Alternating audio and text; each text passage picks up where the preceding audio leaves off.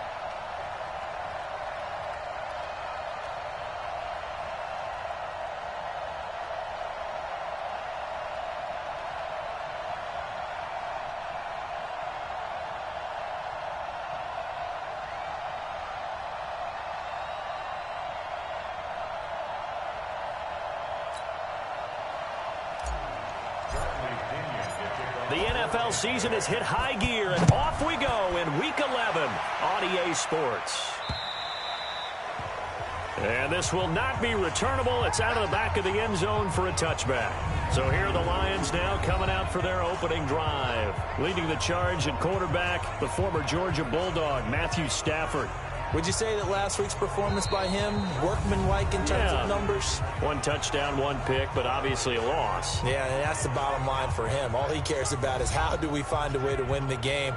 Maybe leans on a few other parts of the offense, and hopefully springs a receiver or 2 free. Check, lady! Check 45, come on. Let's go, B. Big series right here. We got to step it up. On 1st and 10, Stafford. Catch is made by Hockenson, the tight end. And he's upended at the 33 following a good pickup of 8. These are his numbers from last week's contest. 6 catches, 58 yards. And I'd certainly expect them to use him quite a bit because he runs excellent routes, has good hands, and knows how to get open. Now this one to his running back out of the backfield. And he'll bring it up here to right at the 40-yard line. 54 Mike. First down, Detroit. So they'll run it here on the jet sweep. Just a yard on the pickup there, and it'll bring up a 2nd and 9. And now the offense for Detroit. And partner, sometimes it's good for a team to get the Thursday nighter right after a loss because you don't have very long to stew on what just happened. You have to turn right around, get ready, and go out and play again. Or, as one of the veterans told me, I actually like this because I can keep my anger for this short amount of time and take it out on the other team. Now a first carry for Lamar Miller. And that one blown up quickly as he's going to be stopped before he could even get started. They'll wind up losing 3 yards here. And that's going to lead to a 3rd and 12. Throwing on 3rd down, Stafford. He completes this into the hands of Miller. And he can only get this to the 42-yard line. And that is not near enough. So much about this game is just understanding situations and then having to execute, isn't it? Guard the first down sticks. Don't let them get there. And they rallied and made the tackle. And a great job on special teams to down it as this will be marked out inside the 5-yard line. That is how you flip field position. That's an absolute bomb of a punt. Downs it inside the 5-yard line. Absolutely ideal. From that position, you're hoping to get it down inside the 15, inside the 5. Superb. Here comes the Tampa Bay offense now heading back out onto the field. And, you know, certainly a lot of football left to be played. We're not into December yet, but right now where we stand, they're first place in their division. Looking good, looking to be a threat come January. And let's think about what every team has in their goals, all right? Number 1 goal is what? Make the playoffs. Number 2 goal is win your division. Number 3 goal, and the biggest goal, I think, is to be the highest seed possible that you can be heading into the playoffs so that you can have as many home games as possible to try and get you to the Super Bowl. And right now fighting for every win possible to try and at least secure home field for the wild card and or divisional round. On 2nd and 10. Brady, and he comes back with one complete. And they'll get him down up past the 15. That's good for a Buccaneer first, a pickup of 12 yards. Brady going to throw. I know most of the time when the ball's in the air, you're thinking wide receiver, tight end, but running backs, they can be a big part of any passing offense nowadays. It's a gain of 11, and the Bucs have a first down. I'm not sure that this play was designed for him specifically, but they got through the progressions and got the ball to him. So, second catch on the drive. He may not be a primary guy, but they definitely want him involved, don't they? Absolutely. This early, the opening drive, as you said, 2 catches. So, if they can get him going in the passing game, that should open up his running game, too. A well-executed 22-yard gain. Now Brady. Gotta love the catch. I think you gotta love the gloves as well. Yeah, these one-handed catches, that was great, and they're fun. They become a little more ho-hum right there. Yeah, they really are. And I know that it sounds like we're taking credit away from the guys, and we don't mean that at all. They really work hard on this one-handed catch thing. I think the gloves have to be helping in a big way. Nothing open downfield. He keeps it himself for 11 and a first down. That was an excellent job of recognizing the situation. His first read wasn't there. Heck, his second read wasn't there. But he bought himself a little extra time scrambling out of the pocket, got to the sticks, and picked. And he's got it. Caught in the end zone. Touchdown, Tampa Bay. A great effort there. His first touchdown on the year as his guys are able to strike first here in this opening quarter. An ideal start for them, really. You force the punt, and then you go down and score. And you've got to see a fist pump on the sideline from the head coach, don't you? Because he's turned into his bench, and he's telling his team, this is how we prepare. Force the punt, go downfield and score. I told you guys, it's just like a boxer in the gym preparing for the fight. Now we get to turn it all loose. Matt Gay on for the extra point. And that one gives the Bucs a 7-0 lead. So that drive takes him down the field in 8 plays. And it ends with a touchdown for the Bucs.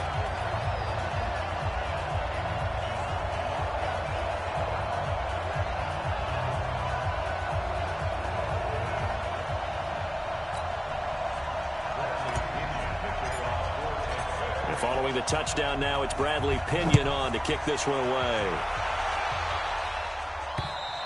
And this will be a touchback as that sails over the end line. So here come the Lions now.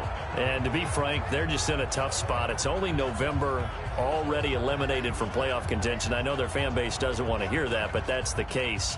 What are they fighting for now going forward? You know exactly what they're fighting for. It's that word that some people don't want to hear, but it's pride. Draft. Oh, okay. Yeah. I was going to go draft, but pride's better, right? You know something? You're right, because that's part of it, but that's two different mindsets. That's front office mindset, draft position, where are we going to be and what do we need to get? And then the players and the coaching staff right now, pride. Can they win some games and feel better about themselves despite the fact they have no shot at the playoffs?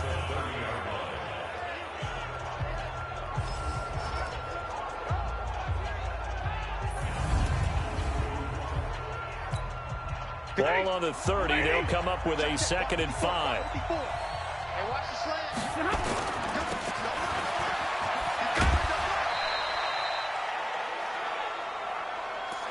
Charles, Thursday night game. I think a lot of teams probably say shrink the playbook somewhat. Is that correct? I think you're right about that because you just don't have the amount of time that you have in a normal week to put in a full playbook. So, as you said, you shrink the playbook, pick out the plays that work best for you. And you know what else you're looking for?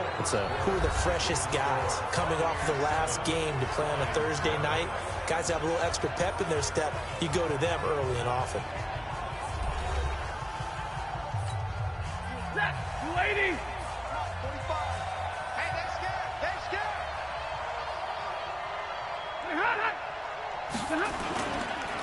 The first down carry here for Johnson. And the second wave of tacklers is going to get him as they stop him behind the line. It's a loss of a yard there, and now 2nd down. Lady! You got a lady!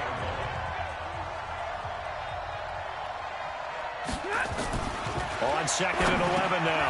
Stafford, open man is Galladay, complete. And he'll get up near the 45. They'll spot it at the 44. Only 3 yards on the catch. It's 3rd down.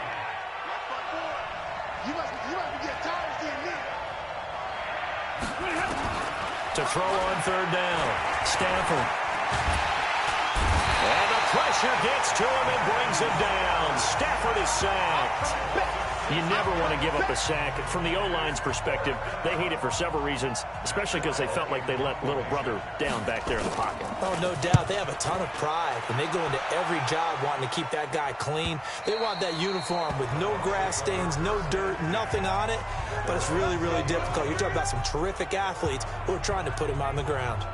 Tom Brady leads the offense out for their next possession. He's played a pretty clean first half, a touchdown, no interceptions. Frankly, that's what they expect out of him. They want to see the ball thrown and thrown well, and he's able to do that and put it in the end zone. They'd love to see more of that before this game finishes, but right now, he's got his team in a good spot. A good spot, maybe looking for touchdown pass number 2 here in the 2nd quarter. He'll run it. The improv on the scramble there gets him 6, and it'll be 2nd down.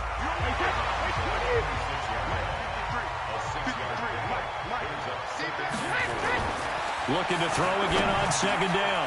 Brady got his man complete over the middle. That's Logan. And they're able to get this one across the 35. 10 yards there and a Buccaneer first down.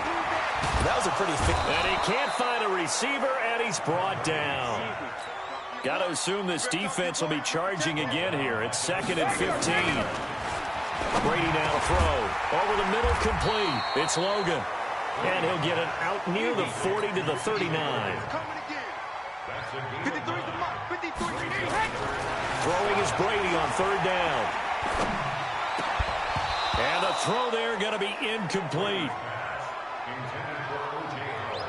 Even without a ton of pressure in his face, it just shows how difficult it is to pick apart his own defense. Those guys are sitting back, and they're not playing receivers as much as they're playing the eyes of the quarterback and when he delivers the ball. That is how you flip field position. That's an absolute bomb of a punt. Downs it inside the 5-yard line.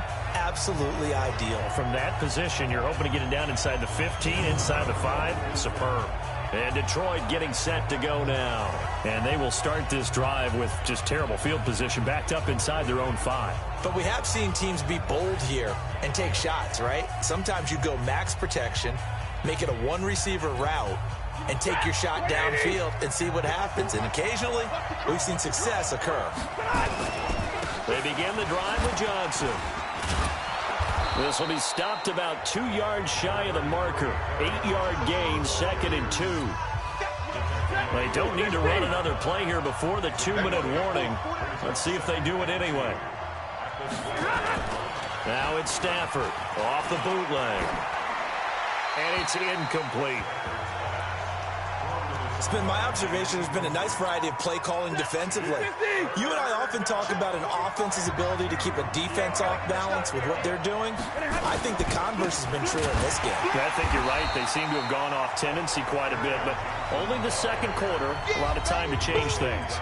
That'll bring up 4th. They had the 8-yard gain on 1st down, but unable to do much from there. Coming up at the half, a reminder, we go back to Orlando to check in with Jonathan Coachman. He'll have a look back at our first half as well as a look ahead to what's coming up later this weekend.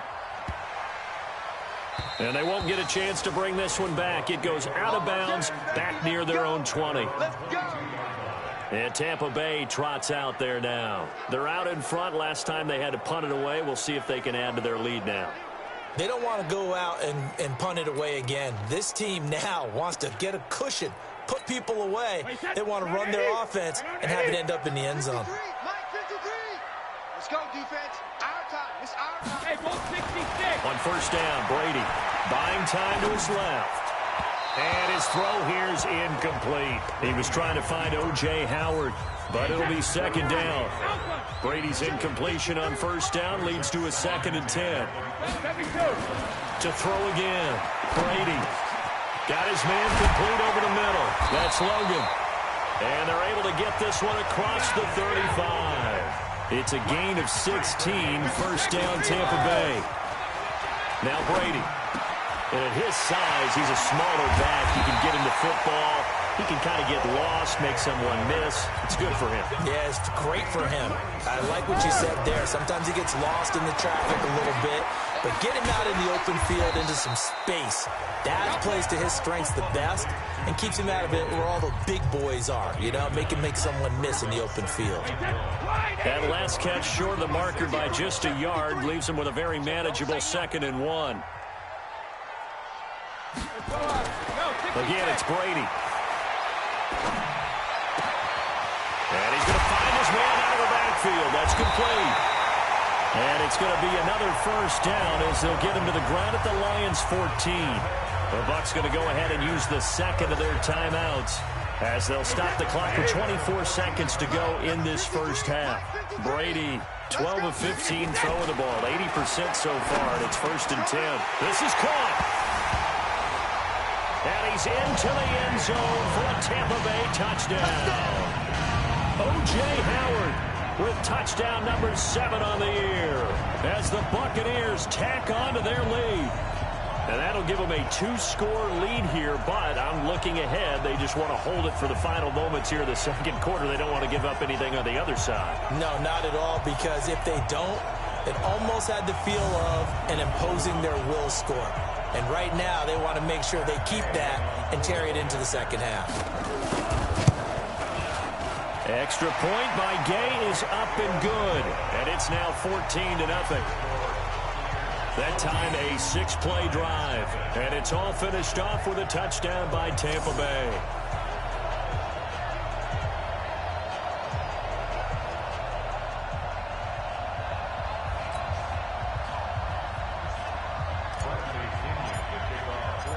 Following the touchdown now, it's Bradley Pinion on to kick this one away. This is taken at his 4. And not a bad return here. He gets it out to the 25-yard line.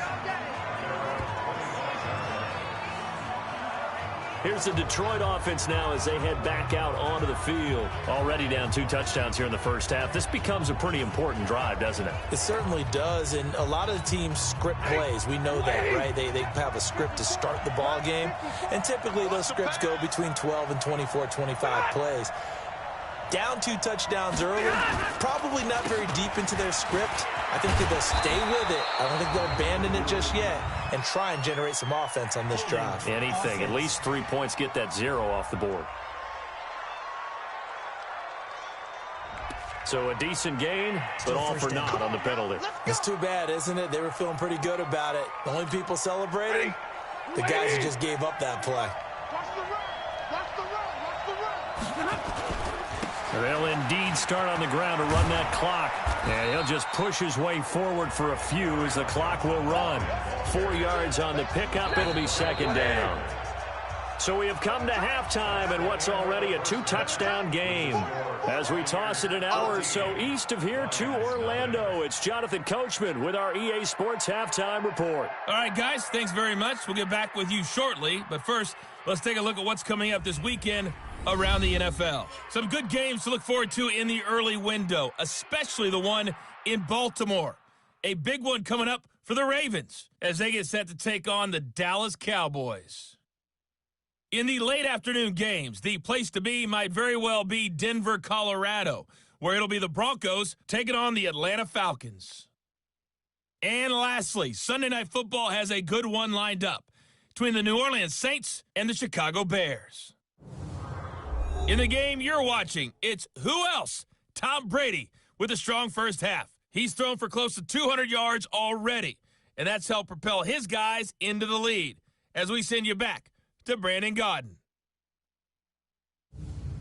All right, Coach, thank you, and we welcome everyone back for quarter number 3.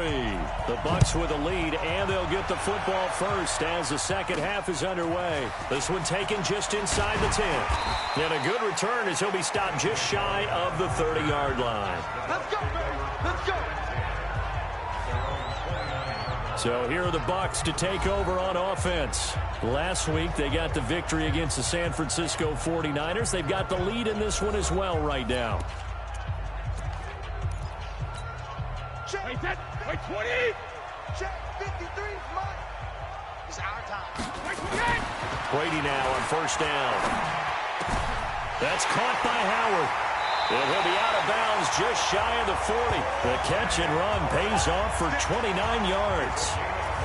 But when you hit him on the move like that, he's able to get into open field with a full head of steam. Oh, boy, it's going to be tough to get him down. Yeah, there was a big window. They're lucky they did get him down. And now a throw here secured by his running back out of the backfield. And he's going to be down at the 35. Gain of 7. Throwing again on second down. Brady, he's got a first down and much more inside the 20. And he's going to get it all the way down to the 10-yard line. Looking to speed things up here, going with some tempo. Throwing on first down is Brady. And it's caught. And he'll be brought down right on the edge of the goal line at about the 1-yard line. 10 yards on the pickup there, and it'll be second down. Keep in mind they can still get a first down here as they come up on 2nd and inches. Brady's going to sneak it. Okay, I'll admit it. I'm a little surprised by that call. 2nd and inches. It did what it was intended, but it felt like it was a free play waiting to happen. I thought they might take a shot. No gain there as he kept it himself at second down. Oh, yeah, good surge defensively. Sometimes you can just tell by the way a quarterback lines his feet up behind center. He's going to try and sneak it in. And he'll take it into the end zone. Touchdown, Tampa Bay. Tom Brady taking it in as the Buccaneers tack on to their lead. Always important to get the first score of the second half. Now you start to pull away a little bit and get some breathing room going. And now we find out about the fortitude of the group that's behind, because they were counting on getting into the game a little bit more, right? Maybe they get the first score. That doesn't happen. It looks almost insurmountable, but it's not. Let's see how hard they play the rest of the game. Extra point by Gay is up and good. And it's now 21-0. So this drive spans 7 plays. And it was capped off by the quarterback sneak for 6.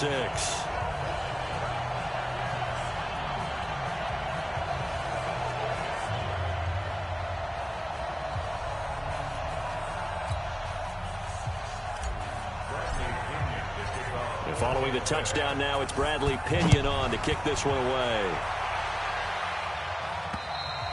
And they will not get a chance to return this one as it's through the end zone for a touchback.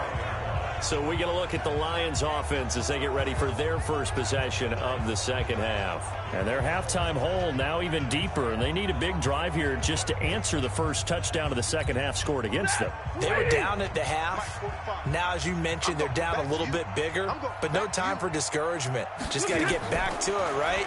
Put your shoulder against the boulder and start pushing and try and get back to where you were to start the half. And he's going to get a good gain of 9 here up to the 34. Maybe a good spot to take a shot. Here's 2nd and a yard from the 34. A shotgun handoff now to Miller. And he'll be brought down right around the 37. 2nd and 1 and people want to run the football. This is where every back in the league is supposed to do exactly what we just saw there. Pick up the first down. Now a first down throw. Stafford throwing middle, but it's incomplete. He was trying to find Marvin Jones that time. That'll bring up 2nd down. Line of scrimmage, again the 37 as they line up 2nd and 10. Back to throw. Stafford. And that's complete to Jesse James. And this is going to lead to another first down as the tackle's made at the Bucs 42.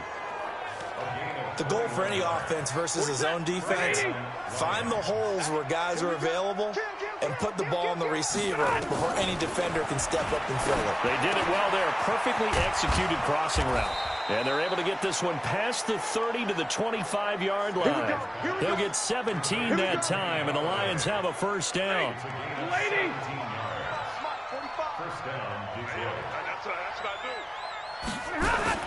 Faking the give to Johnson. Now it's Stafford. Caught here by Conley. And he takes this one in for a Lions touchdown. Chris Conley, his 4th touchdown on the year. And the Lions are able to cut into this lead. And there they got him the ball. Just get it to him, let him do the rest. You know, he probably said that to his quarterback as he broke the huddle. I like the play call. Just get it to me. I'll take care of the rest of it. Helping out his rack, right? RAC? Run after catch, and he loves that, and he's going to carry that in at contract time. Kai Forbath on for the extra point. It's up, it's good, and that'll cut the lead to 21-7. So that drives 6 plays, 75 yards. And the end result, a Detroit touchdown. Forbath to send it away now following the touchdown. This will be fielded at the 8. And he'll take this one near the 25, call it the 26-yard line.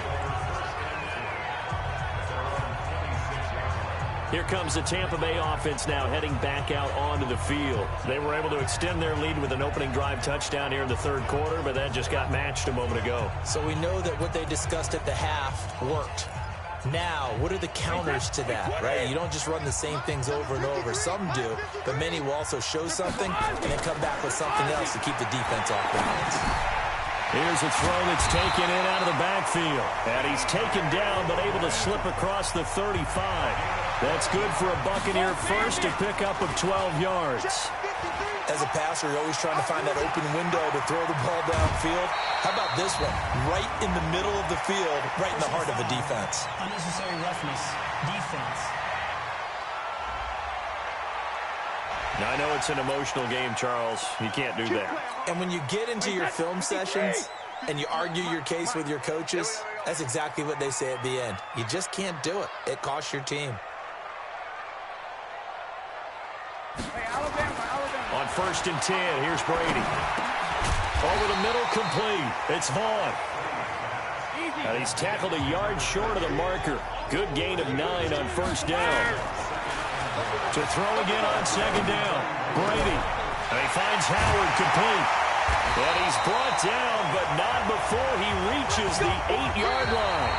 1 quarter remains here in this Thursday night matchup. You're watching the NFL on EA Sports.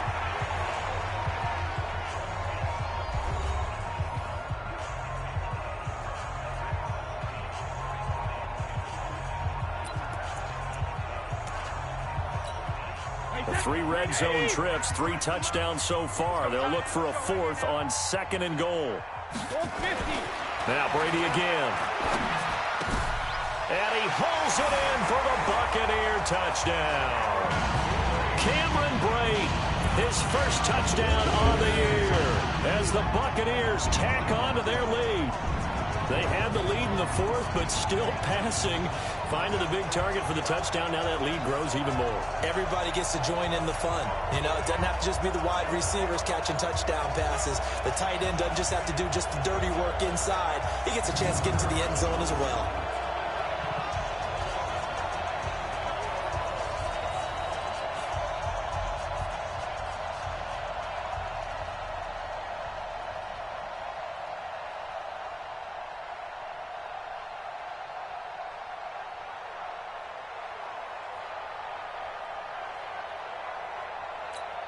Gay is on for the point after.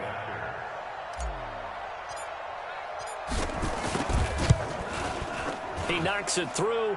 It's 28-7.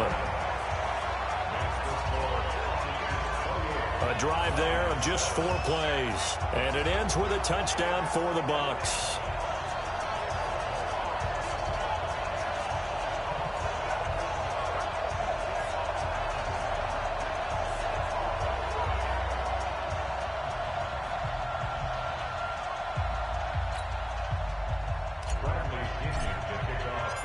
Following the touchdown now, it's Bradley Pinion on to kick this one away. This is taken at his 4. And it's a pretty good return here as he'll get it up to the 29-yard line. And Detroit getting set to go now. And for them, a touchdown their last go-around. Obviously, they'll be hoping to do that again. And when you start plotting for this drive, when you start thinking to yourself, okay, what are we going to do? You don't go away from what you did before because that worked, but you have to be prepared for wrinkles and counters because you know they'll make some adjustments. Stafford and the Lions now have it 1st and 10, just shy of the 30. Out of the gun, Stafford. He'll get this one to Galladay. A good pickup there. 8 yards on the first down completion. Decent start to the drive, but let's face it, they need a lot of things to go right in a short amount of time, down 3 scores. Yeah, they're going to run their 2-minute offense here in this game, but this is for future games. Can they get better and be ready for the next time, hopefully with a chance to win? And he slips up past the 45 before being tackled. 11 yards there and a Lion first down. We'll definitely see some open running lanes, and he's taking advantage of it right now, but that shouldn't be a surprise. Defense has the lead. They're playing for the pass first. Back-to-back good plays have them on the move on first down. Stafford setting up the screen from Miller. And he is down at the 48. A pickup of 4 that started at one 48-yard line and ended at the other. You got the big lead defensively, willing to give them that underneath stuff, right? And this is why you work on your tackling. Tackle them after the catch, inbounds, keep the clock running. Just go ahead and bleed the game out that way. And they'll get this just to the 47, 1-yard gain. That didn't appear to be a run blitz. He just darted in once he saw the run develop. That appeared to be a case of see ball, get ball. Now Stafford. This complete to Jones. And he will have a first down here at about the 40. And Brandon, from our time in college football, where receivers weren't running the traditional NFL route tree, one thing they did learn, find open areas, find soft spots, and set up and catch the ball. And I think we just saw that there. Yeah, we saw that indeed, picking up the first. No gain there on the completion, 2nd and 10. Had the completed pass, but for no gain, stopped right at the line, so it's 2nd and 10. Draw play, this is Miller. And he gets this to the 35, good for a gain of 5. Not too many offenses want to turn down long drives, but when you're down what they are, they've got to pay it off with some points. Now Stafford. Open man is Allison, complete. And they're going to be set up down around the 15-yard line. Stafford going to come up 1st and 10, and he's hit on all 5 of his pass attempts on this drive so far. So the Lions in possession of the football as we welcome you back. And let's see what they've come up with offensively after having time to talk it over. Here's Stafford. Caught by Jones. And he'll get into the end zone. Touchdown, Detroit. Marvin Jones, his 3rd touchdown now on the year. And the Lions are able to draw a bit closer. I'm not sure win-win is the proper term here, but it certainly felt like it. They got the touchdown they needed, but if I'm on the defensive side of the ball, okay, you got the touchdown, but it sure took you a long time. Yeah, because offensively, there, you're probably hoping for a 1 to 5 play drive. That one ate up a little more time than they were hoping. You're exactly right, and if you have that 1 to 5 play drive, you actually build up momentum and even more hope. When they had to slog their way downfield, they got the touchdown, but it's almost like, yeah, you know, it doesn't feel right. Exactly. Forbath able to convert the extra point, and that cuts the lead to 28-14.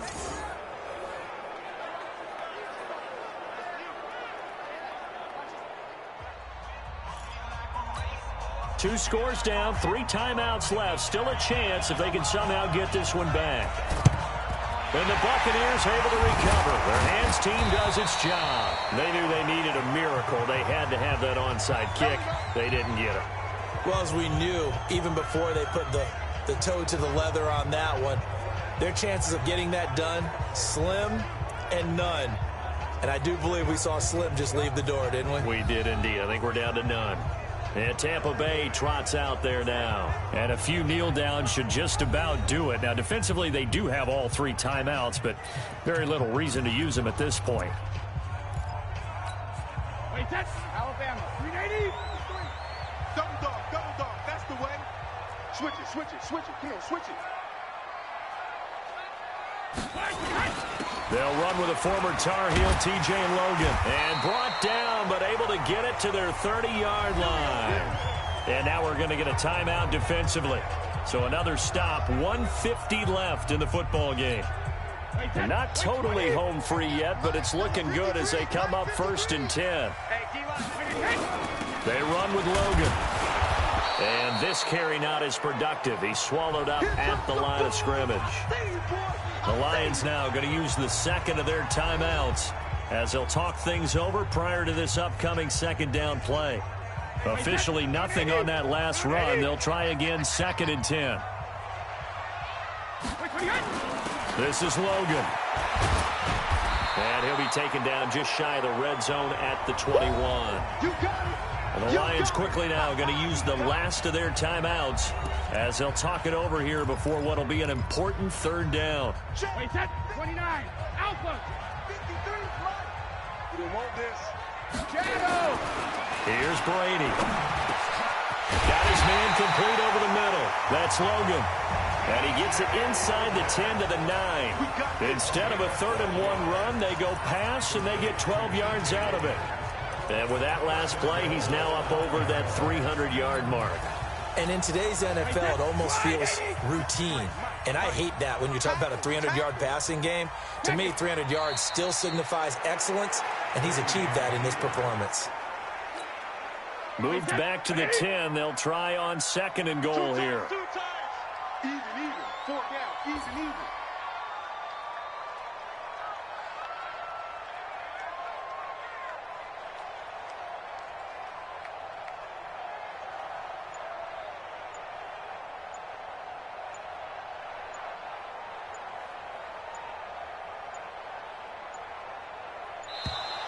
And the play clock is going to run out here.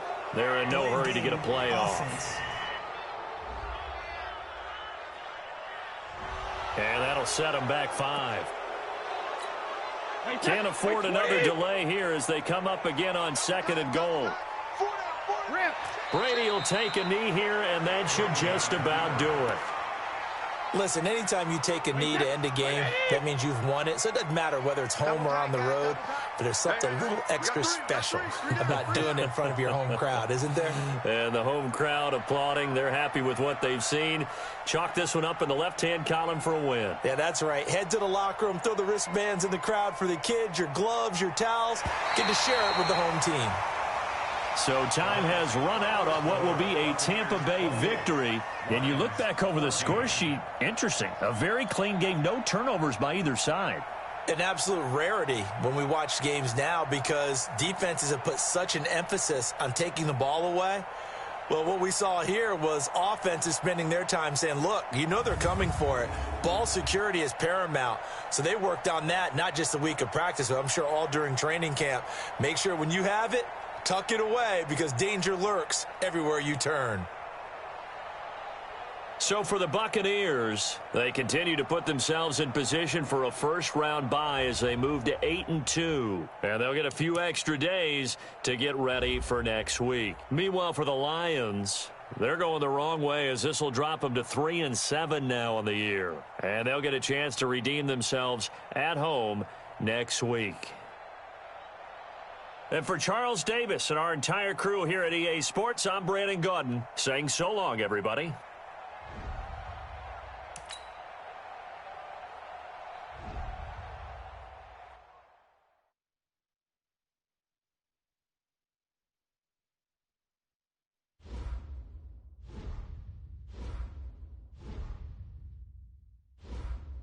Scouting points are earned every week. Use all of your points because a portion of the remaining points will be lost when you advance the week.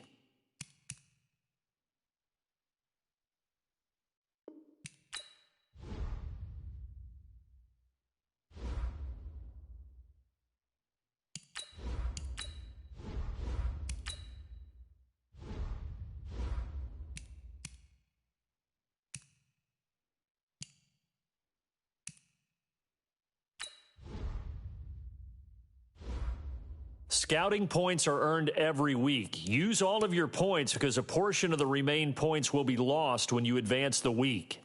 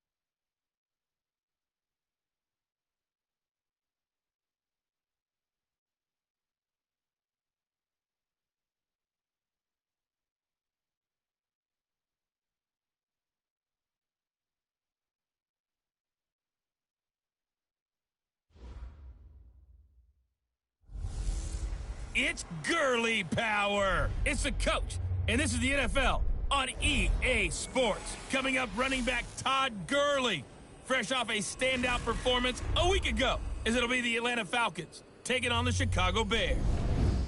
I'll join you again at halftime to look at some of these stats and scores from earlier this afternoon. But for now, it's Sunday Night Football. And on the call, as always, Brandon Gaudin and Charles Davis. EA Sports coverage of the NFL brings us to one of our favorite spots, venerable Soldier Field in Chicago. Nothing like the fanfare of introductions to an NFL game, and that was in evidence a moment ago. Fireworks, pyrotechnics, you name it. This crowd is ready as their guys get set to match up between the Atlanta Falcons and the Chicago Bears. With Charles Davis, I'm Brandon Gaudin. And Charles, you look at this Bears team entering play. The losers their last time out, so they'll look to make amends here. And one of the best ways you can do that is to be at home, and they are. They're going to try and ride that home crowd and that wave of emotion to a victory in this one. Meanwhile, for the visiting Falcons, things haven't gone exactly according to plan to this point, but boy, you and I down there with them before the game, they were fired up. And they understand how important this game is. Win this one, they can start to think about a turnaround.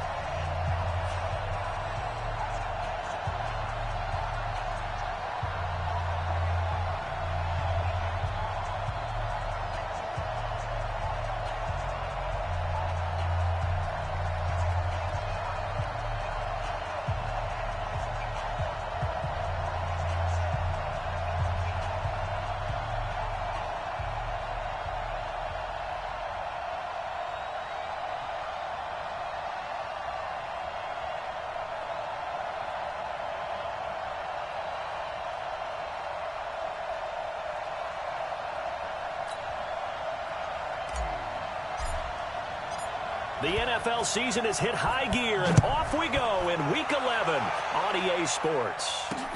This one fielded at the 5. And a nice return sets them up pretty good here at the 30-yard line. So here come the Falcons now to get the football for the first time. They'll be led out by the #1 overall pick in the 2008 draft, the man they call Matty Ice, quarterback Matt Ryan. Coming off of a loss their last time out, I think he's just seeking to make a bigger impact on the game. He threw a touchdown pass, didn't throw an interception. I think he just wants to jump those numbers up in terms of flinging it around and letting his receivers get into the end zone. So 1st and 10 now from the 30. Now Ryan. Oh, he's going to take a shot right away. And that is going to be pulled in one-handed. Wow. A big play there on the first play of the game. 52 yards. Well, it's one thing to grab it with one hand, but when you make a catch of that distance, quite another. Yes, sir. I mean, that one right there, we keep talking about the high-flying antics that we're seeing from receivers nowadays. Doesn't matter what spot they start in. But when it actually does happen in the heat of battle, brings me right out of my seat. A real field flipper there as all of a sudden they've got a first down in the red zone. He completes it to Jones. And they'll bring him down at the 13-yard line. 5 yards on the catch there, brings up 2nd down.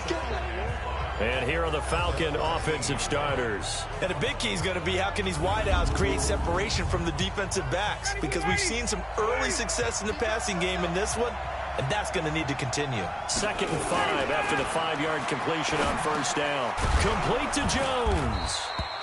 And all the way down inside the 5 to the 4. Now after the completion, we're going to get a timeout, an injured player. While the training staff takes a peek, we'll take a break.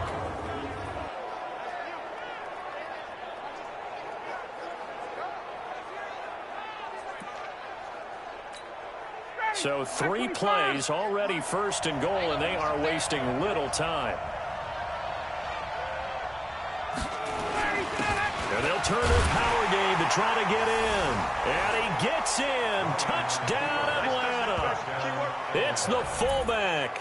His first touchdown on the year. And the Falcons take it all the way down the field and score on the opening drive. You'd have to imagine for a team that's lost 3 straight games, scoring first in this first quarter has to feel pretty good. It has to feel great for them, And also, it's a nice signal to the rest of the team because we talk about complementary football all the time. So they've now signaled to the defense, now signaled to the kicking game, hey, we're here to play in this one. We're going to do our part. Let's see if you guys will do the exact same, and we can break this losing streak. Extra point right down the middle, and that makes the score 7-0.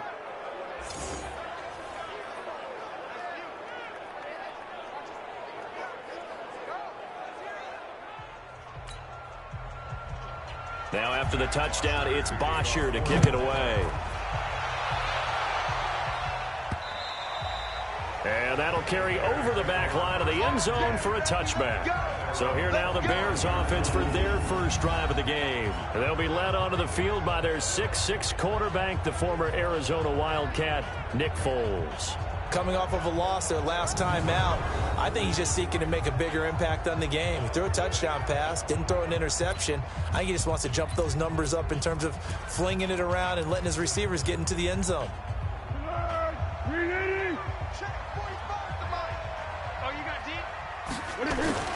Here's Foles. Steps away to his left. And now he's going to use his legs. He'll wind up getting right about 4 there on the scramble, and it's second down. And let's take a look at the Bears offense. And I think we'll see a renewed sense of urgency out of this team this week because they have to make sure they don't waste this homestand. They had a home game last week, lost it. Now they got the second straight. They've got to take advantage of it, get a win before they head out on the road. Now a toss left side into the hands of his tight end. And he's brought down after a very nice gain. A gain there of 21 yards. From the midfield strike, they'll look to throw. One of the advantages of zone defense, as I remember it, is being able to see the play develop in front of you. One of the disadvantages, when they find those levels where they can hit you with it, sometimes behind the corner and in front of the safety, it makes it tough to defend.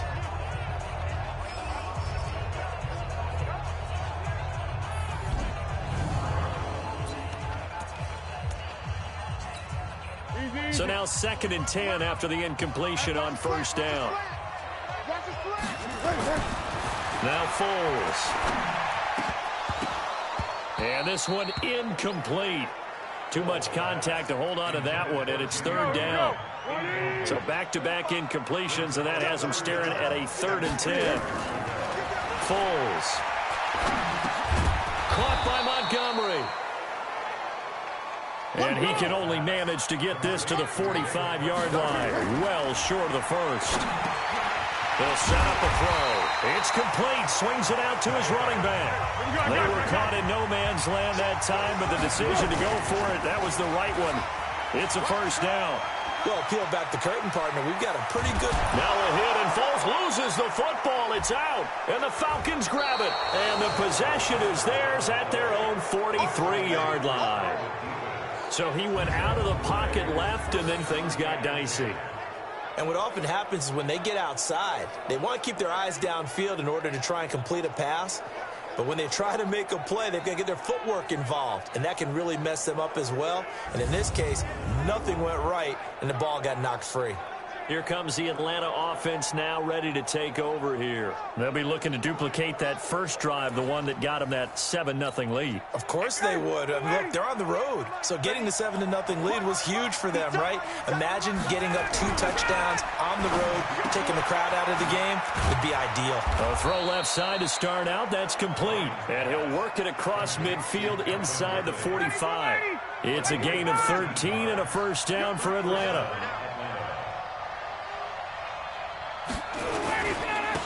Now the first carry here for Todd Gurley. And he is met quickly in the backfield. Down he goes, folded like a lawn chair.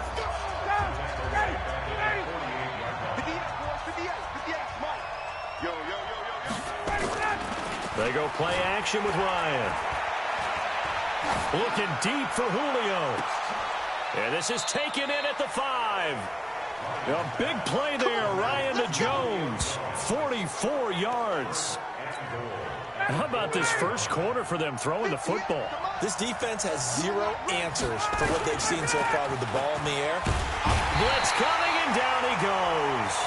Akeem Hicks at 6'5", 332 finds his way home for the sack. So first down went in the wrong direction. They're at the 13-yard line. Here's second and goal.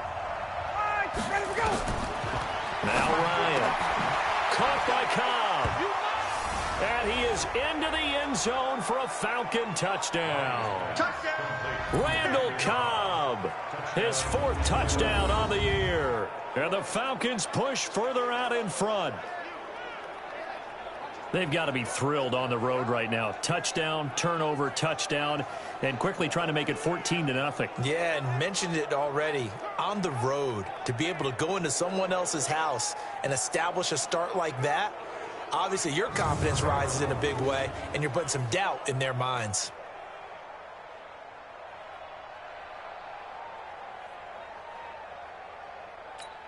Point after here coming up.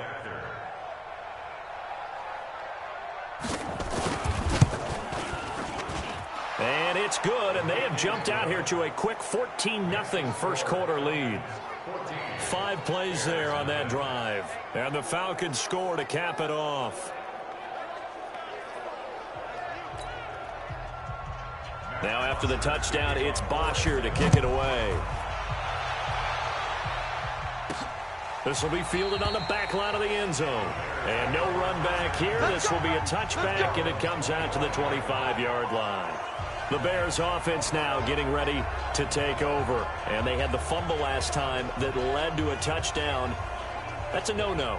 We'll see what they do here this go-around. A big no-no. Put that in capital letters. Turning it over, the other team takes it down and scores. That can be a deflator for a football team.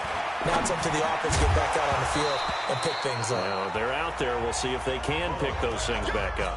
They're throwing to start the drive, but that one incomplete. An incomplete pass leads to 2nd and 10 from the 25. Now left side, a completion to his tight end. And they work this well upfield across the 45. 23 yards the pickup there. He'll look to throw. And he finds his tight end, Graham. And he's got this down to the 35. A good pickup, 17 yards and a Bear first down. And he's going to get this down near the 20-yard line. 14 yards and a Chicago first down. When this offense can get their tight ends involved, they can move the football. Here, a nice route, able to look it in, and picks up the first down.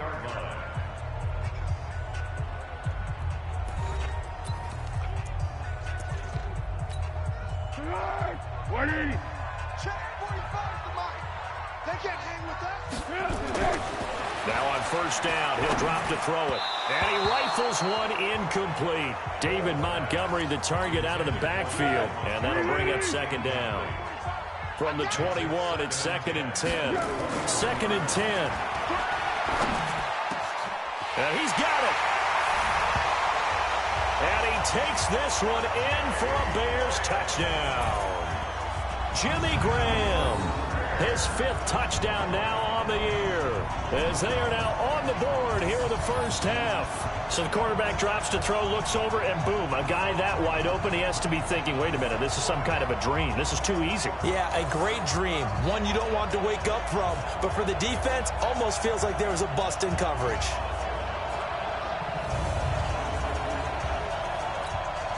Eddie Pinheiro now for the extra point. And that one makes it 14-7. So that drives 6 plays, 75 yards. And it culminates in a touchdown for Chicago.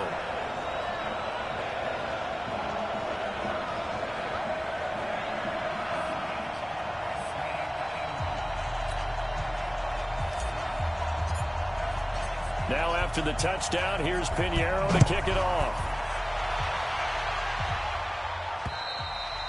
And this will not be returnable. It's out of the back of the end zone for a touchback. Matt Ryan and the offense heading back onto the field.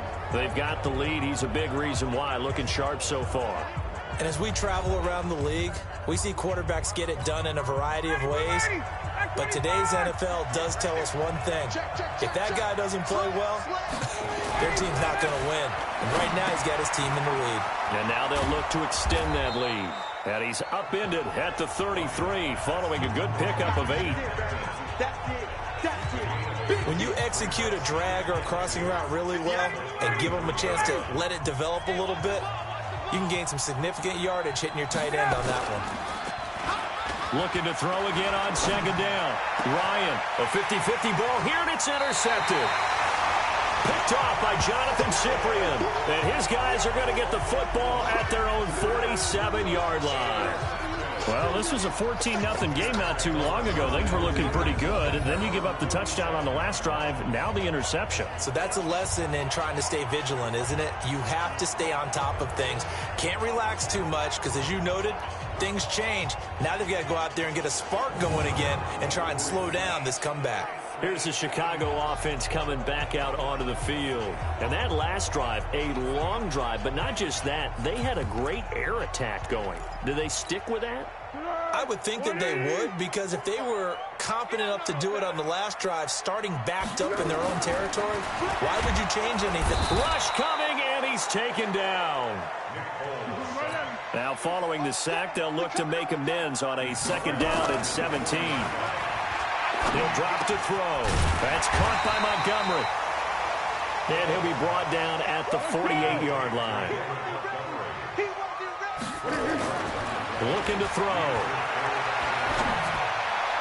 And that will be incomplete.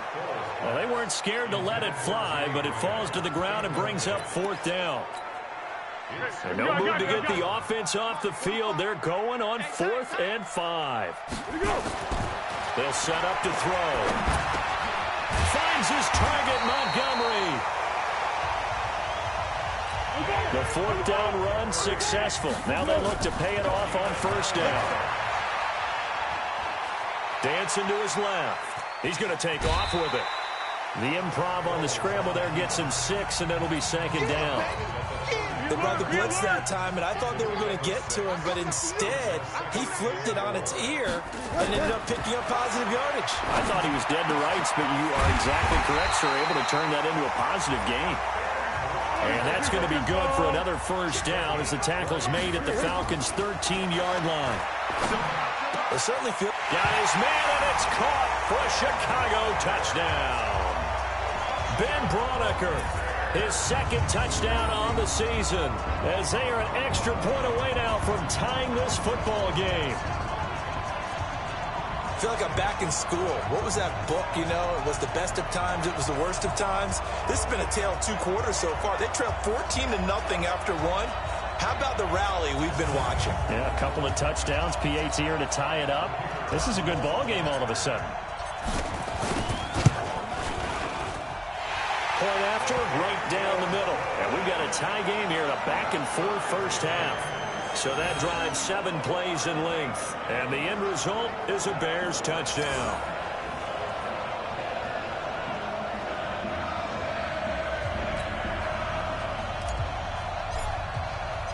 This one tied at 14 now as he sends this one away.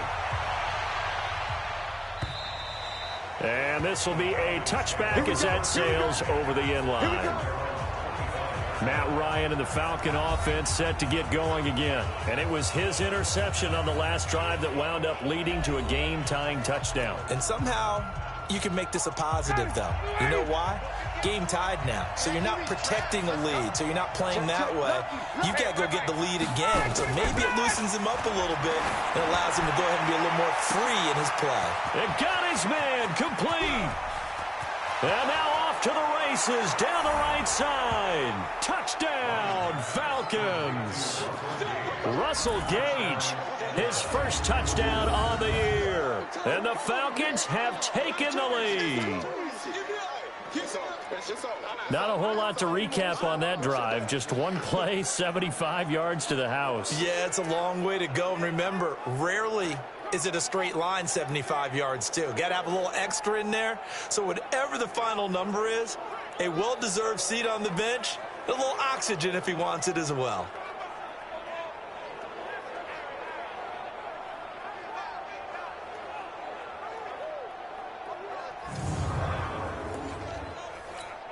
No going for 2. They'll kick the point after.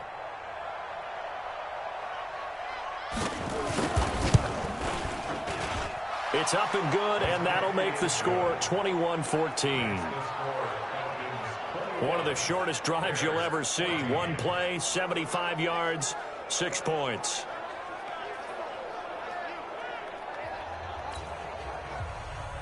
Now after the touchdown, it's Bosher to kick it away. This one taken just inside the 10. And a nice return sets him up pretty good here at the 30-yard line. And here back onto the field comes Jimmy Graham. And we peek at some of his work from this game where he's nearing 100 yards. And haven't we gotten pretty close in this game nowadays in the NFL to almost taking labels off of the tight end position? These guys now can be the #1 option in an offense, and that never used to be the case. So now how do you even match up with them? Cornerback, safety, linebacker, all three will have deficiencies against the best tight ends in the game. Forced out to his left. And he's going to keep it here. Give him a couple on the scramble. It's second down. Yeah, not much there that time, and I think we were both wondering once he got out of the box whether he'd just throw the ball away, and he winds up only picking up a yard or two. Now this window is running back out of the backfield. Now after the completion, we're going to get a timeout, an injured player. While the training staff works on him, we'll step aside and be right back.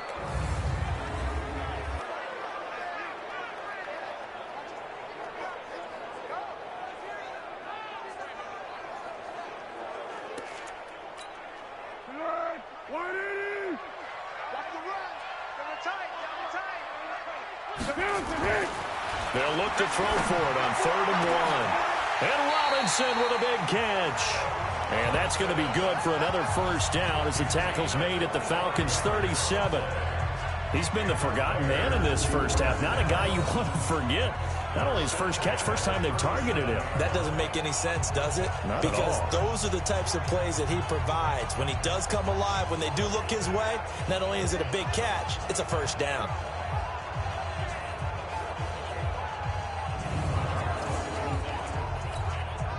Foles now closing in on a 200-yard first half through the air. It's 1st and 10. They'll drop to throw. And Graham's got it. Complete. And they'll get this one to about the 20-yard line.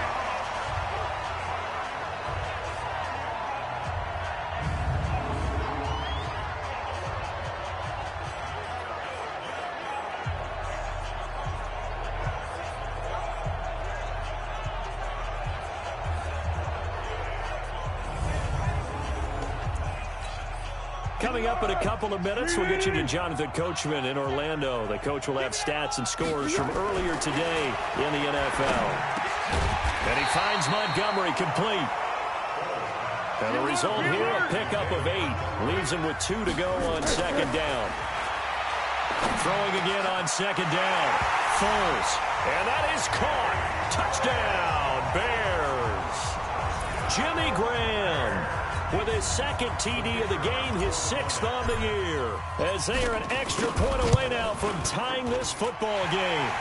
The extra point splits the uprights. And we've got a tie game here in a back-and-forth first half. A drive that time of 6 plays. And it culminates in a touchdown for Chicago.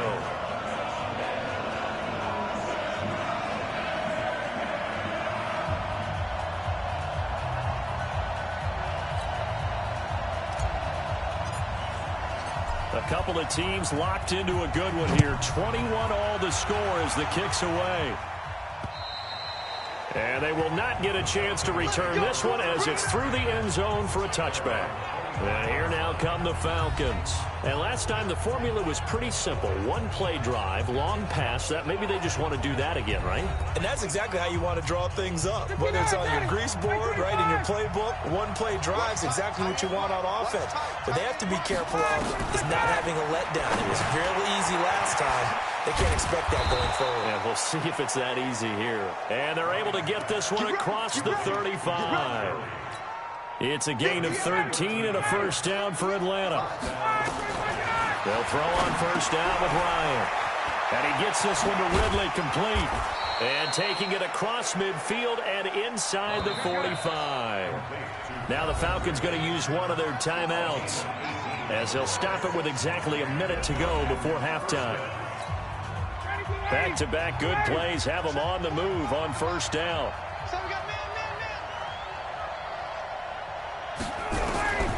Out of the gun, it's Ryan. Short throw underneath to Hurst. 10 yards there and a first down for the Falcons. We didn't need to ask around the league, but we got to confirm this guy's a good player. They've got to find a way to get him more involved, call a few more plays that target him. Absolutely, because here we are toward the end of the first half, and that's the first target, not just the first catch, first target. The Falcons going to use the second of their timeouts as they get the stoppage with a little over 50 seconds to go in the first half. Ryan in the offense with a 1st and 10, and he's 4 for 4 now, throwing the ball to start the drive. And now a throw on first down there, but it's incomplete. The intended target was Calvin Ridley, and that'll bring up second down. So after the incompletion, 2nd and 10 from the 22. Throwing again, Ryan. That's complete to Cobb. And they'll bring him down at the 13-yard line. Now the Bears going to call the first of their timeouts as they'll stop it with just over 40 seconds to go in the first half. Came up a little short on the last pass play. They did get 9 yards out of it, leaving him with his 3rd and 1. Throwing again, Ryan. To the goal line, but it's incomplete. I think that was a good job there defensively. They did allow them to drive all the way downfield, but once they got their backs to the goal line, they really turned up the pressure. Yeah, they let them get all the way down here. Now the field shrinks. They've struggled to convert, and that last incompletion brings up 4th.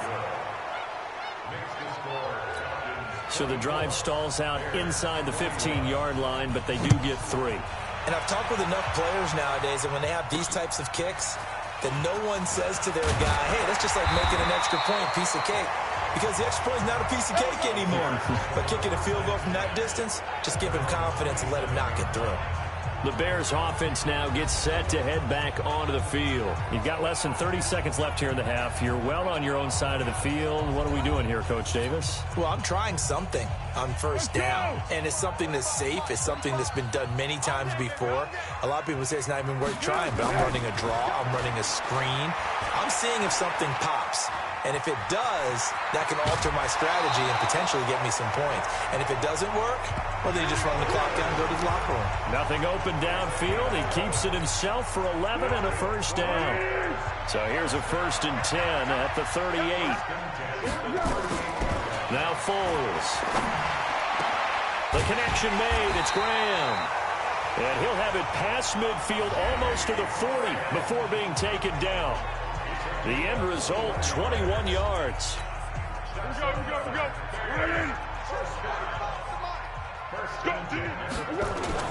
Here's Foles.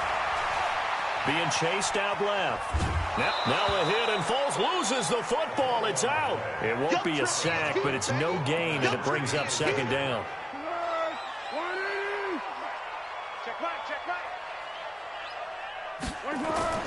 To throw again on second down. Foles. And he's going to get this inside the 30. 4 seconds left, and there's the timeout. In field goal range and a chance to tack on 3 before intermission. So with 4 seconds to go in the half, here's the field goal unit onto the field. From the right hash, this from 44 yards out. The kick by Pinheiro is good. And that will do it for this first half. So thanks to the late field goal, we are all tied up heading to intermission. As we'll send you down to Orlando, we check in with Jonathan Coachman for our EA Sports Halftime Report. Coach. Okay, Brandon, thanks very much. Welcome in, everyone, to our EA Sports Halftime Report. Let's get you caught up on what's going on around the NFL. We'll start up at New Era Field just outside of Buffalo, where it was the visiting Chargers who were able to come in and steal one on the road. A 3-touchdown differential in the end, 35-14, the final. From there, let's head off and check out a second game. And they were winners in that ball game over the visiting Cleveland Browns. Andy Dalton, another strong game as his guys moved to 9-1 on the season. And one final game to highlight. It's Monday Night Football, and they've got a good one this week between the Minnesota Vikings and the Tampa Bay Bucks. Meanwhile, in our game, no shortage of offense as each team has been able to move the ball effectively. Will the defenses show up in the second half? To find out, we give it back to our commentators, Brandon Cotton and Charles Davis. All right, Coach, thank you, and we welcome everyone back for quarter number 3. And ready to get the party started for the second half. It was an even first half, all tied on the scoreboard. This is taken just shy of the 10 here. And he'll take this across the 25, couple extra yards, up to the 27-yard line.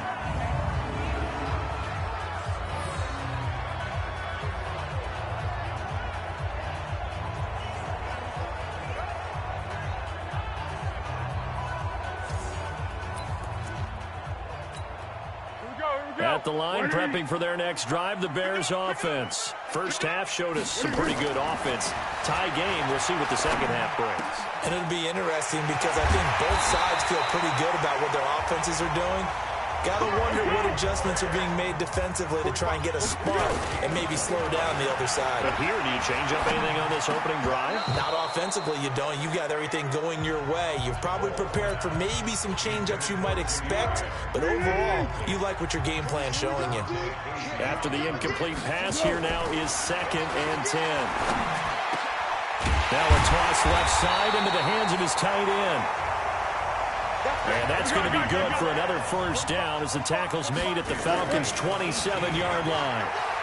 Whatever the discussions were at halftime to try to slow down this offense, it has not worked to this point. Yeah, I have a vision right now of everything that was discussed at the half just being torn in shreds or being erased off of the Microsoft Surface tablets because none of it is working. They're really locked in on offense. Now a second down throw for the end zone, but it's incomplete. A field goal would get them the lead, but that's not what they're shooting for as they come up on 3rd down. Foles. This is caught. And he'll be taken down, but he does have first down yardage. Defense was thinking run, and they're dealt a pass and got his man, and it's caught for a Chicago touchdown. Ben Braunecker, a beast in the red zone with his 2nd touchdown of the game, as his guys are able to regain the lead. There was no going through the progressions on that touchdown pass. Yeah, nor was it necessary. His receiver won that route early, presented himself, no reason to wait. Go ahead and put it on him and score a touchdown. Pinheiro now to add the extra point. And they will take a 7-point lead now. So that lines up a 7-play drive all told. And the end result is a Bears touchdown.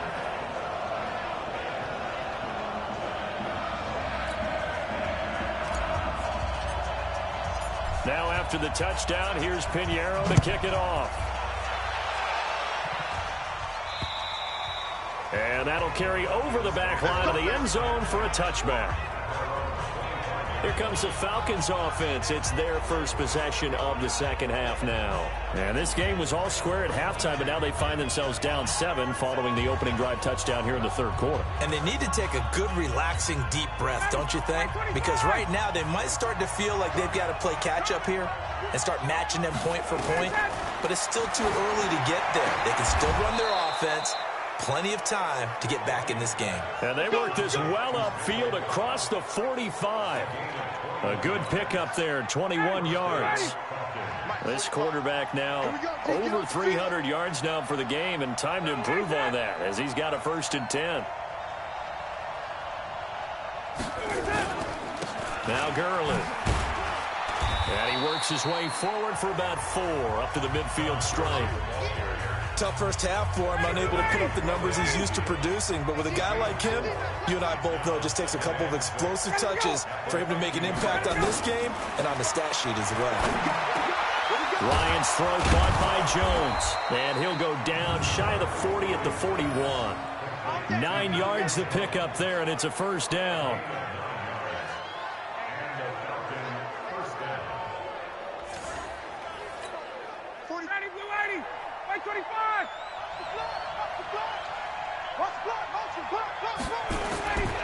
On first down, Ryan. This is caught inside the 15. A really good pickup of 28 yards. And he's top 5 in the league in terms of receiving yardage because of plays like that. What have you seen from him on film that you like so much? Well, I'll strip away everything else and get to what we call the moment of truth. When the ball's arriving and there's a defender there, he just comes down with the ball. He competes and takes it away. Great hands, great ability to finish the catch. Another carry now for Gurley. And he'll be taken down here at about the 11. They follow up the first down 1-yard run with a minimal gain of 2. On third down, Ryan. To the end zone, but it's incomplete. Well, that was certainly an aggressive call and an aggressive play. Instead of just going for the first down, took the shot in the end zone, went for the touchdown. And on third down, they said, forget about the sticks. We want 6. And this one is right through. And the drive will wind up yielding 3. So they put together a good little drive there, but ultimately stalling out in the red zone. Yeah, I know a lot of people look at it as a little bit of a negative. They didn't get 6 points out of it, right? Didn't get the touchdown. But that's actually okay. They got 3 points, able to give their defense a little bit of rest, let them settle down over there. So all in all, to me, that's a good drive. Here's Bosher to kick it away. This one taken from the 7. And not a bad return here. He gets it out to the 25-yard line. Nick Foles gearing up again here to go on offense. He has been on his A game. We're in the third quarter. He's already in search of touchdown pass number 5. He's played so well that it's hard for me to take my eyes off of him, even when he's not on the field. I keep finding my eyes finding him on the bench in between series, wondering what he's going to do next. This has been a blast to watch him play the position. He's been spectacular with those 4 touchdown passes. He'll wind up getting right about 4 there on the scramble, and it's second down. 2nd and 6, just inside the 30. 2nd and 6. And he's got his favorite target yet again. It's complete. And he takes it all the way down to the 28-yard line. It's a big-time play there for the Bears. 44 yards. Oh, there's that man again. It's complete. And he'll go down, and that will do it for the third quarter of action.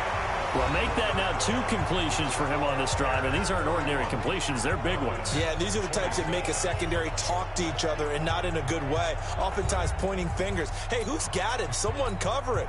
That type of indecision can open up to even more big plays. So 1st and goal, 6 points here would go a long way toward wrapping this one up. And that is caught. Touchdown, Bears. From 10 yards out as the Bears push further out in front.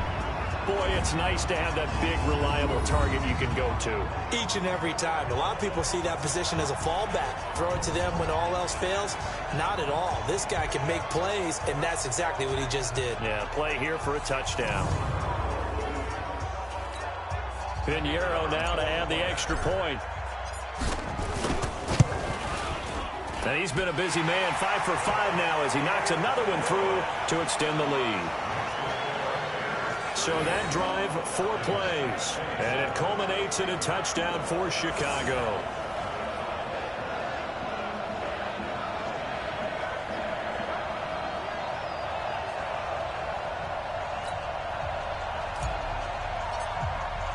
Now after the touchdown, here's Pinheiro to kick it off. This one fielded at the 5. And he's up across the 25 and down at the 28-yard line. Atlanta now coming out on the field. And tough to win games if you're going field goal, field goal, field goal here. They got field goal last time. Now they'll be looking for a touchdown. They're looking for the big chunk now because, as you noted, the field goal way of doing it makes it that much harder and puts more pressure on every possession for you now. Go ahead and get 6 and feel a lot more comfortable about the position they're in. Bigger chunks. We'll see if they can get the score.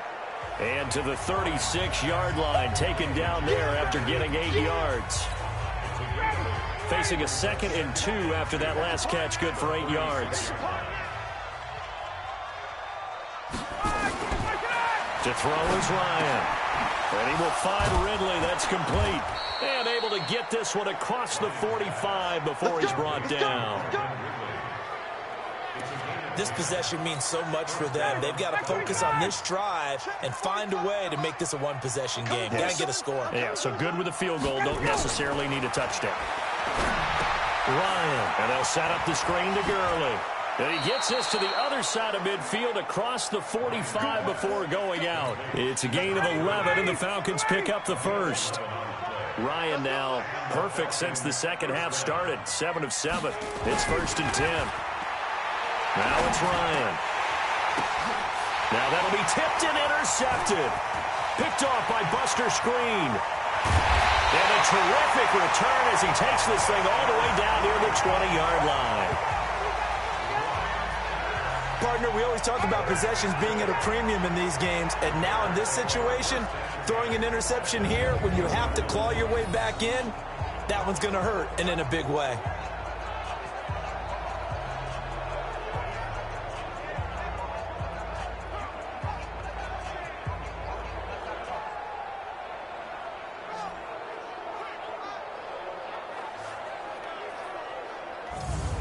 And now Chicago getting ready to go as they take the field. And they're hoping to redo their efforts in the last drive when they got into the end zone. And just think of what it's like now on the sideline, because when you score a touchdown, you have to go over and look at the tablet and see what you did on the last drive.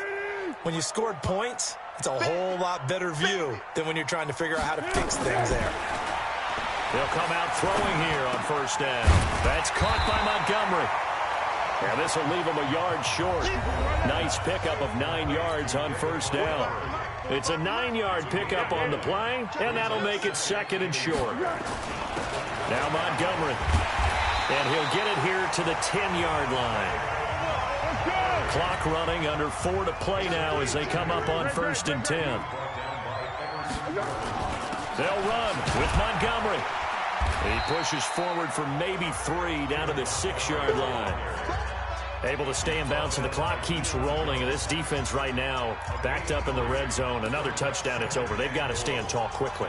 Been in this spot before. Now there's a little bit of desperation creeping in. And all you're doing when you're talking to your defensive teammates is, first guy there, hold him up. Second, third guy in, rake at the football. Get it out. We've got to create a turnover because one more score, and this game's over. And he's going to press this one forward as they stop it right around the 1. A gain of 3 last play. This time they double it and pick up 6. And that one going nowhere from the start as he's met in the backfield and goes backwards. Losing 4 yards that time, and now it's 4th down. Well, they have had success when he keeps the ball in the option, but not there. I mean, you just saw exactly why many old NFL coaches would say, don't use your quarterback in the running game. The kick by Pinheiro is good. And that will get the lead up to 14. So they settle for just the 3, but clearly right now anything helps trying to salt this one away in the 4th. Without a doubt, obviously a touchdown probably would have been the final nail to finish this thing off, but it's still ate up time, got points. So while it's not mission accomplished, it's darn close. This one fielded at the 5. And he'll take this across the 25, a couple extra yards up to the 27-yard line. So Ryan and the Falcons down by 2 touchdowns, 2:14 to play. A 4th straight defeat looming on the horizon, barring a comeback here as they've got it with a 1st down. Ryan and the Falcons now come up 1st and 10 at their own 27. They go back to the air here after the INT on the last drive. He's got his tight end on the corner route. It's complete. A nice pickup there, 18 yards, 1st down Falcons. Down under 2 minutes to go in this football game. So it's Falcon football as we welcome you back. They've got a 1st and 10 as they search for a late score. Now Ryan. Now they go screen. It's complete. They hold him to only 2 there on the screen. It's 2nd down. Time a factor as Ryan will hustle him to the line. Looking to throw again on second down. Ryan looking right sideline, but it's incomplete. No grounding call there. He had a receiver near the right sideline. It was pretty clear there. He just needed to get rid of that one. And he did have a receiver in the area, but initially my view was obstructed, and I thought that was going to be grounding, but clearly the correct call made, and that is no call. Is that why you threw your play sheet down? Is that why you did it? Was that the flag? You can't be giving me up. I got a lot of issues up here in the booth. And now the third down throw incomplete as well. And I think we'll probably see him go for it here on fourth down. No reason not to. Down a couple of scores, they have to try and make something good happen. Ryan, he's got a first down and then some inside the 40. And down right around the 37. It's a gain of 16, first down Falcons. Throwing now, Ryan on first down. Caught by Jones. 14 yards there and a Falcon first down. Let's go, boys. Bring it up. Clock management definitely critical here if they want to get back in this game. Absolutely agreed. They have to up the tempo in this case, down a couple of scores. Want to make sure they have a chance to win this ball game. He's going to have the hook up to Gage. A good pickup there, 21 yards. And on that last play there, he's over 400 yards passing now. You know what that generally means? Success. That, and it means you really didn't miss opportunities. Usually very accurate. The ball's getting to the right place. Guys are making yardage after the catch to help you out that way. I mean, the whole team has picked it up. And don't forget, that means the offensive line has had to pass protect pretty well, too. Yeah, everyone dialed in. Again, Ryan. Nowhere to escape, and he goes down. They'll get to the line here, but remember, it's also third down. Now Ryan. Looking end zone, but it's incomplete. Remember, throughout my career here in defensive coaches, I always say, guys, you got to earn the right to rush the passer. And they put themselves in a great spot with this big lead, and they know they've got to throw the ball. These pass rushers have to be salivating. It is pin your ears back time indeed. Here's Ryan. And this will be caught. Touchdown. So in the final minute here now, a 2-point conversion will tie the game. Okay, game on. Don't go anywhere yet. You got a one-score game now. Probably going to rely on the onside kick coming up. Yeah, they have to. It's not a high percentage play, but it's better than not having a chance at all. And that's when you put your leapers and your flyers on one side, get that high hop, and hope that one of the guys can come up with it. And on the other side, you get that hands team ready. No doubt about it. Extra point right down the middle. And now things get a bit more interesting here in this fourth quarter. A pretty long drive that time. 11 plays all told. And the end result, an Atlanta touchdown.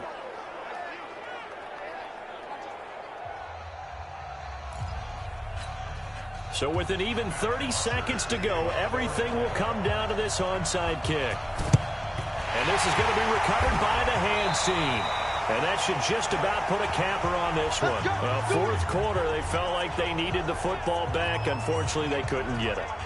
And I know we brought analytics into the game, and someone has said here that the data says that when a team's expecting an onside kick, 80% of the time, the team expecting it, they do actually recover the ball, which is what we saw here.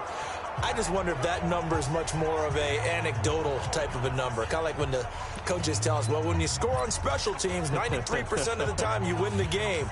I'm still waiting to see that number is empirical. 380. Come on. 2 times, 2 times. Here we go. Now it looks like he'll throw here. And Graham's got it. Complete. And they're able to work this to the 25 before it's all said and done. Now the Falcons going to use one of their timeouts as they stop it with 22 ticks to go in the fourth. 45. Pick it up, guys. Pick it up. Let's go. Now on first down, he'll drop to throw it. And that will be incomplete with a clock showing 18 seconds now to go. An incomplete pass leads to 2nd and 10 from the 25. 2nd and 10. And he finds his tight end, Graham. The Falcons going to use the second of their timeouts as they'll stop the clock with 12 seconds to go in the football game.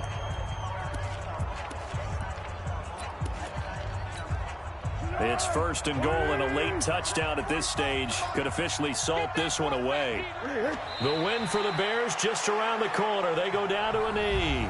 Falcons going to use their third and final timeout as he'll stop it with 11 seconds remaining in the ball game. From back at the 4, here's second and goal. Down to a knee one more time, and that should just about do it. They need to reverse the trend. The last 2 plays have gone backwards. Now it's third and goal. Well, Charles, it's one thing to win. It's another thing to win and put up the amount of points that they did. Boy, were they clicking on offense. They can't help but feel great about themselves, can they? I mean, what a game to put up that number of points, continually feeling like they're moving the ball and things are working and clicking.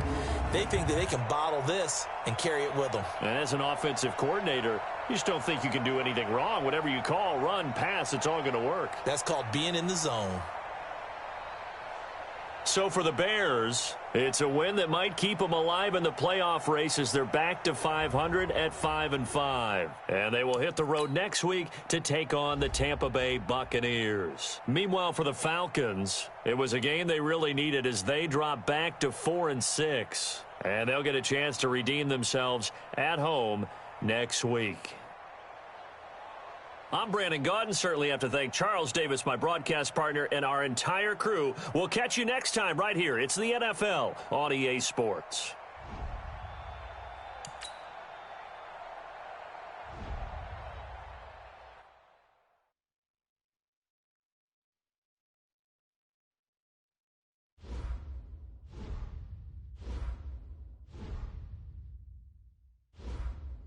Scouting points are earned every week. Use all of your points because a portion of the remaining points will be lost when you advance the week.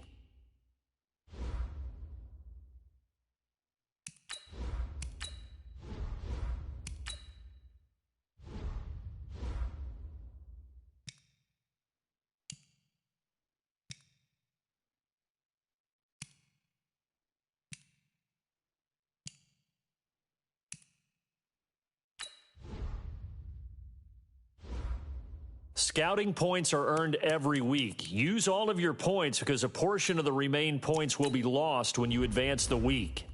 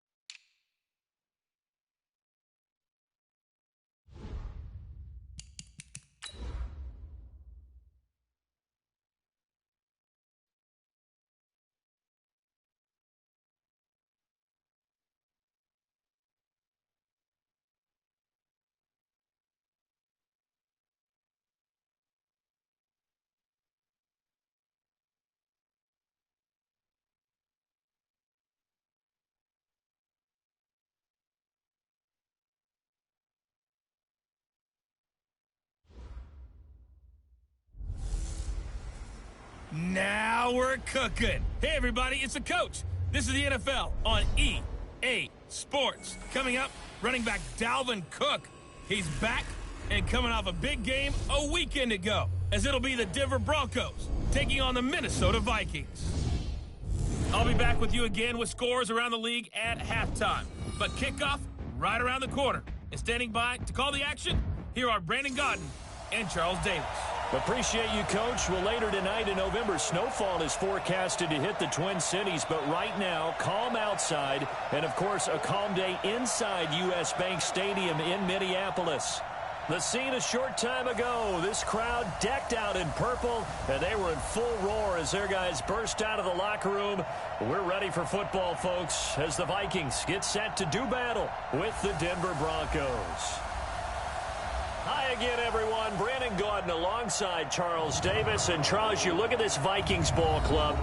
Now, losers their last time out, so they'll look to make amends here. And one of the best ways you can do that is to be at home, and they are. They're going to try and ride that home crowd and that wave of emotion to a victory in this one. Meanwhile, for the visiting Broncos, they come into this one knowing it's been a while since tasting victory. They've dropped 4 in a row. Can they remember what it was like to win a game? In these types of situations, you're looking for someone to inspire you, and it doesn't have to be one of your best players either. The NFL season has hit high gear, and off we go in Week 11 on EA Sports. This is fielded at the goal line. And not a bad return here. He gets it out to the 25-yard line. So here's the Viking offense making their way out. Leading them out is their 6'2 quarterback who was a 4th-round pick back in 2012, Kirk Cousins. Would you say that last week's performance by him, workmanlike in terms of numbers? 1 touchdown, 1 pick, but obviously a loss. Yeah, and that's the bottom line for him. All he cares about is how do we find a way to win the game. Maybe leans on a few other parts of the offense, and hopefully springs a receiver or two free. Cousins on 1st down. And he's got the hook up here. It's Kyle Rudolph. And he'll get it up to the 33-yard line.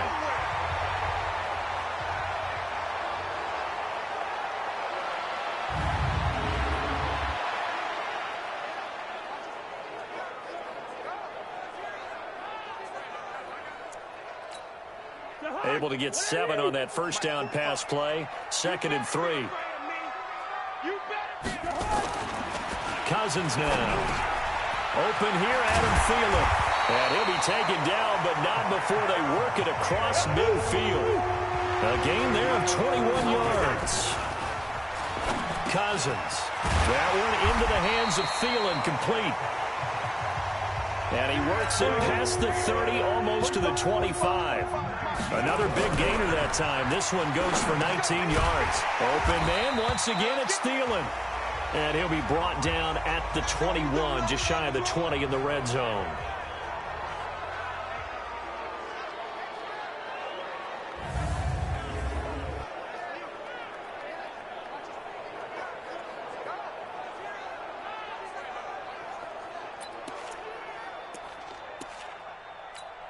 Go, Mike. Go high.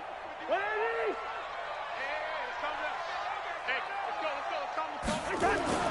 Throwing again on 2nd down.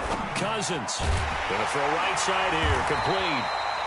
Catch number 40 for him on the year. It's a 1st down.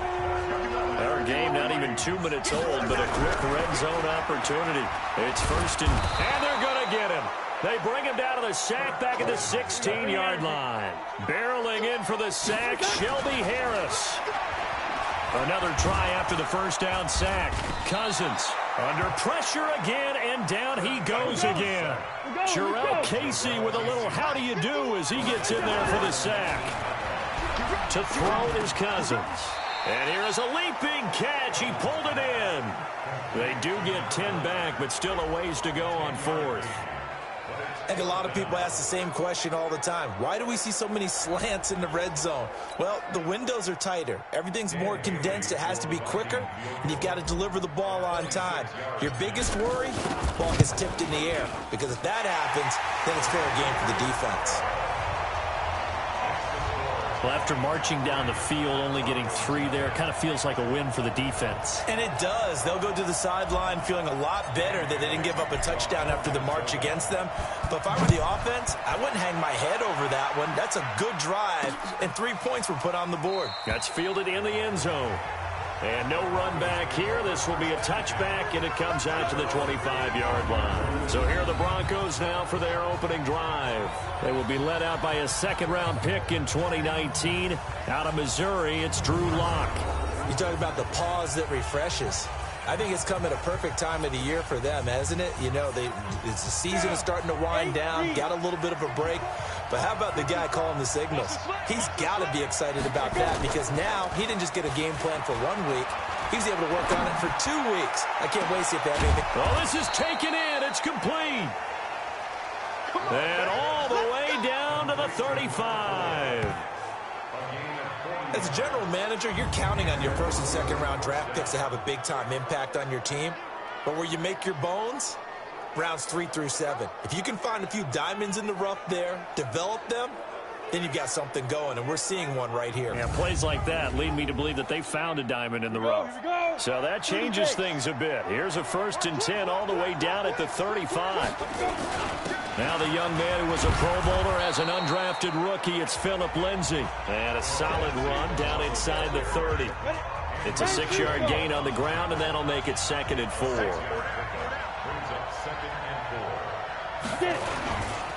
On 2nd down, a run with Lindsay. Well, now Lindsay lost the football, and the Vikings pick up the football. And his guys are going to get the football at the 28-yard line. So the defense there, opportunistic. It's nice to give them credit, isn't it? Because so many times it's more a matter of what the offensive guy didn't do. He didn't secure the ball, didn't cover up. In this case, let's just give credit to where it belongs. Knocked it free, made a big play. Now the Minnesota offense set to take over again. They've got a 3-0 lead and the football as they start 1st and 10.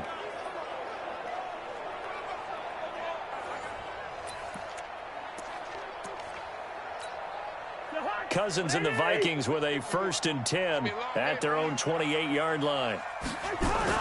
Cousins now after the fumble recovery.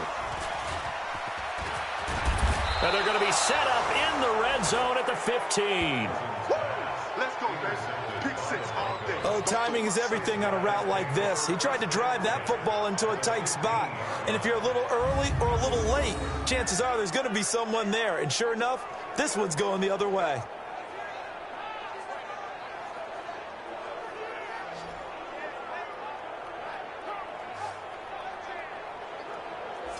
And Denver getting set to take the field. And last time the turnover on the fumble, and they were in enemy territory, so that had to be very frustrating. Down on the scoreboard here, can't do it again. You nailed every part of what was frustrating.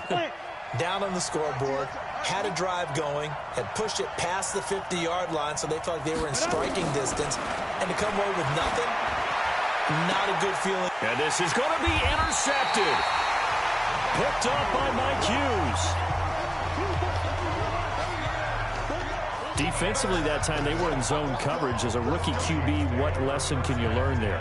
Well, understand this. You saw zone in college, and the defensive backs reacted, but they don't react like they do on this level. So when they're in zone and they see the ball coming to them, they'll react at least a half a second faster. You've got to know where you want to go with the ball and be decisive with it. Otherwise, the end result can be something you don't like. Kirk Cousins and the Vikings offense back on the field. And he'll need to find a way to shrug off the opening drive, if you can even call it a drive. One play and an interception, so he's got to forget that. I know that in today's football, we have a good number of coaches who don't look at time of possession the way that the old school guys did. But there's still a place for it. And I think that on this drive, after having thrown that interception, they're going to eat up a little bit more clock and run some offense and give their defense a little bit of a break. That is catch number 300 now for his NFL career. And getting this just shy of midfield, they'll spot it at the 49. Throwing is Cousins. Nowhere to escape, and he goes down. Jarrell Casey able to get in there for his 2nd sack of the afternoon. To try again after the sack. Cousins, and the pressure gets to him again. Jarrell Casey getting him once again his 3rd sack of the afternoon. To throw, Cousins. He'll rifle this one deep right side. And that'll be incomplete. Well, they took their shot all right, but it comes up empty. And it's 4th down. Well, we quit counting yardage on that one, didn't we? That was truly 3rd and a mile, wasn't it? It was. I thought they might just go underneath, but they didn't. They wanted to get the first down there. Yeah, they tried to pick up the huge chunk unsuccessfully. I'm with you. I would have tried to take some yardage just to gain some field position. Here's the Denver offense now as they get set to take over here. And job one here, Charles, just keep possession of the football. 2 drives, 2 turnovers to this point. You're exactly right, Doctor. Hippocratic oath. First, do no harm. And right now, they're harming themselves on offense. I like that. No one is mistaking me for a doctor, though. But thank you, Dr. Davis. Melvin Gordon, the 2-time Pro Bowler, gets this to the 24 for a gain of 4. So a look here at the key inactives, and we got this list before the game down on the field. They tell us the same thing every time, don't they? Next man up. No excuses. Be ready to play. That's the mantra of every organization. The key is having guys on the roster who are capable of filling in and playing at a high level. That's when you know you've drafted well, scouted free agents well, and stocked your team just the way you're supposed to.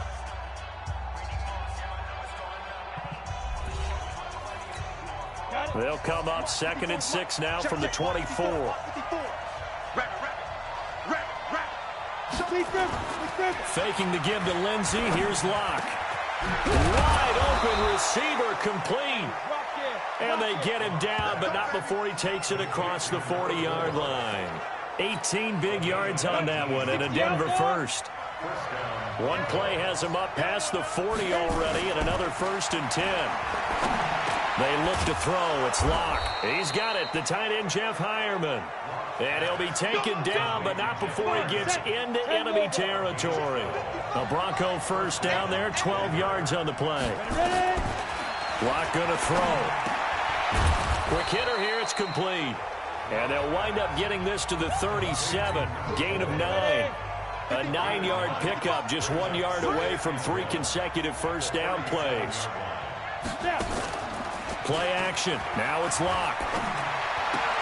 And that'll be intercepted by the Pro Bowl safety, Harrison Smith. 2nd interception for him now here in this first half. And you got to think he's a rookie, Charles. How much does confidence start to become a factor? I think that's a great question because that's what they're going to check on when he gets to the sidelines. The coach is going to check on it. His teammates going to check on it because when you haven't done it before, it's not something that's part of you. You got to see how you're going to react. Let's see how he bounces back. Yeah, because 2 interceptions for him in college and a half. I mean, that just didn't happen. A reminder that coming up later tonight, a good one on Sunday Night Football. We'll see what could have been a playoff matchup a season ago. The Bears and the Rams from L.A. And then tomorrow night, Monday Night Football from down in Mexico. Mexico City, to be precise. The Chiefs and the Chargers going at it. And they bring him to the ground just shy of midfield. Give them 18 there and give the Vikings a first down. On 1st and 10, Cousins. Throwing middle, and it's complete. And he's going to be taken down here with a penalty flag on the field. That one's on Garrett Bradbury, the first center taken back in April's draft. They're backed up here with a 1st and 20 now after the holding penalty. Cousins. And nowhere to fit that football in. It's knocked away and incomplete. He was looking for his tight end there, Kyle Rudolph. But it's going to be 2nd down. Throwing on 2nd and long. Cousins. And this time he's got the hook up. It's complete. The reception good for 7. It's 3rd down. Now Cousins. You can see the time and effort and thought that they put into their passing game because it was evident right there. It looks like a simple pitch and catch, but you and I both know that they have planned for this and worked hard to make it happen. I know we love our jobs, and pretty much any play we see, we're pretty, excited about. But big plays, let's face it, that's what we absolutely live for. How about that one? That was great, and what our camera missed was the fist pump from the sideline after that catch. They're fired out. That's a big game.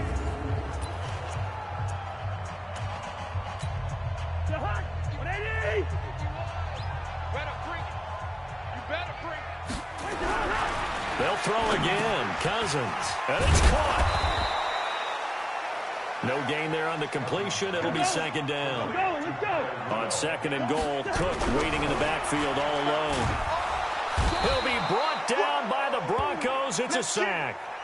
All right, now here we go. They've been denied touchdowns in the red zone twice already. Here comes third and goal. The quick slant caught. Well, this is going to depend on the spot, but it's not a very generous one. He looks to be about a yard or so short. A terrific job there to keep him out of the end zone. And now it'll be fourth and goal. Second quarter, 2 minutes remain, 3-0 our score. A reminder, once we hit halftime, as we do all season, we'll send it down to Jonathan Coachman in Orlando. He'll have all the stats and scores from games in progress around the NFL. The best multitasker in the business, the coach. No problems in the field goal department so far. He's 2 for 2. Pretty reliable here in this game, isn't he?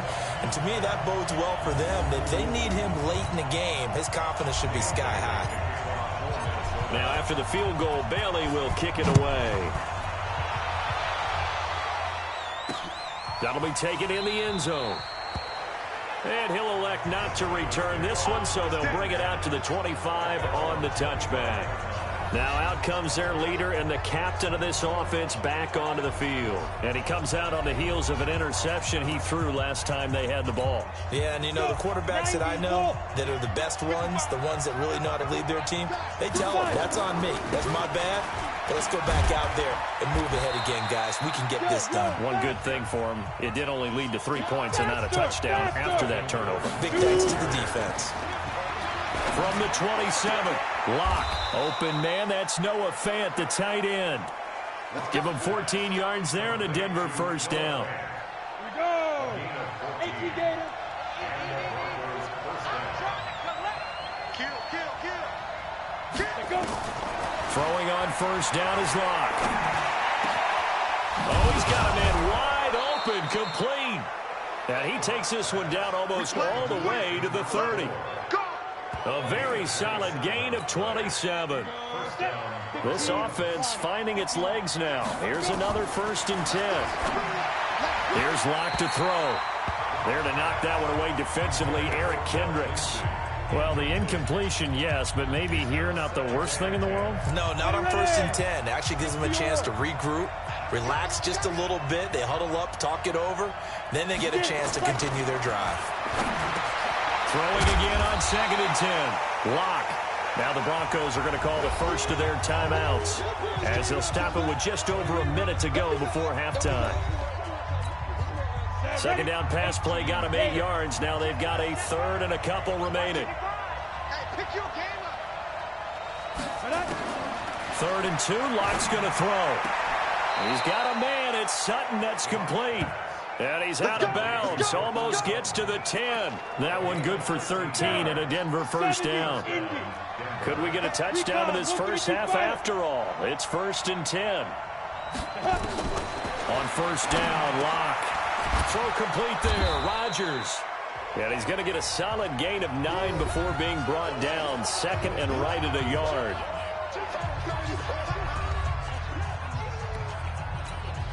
That last catch short of the marker by just a yard leaves him with a very manageable 2nd and 1.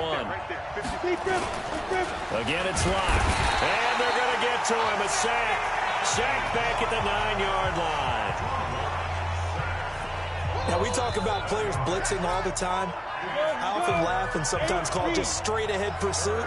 What a running start right back to the backfield for him. Yeah, it really didn't give anybody a chance to get up there and stop him. And he's going to go down again. The defensive end, Daniil Hunter, drops him. Well, this has been a pretty sizable drive. They've had some success. Finally, the defensive coordinator found some success of his own. I think he just simply said enough of that. Okay, they've moved the ball well. We need to force the issue from our end, and that's exactly what he did. Now the Broncos will use their 3rd and final timeout as they stop it with 16 seconds to go in half number 1. So on 4th down, on comes Brandon McManus and the field goal unit for the Broncos.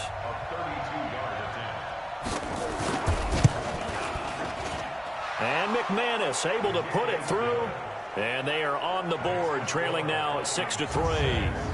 So the 3 points here, they're still down, but they put somewhat of a dent into that lead going into the break.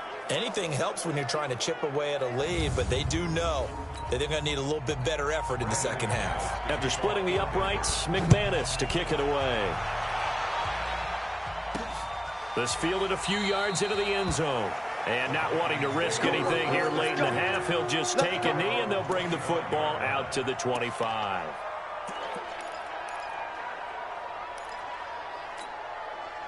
Here are the Vikings now to start their next drive. And with time quickly fading here in the second quarter, not sure how aggressively, offensively they want to play this.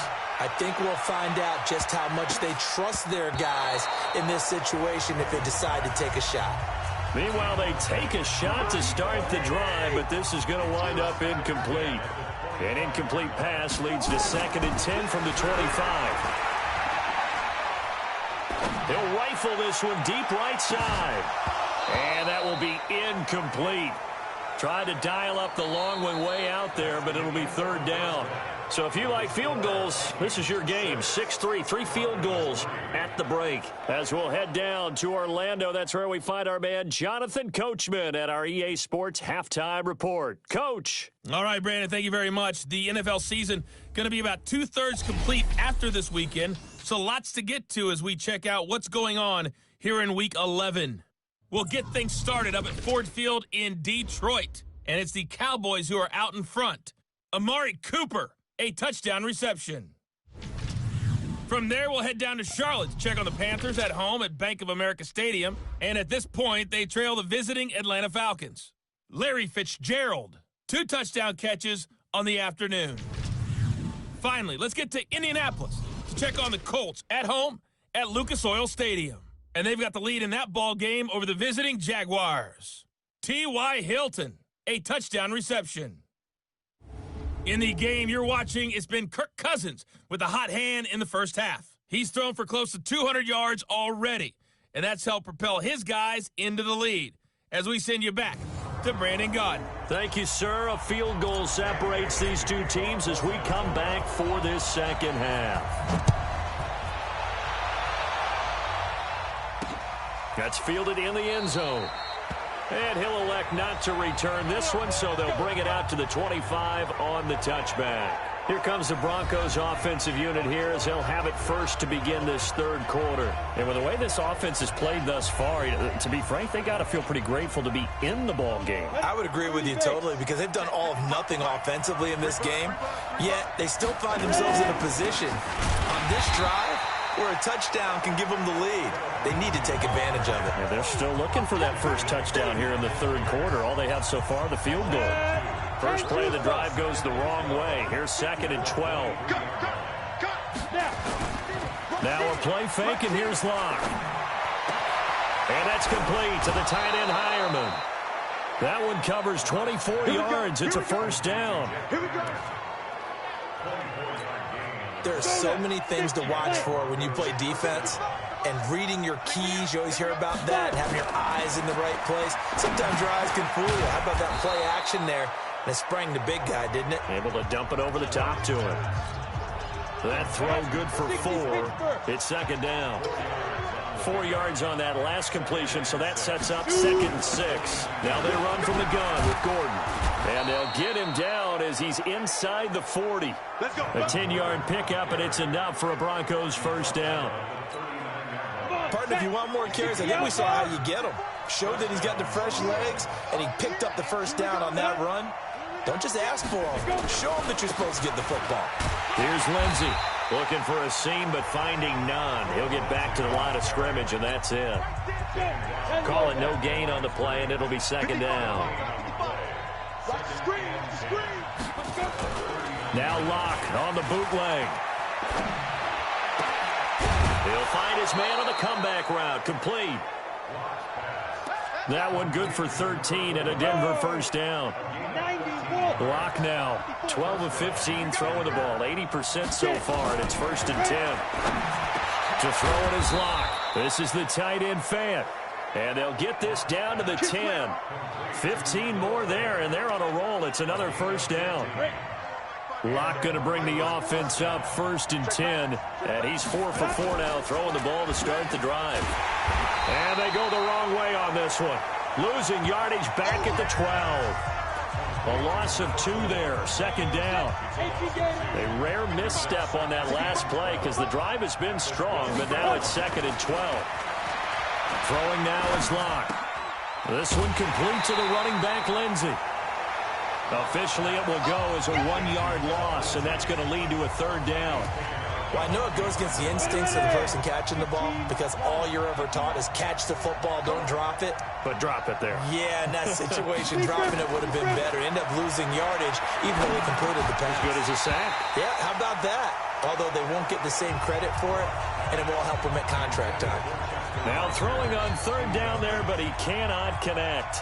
Another good drive, Charles, but it looks like another that might end in a field goal try. They've made some nice plays. They've given themselves opportunities, but as you noted, another field goal attempt coming up. And that's not how they want to end drives. They've got to figure out what's the final touch that they need to push it across the goal line. Yeah, still yet to find the end zone. So they come away from this opening drive of the 3rd quarter with only 3, but it does draw them even. Yeah, and that has to be job 1, doesn't it? A touchdown definitely would have been nice. We know that. But here, you get back on even terms, and now you've got most of the 2nd half to try and get yourself into a position to win. And he'll bring it a few past the 20 to the 23-yard line. Here's Kirk Cousins now, the centerpiece of our player spotlight. What can they do now, Charles, to make sure this highlight montage doesn't continue to show more pressure and pressure and pressure? You feel like it always comes back to leverage, don't you? Who is going to win that battle of the offensive and defensive lines? Low man wins. We talk about that, but we think about it in a running game. Well, guess what? The same thing happens when you're trying to pass protect. Are you low? Are you balanced? Are you in a position where the pass rush won't bowl you over on their way back to the quarterback? They've got to reestablish that in order to try and keep their man upright. As they have been bowled over a lot so far in this one. Looking for more there on 1st down, but this throw downfield incomplete. Throwing again, Cousins on 2nd and 10. It is tough to complete pass against zone defenses. The windows that you see open, they shrink pretty rapidly. How about being able to hit a moving target against the zone before the next guy can get there and make a play on the ball? Not easy for him. And a big loss here as he's taken down. Willie Henry muscled his way in for the sack. So after the sack, a scenario you certainly don't work on too often. 2nd and 24. Rudolph on the receiving end from Cousins. They'll wind up getting 10 back as that sets him up for 3rd down. 3rd and long for Cousins. Nowhere to escape, and he goes down. Von Miller make that now 8 sacks for him on the season. Here's Britton Colquitt now as he'll punt it away for the 2nd time. With the score, all time. And as they come to the line, they will not be able to get off another play as time has run out on this 3rd quarter. We'll return with more after this. This is the NFL, and it's on EA Sports. Here's Britton Colquitt now as he'll kick it away for the 2nd time.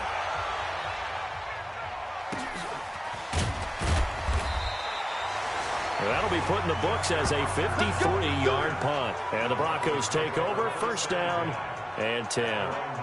And Denver getting set to take the field. Their defense has done the job. Now it's the offense's turn as they've got it 1st and 10. Some good games going on in the early window. This might be the best of the bunch. They fake the handoff, now Locke. He's got his man on the crossing route. And he's got it past the 30 before he's hit and dropped. A Bronco 1st down there, 12 yards on the play. On 1st and 10, here's Locke. And it's knocked away and incomplete. Cortland Sutton was the man he was looking for. And now it's 2nd down. Line of scrimmage, the 31 as they line up 2nd and 10. Faking the give to Lindsey. Here's Locke. And he's got his favorite target yet again. It's complete. And getting this just shy of midfield, they'll spot it at the 49. Solid gain of 18 yards and a Denver first down. Lock now on first down. And that is caught on the right sideline, but out of bounds, says the line judge. The throw took him a little too far at second down. An incomplete pass on first down. That leads to a 2nd and 10. They look to throw. It's locked. That'll be caught by Rodgers. 6 yards is the pickup, and that'll lead to a 3rd down. The Broncos on 3rd down. Just 1 for 3 thus far. This is 3rd and 4. Now lock again. And that is incomplete.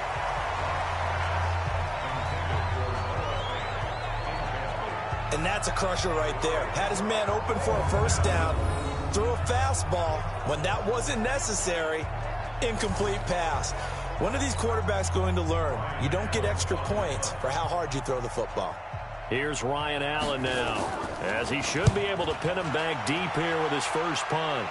And this will be out of bounds at the what here? The 12-yard line.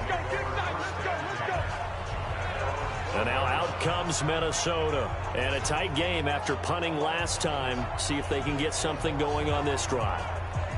As they head to the field now, with the game this close, you've got to feel there's a sense of urgency for them going on offense right now. But they have to do it without letting panic creep in and affect their play. On 1st and 10, Cousins. Firing quickly here, and that's complete. And brought down, but not before reaching the 25. 13 yards as the Vikings pick up the first down. Cousins. That was a nicely run. And this is going to be intercepted. Picked off by Kareem Jackson. And the return will be stopped at the 34-yard line. So how about that for a momentum switch? We're in the 4th quarter, and it's a tie game. You've got to take care of the football here. Now their opportunity to take the lead right out the window, and everything is flipped in the other direction.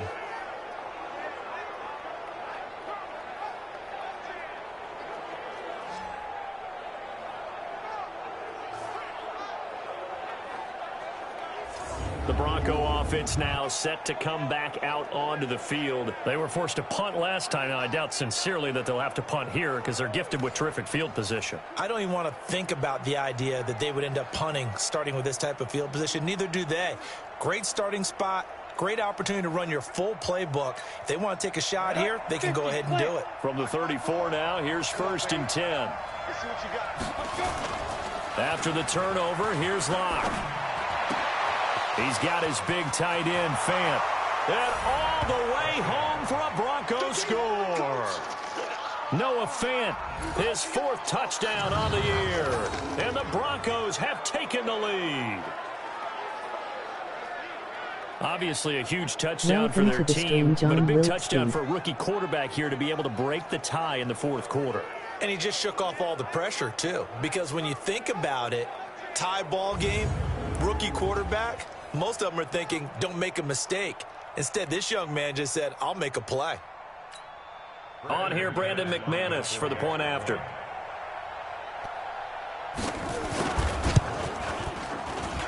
And it's up and good to extend the lead to 13-6. And we can break that scoring drive down pretty easily. One play, long touchdown pass into the end zone. After the touchdown, here's McManus now to kick it away. This is fielded at the goal line. And he'll get it up past the 20 to the 22-yard line. Now the Minnesota offense set to take over again. And following the interception, just any interception, are you a little bit more cautious when you start that next drive, or no, you just throw that out the window? I think you are. I don't think that there's any way you can run back out there and go, totally didn't affect me. Let's just go ahead and be loose with the football again. You're going to take care of it, but you have to be careful about being too cautious because... And a big loss here as he's taken down. Kirk Cousins last year started all 16 games, but only led the Vikes to just one fourth-quarter comeback like he's trying to do here. Now a man open down the middle of the field. That one good for 17 as they're set up better now for third down. Cousins to throw it. And that will be incomplete. Tell you what, he's been able to put the ball in some tight spots all game long. That throw, no different. Yeah, a lot of people would call it a gutsy type of a throw. I think he looks at it as, I can do it, so it's not that big of a deal to me, and I'm going to keep firing.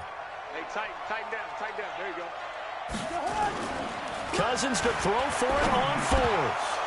And no, it's incomplete. Boy, it looked like he had it and dropped it. And the Broncos are going to get the football back in great field position. Well, they've got the slim deficit, decided to go for it, hoping to keep the football score and erase that deficit. But, boy, deep in their own territory like that. Let's just say that with that call, me and the head coach will agree to disagree, all right? But he knew he wanted to be aggressive there, as you pointed out. So I'll guarantee he told his defensive coordinator, have your guys up and ready.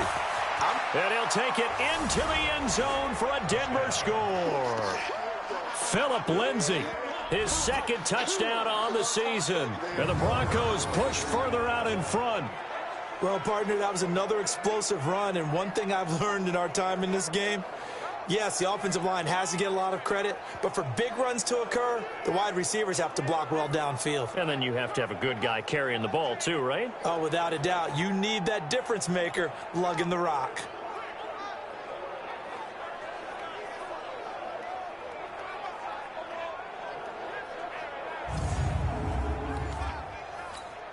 McManus now for the extra point.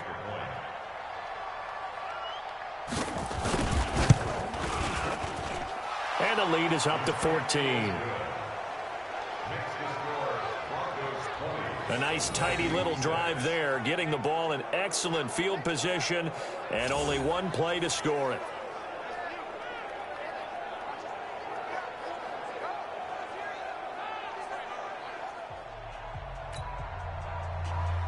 After the touchdown, here's McManus now to kick it away. This is fielded a couple yards deep. And all that work, but he stopped where he ultimately would have been, and he's simply taken a knee, and that's the 25-yard line. So Kirk Cousins in the offense. Down by 2 touchdowns. 2 minutes, 20 seconds to go. It's been a struggle to score all day, and now they need to do it twice here late to have a chance.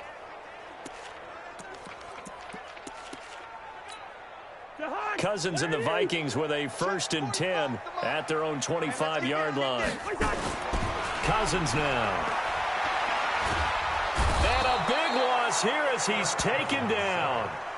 Willie Henry in there to take him down on what will take us to the 2-minute warning.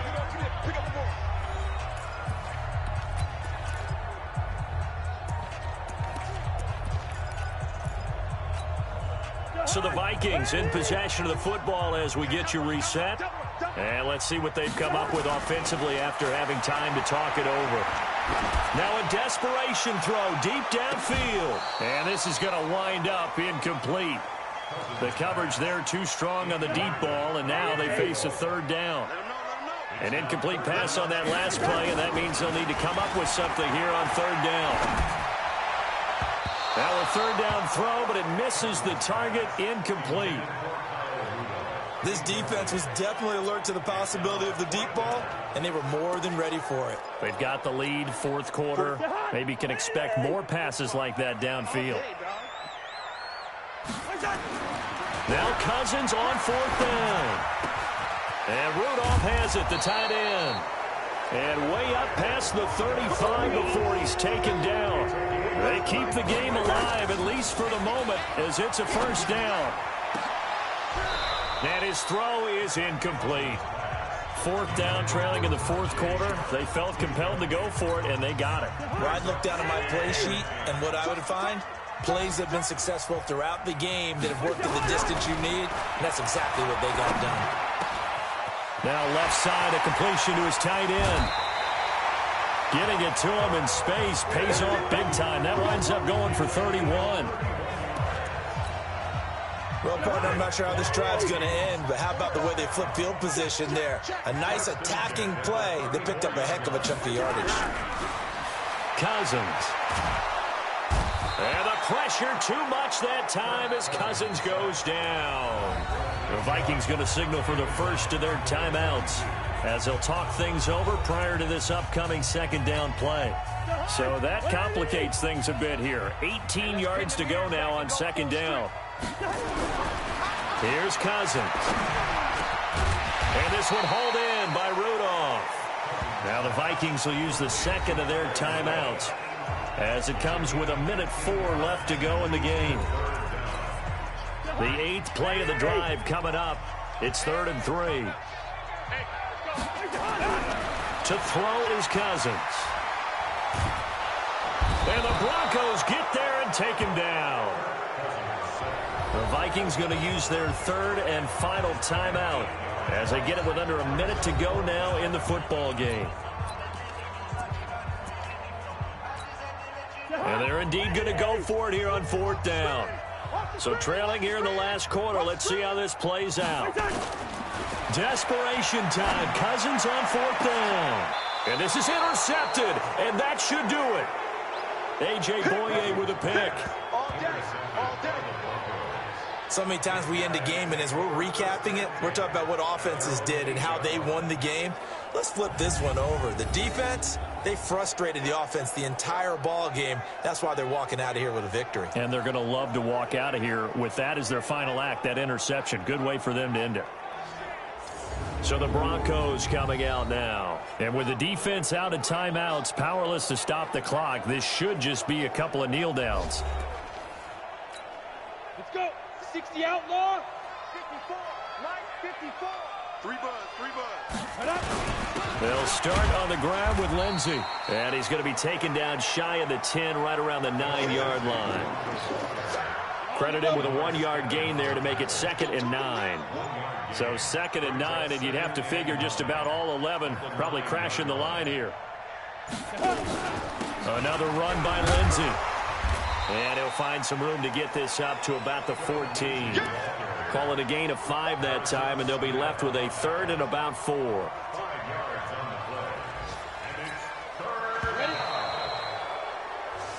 So this one will wind up a Denver victory, and they were really helped by their defense, forcing 3 turnovers. I think what we saw in this one, today's defense. And what I mean by that is in the old days, pitching shutouts was big time. That was paramount. But the big thing was holding people down, holding down their yardage, right? Don't let them throw the ball through the air and gain a lot of. But now it's about taking the ball away, taking away possessions, getting the ball back for their offense. They had 3 takeaways in this one, and it led them to victory.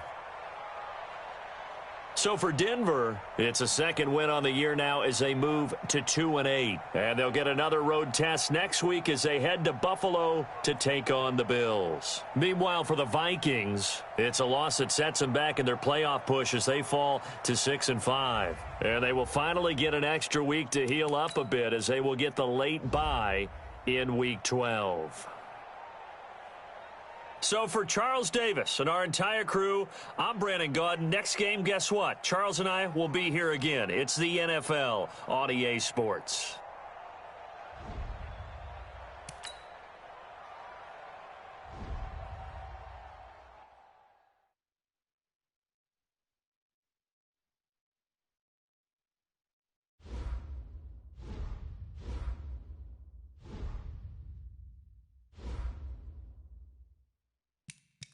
You have an injury from the last game. See how long they'll be out.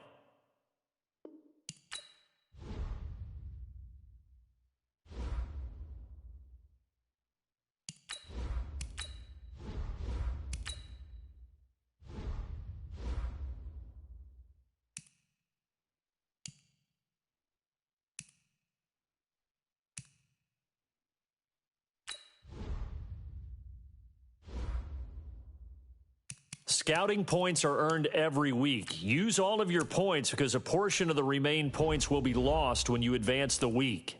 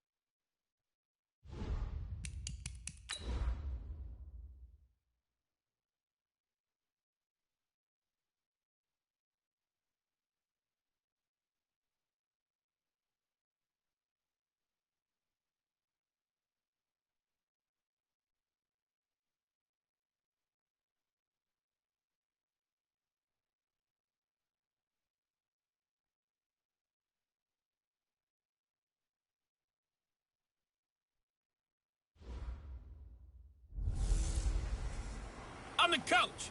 You're locked into the NFL on EA Sports. Coming up, we've got a good one between the Buffalo Bills and the Miami Dolphins.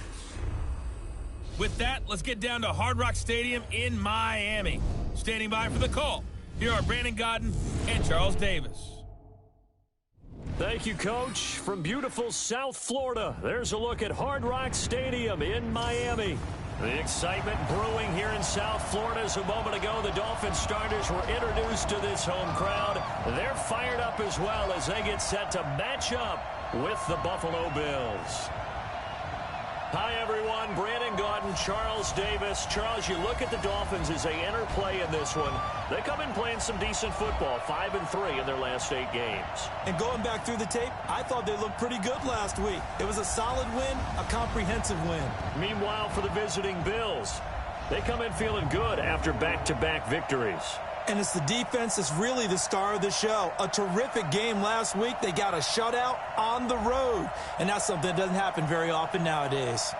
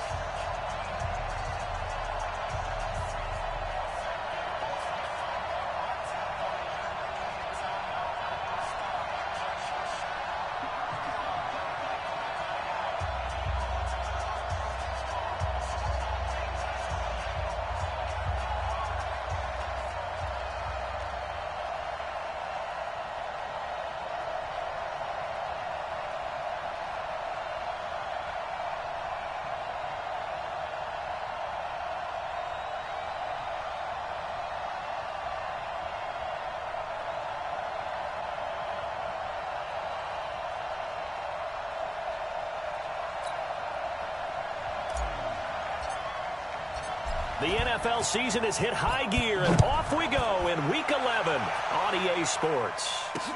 This will be taken in at the 1. And not a bad return here. He gets it out to the 25-yard line. So here come the Bills on offense for the first time. And they're led out by their quarterback from Newport Beach, stayed in California, played at USC. It's Matt Barkley.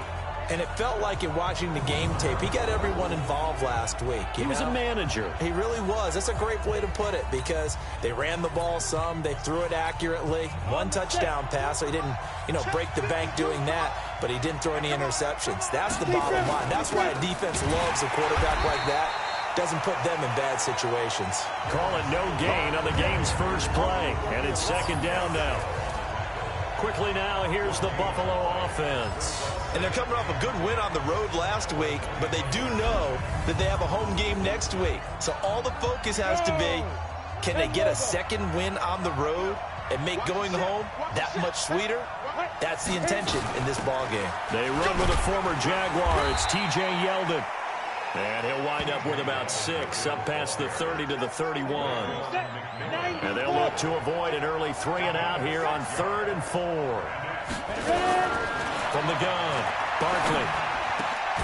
And he's able to find Diggs. And they get him down, but not before he takes it across the 40-yard line. 12 yards that time, and a Bills first down. I'm here all day. Throwing on first down, Barkley. It's brought in complete. It's John Brown. That throw good for 4. It's second down. Time for a look at our starters here on defense.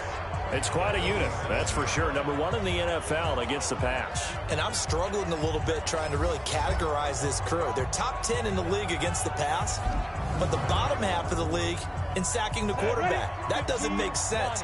Imagine if this group ever put pressure on the QB, they'd easily move into the top 5. On second down, here's Yeldon. And taking it across midfield and inside the 45. 12 yards that time, and a Bills first down.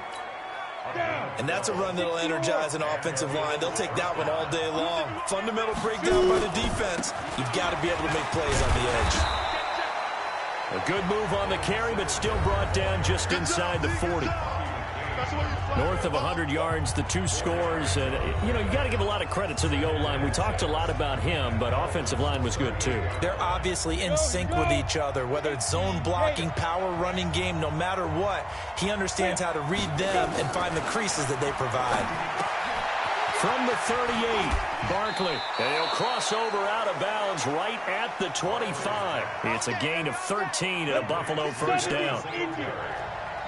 We got 3. You got bombers. You got bombers. They'll run on first down with Singletary. And he is going to be stopped cold behind the line of scrimmage. That sends him 2 yards in the wrong direction and leads to second down. A rare misstep on that last play because the drive has been strong, but now it's second and 12. It's complete to Diggs. And he'll get it down this time to the 17. They'll wind up getting 10 back as that sets them up for third down. They'll try and run for this with Singletary. And this effort won't be enough as they rally up to stop him a couple of yards short. Only a yard on the pickup there, and it's going to leave them with a fourth down.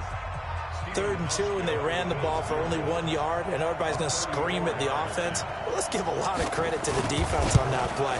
Defensive front out leveraged the offensive line. They got more people to the football. Yeah, they won that battle in a big way, and they're forcing a big decision now by the guys on offense.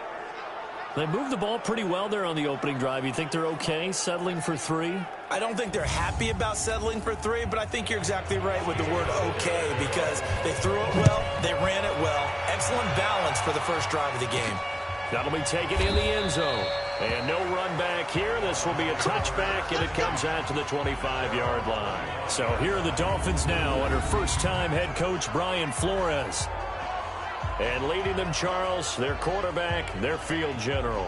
It's pretty much become the norm when we see guys come out before a game and go through the route tree with their receivers.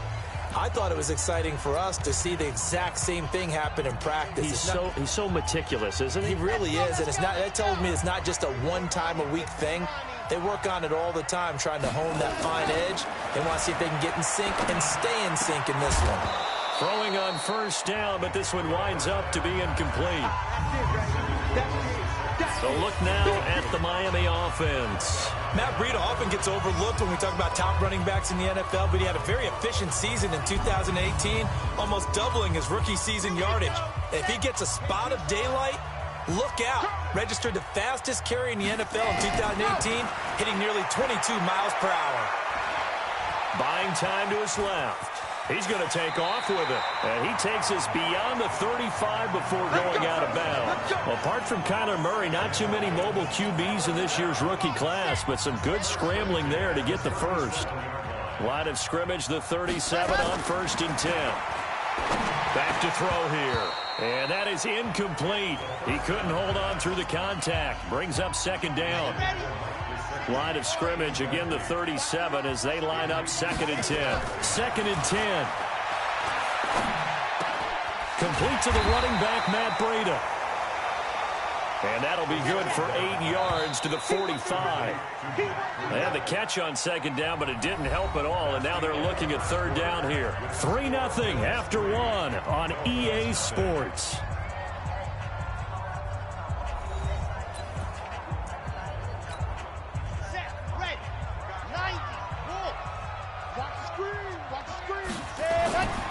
They'll go to the air here on 3rd and 2.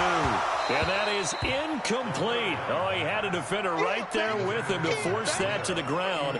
And 4th down now coming up. Didn't have a receiver open downfield, and as it turned out, couldn't even find his outlet man because of the coverage. It was way too tight. Unable to find anyone open.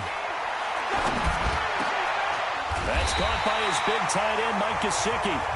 And he is tackled inside the 40, not quite to the 35.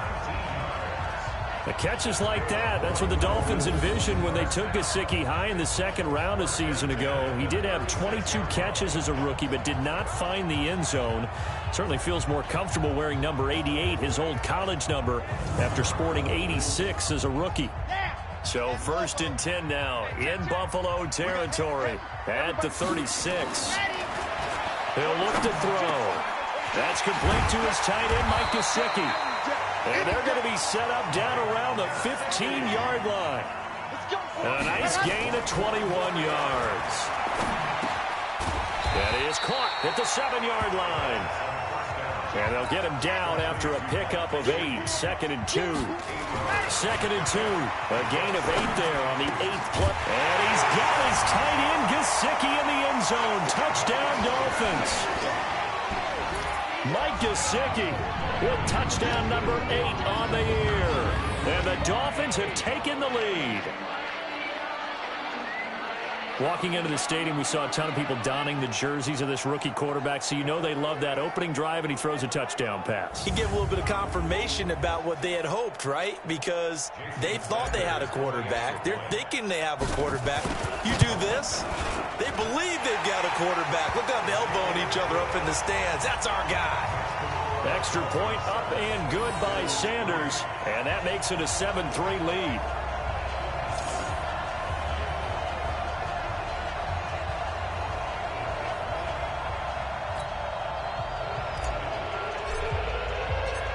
Is the kickoff unit as they run up and send this one away. And this will not be returnable. It's out of the back of the end zone for a touchback. Here's the Buffalo offense now as they get set to take over here. And last time able to get 3. It's not what they wanted. They wanted 6, but they got at least something. They mustered something out of the drive. They'll take it. I like the way you've described it. Not ideal, but they'll take it. Anything to put some points on the board. But this time on offense, they don't even want to see the field goal kicker trot on the field. They want that ball in the end zone. Yeah, they'll be going for 6. Now Barkley finding Knox there, complete. And he will lose yardage and be backed up to the 24. It'll be a loss of a yard, and it'll be 2nd and 11. That pass play wound up for negative yardage, so here's 2nd and 11. Now T.J. Yeldon. They'll wind up getting 10 back as that sets him up for 3rd down.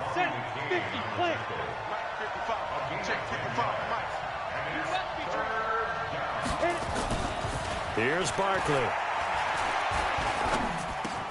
And that's caught by Beasley. And he'll be stopped right at midfield. 15 yards that time, and a Buffalo first.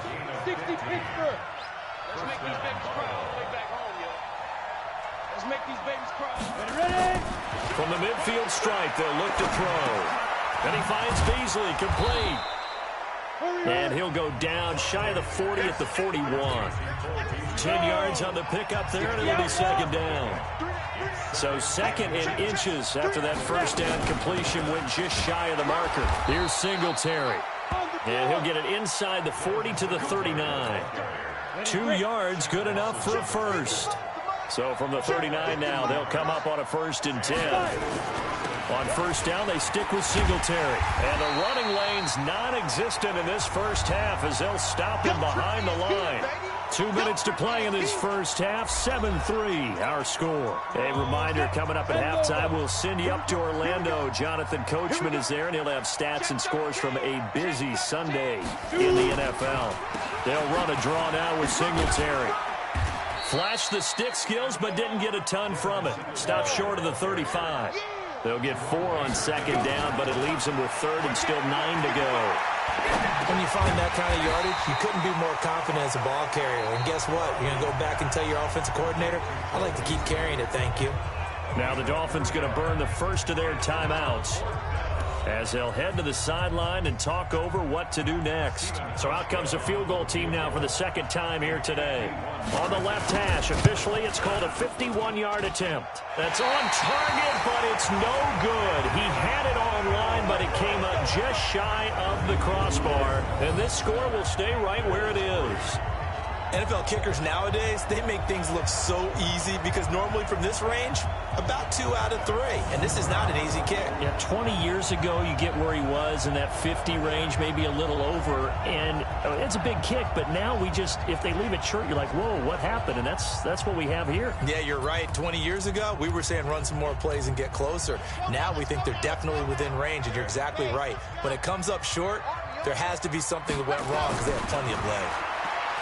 They'll try and start this drive in the air. That'll be complete to Breida. And he's tackled a yard short of the marker. Good gain of 9 on first down. 2nd and 1. Steps away to his left. He'll try and run it. Well, Charles, in the past, a lot of people called this offense one-dimensional. I think you did. Well, I think it was you. I'll be honest, I did. I think the fan base is hoping with this young rookie that they can put some wrinkles in this offense like we just saw. I think you're exactly right. And he will not make it back to the line of scrimmage as he's going to be taken down. Jerry Hughes able to record his 5th sack of the season. After the sack, here's 2nd and 11. 2nd and 11. Wide open receiver complete. And he's corralled, but not before getting it inside the 35.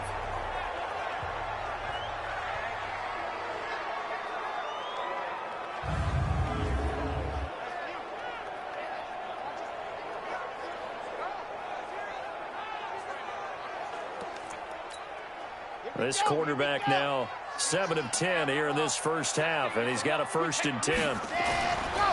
Now back to throw. Caught the tight end Walford. And he gets this one inside the 15, just a yard or 2 shy of the 10.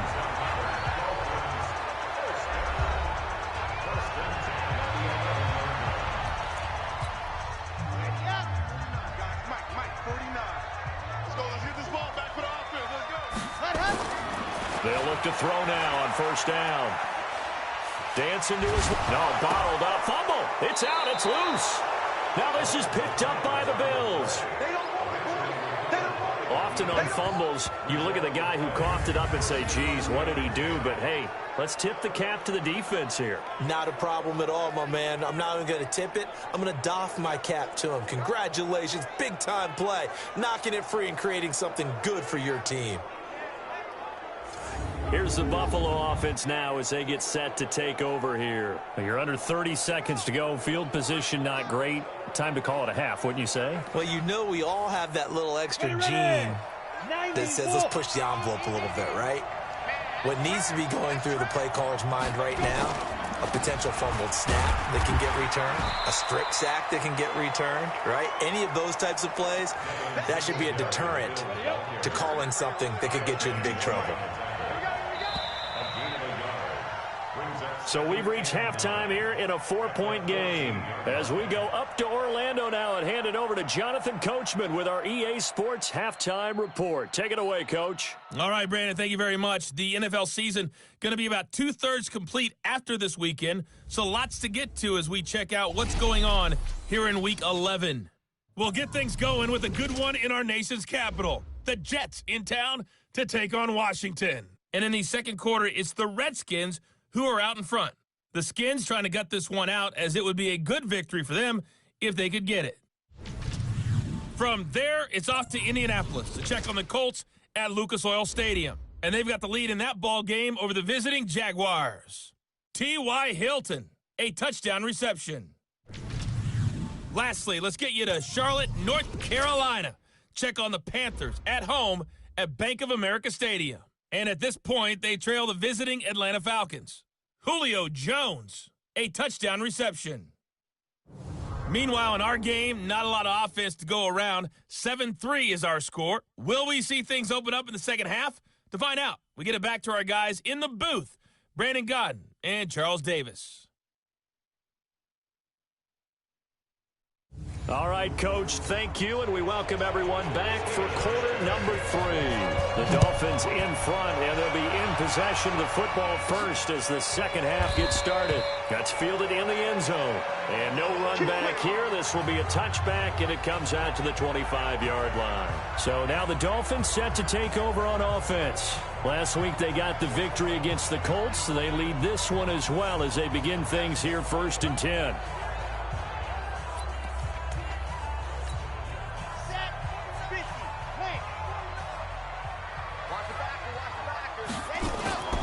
They'll come out throwing here to start the drive. Forced out to his left. And he will go down outside of the pocket for a sack. Tried to get away, but could not. How many times have we sat with coordinators, and especially the defensive guys, they've talked about big plays, sacks. They often come in bunches. Well, it may not be a bunch here, but that is the 3rd sack of the game for them. And around sack 3 or 4, you think it starts to get in the quarterback's head a little bit. Not just the quarterback, the offensive play caller, the offensive line, knocks people off balance and changes what they normally do. Walford's got it, complete. And they'll get him down as he's inside the 40. 17 yards for the Dolphins there as they've got themselves a first down. Throw left side to the tight end Walford. And the ball is knocked out. Now this is picked up by the Bills. And the return here is stopped at the 35-yard line. Whenever I see a team turn it over on back-to-back drives, fumbles on their last 2, I know one person's blood pressure who is starting to rise, and that's the head coach. Absolutely. And when's it going to go down? When they stop fumbling? When they stop fumbling and after he's assessed the game film, and only if they manage to win the game. So here's the Bills offense now. They get ready for their first possession of the second half. We have not seen much on offense from either side. These last few drives, it has been a struggle, hasn't it? Totally, and you're thinking to yourself right now, if you're on offense trying to get things figured out, okay, we self-scout every week in our game plan. How many things do we do at certain times? What are our tendencies? Time to go to some of those tendency breakers and try and create some offense. They always have those in their back pocket, don't they? You have to, and if you don't keep abreast of what you're doing, you lock into a rhythm and make it easy for the opposition. Looking for tendency breakers right now. And they're going to get him behind the line yet again as his nightmare afternoon continues. Now 3rd down is looming, a pickup of 2 on 1st down and just 1 yard there. Looking to throw. Barkley, they go with a screen. It's Yeldon. Only 2 on the screen pass there, and it'll be 4th down. Instead of throwing it downfield, Charles, they just tried to dump it underneath there. You like the call? I do. I think it's a high percentage play because you get the completion. And what you're counting on is your back to use his legs and his elusiveness to make people miss and pick up the first down. In this case, it didn't happen. Out comes this field general once more, leading his offense back onto the field. How do you break down his game so far? Just the 1 touchdown pass, but sometimes the touchdown pass stat category, that doesn't tell the whole story. It really doesn't. Not until you balance it with the error side. You know, and in this case, he hasn't thrown any interceptions. So a lot of people would call this almost a pedestrian game, kind of a bus driver game. But that's just really wrong. Being a bus driver is a good thing if you're running a football team because that means you're in control and you're taking your team to the right places. Yeah, he's been pretty solid. Now he'll look to throw here on 2nd and 10. He'll run it. And he'll have this past the 30 prior to going out of bounds. Nothing open downfield. He keeps it himself for 11 and a first down. Line of scrimmage, the 31 now on 1st and 10. He'll look to throw. Oh, he's got a man wide open, complete. And able to get this one across the 45 before he's brought down. They'll set up a throw, and he'll work it across midfield inside the 45. A 10-yard pickup, and it's enough for a Dolphins first down. He'll drop to throw. Wide open receiver, complete. And brought down, but not before they're inside the 25. They'll drop to throw. Oh, he's got a man wide open, complete. And he gets it inside the 10 to the 9. Again, he'll drop to throw. And he's got it. And he'll take this into the end zone for a Dolphins touchdown. Matt Breida, his third touchdown now on the year. And the Dolphins are able to extend that advantage. Extra point up and good by Sanders. And that pushes the lead up to 11. So that a 7-play, 80-yard drive. And it ends with a touchdown for the Dolphins.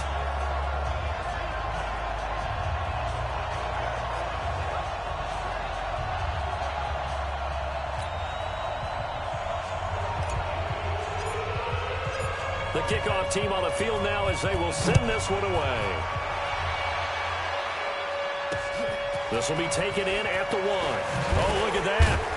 And he'll be taken down just past the 20 at about the 21-yard line. Here's the Buffalo offense now as they get set to take over here. And here we are almost through 3 quarters of play, and this passing game still has not really found any kind of rhythm. Put it mildly, because they're not even over 100 yards yet. And in today's NFL, where it's a pass-first league, that is quite surprising. Not many teams patient enough to stick with the run. Everybody wants to advance the ball through the air. They've got to get their timing back. No gain on the play there. Second down. You know, despite the scoreline, I think they've got to like where they are here. They're on the road and just one big play away from getting right back in this game. I'm going to follow right along with you because the spot they're in now is a credit to their defense. They've kept them in it by making the plays that they've made, and that just means you're one big score away from being right back there. Now, the question is, can this offense step up and make that play? Because that's been an issue for them in this game. Here's a quick hitch route, and the throw complete. That throw good for 4. It's second down. 3 quarters in the books.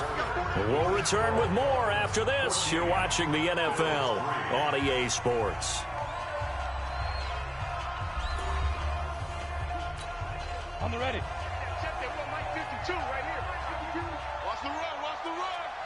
Snap. To throw again on second down. Barkley. And that's going to be incomplete. A lot of contact, no call, and it's third down.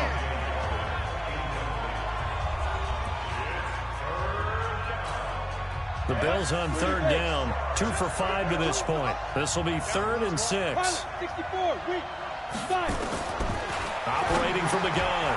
Barkley. And the grab by Croft.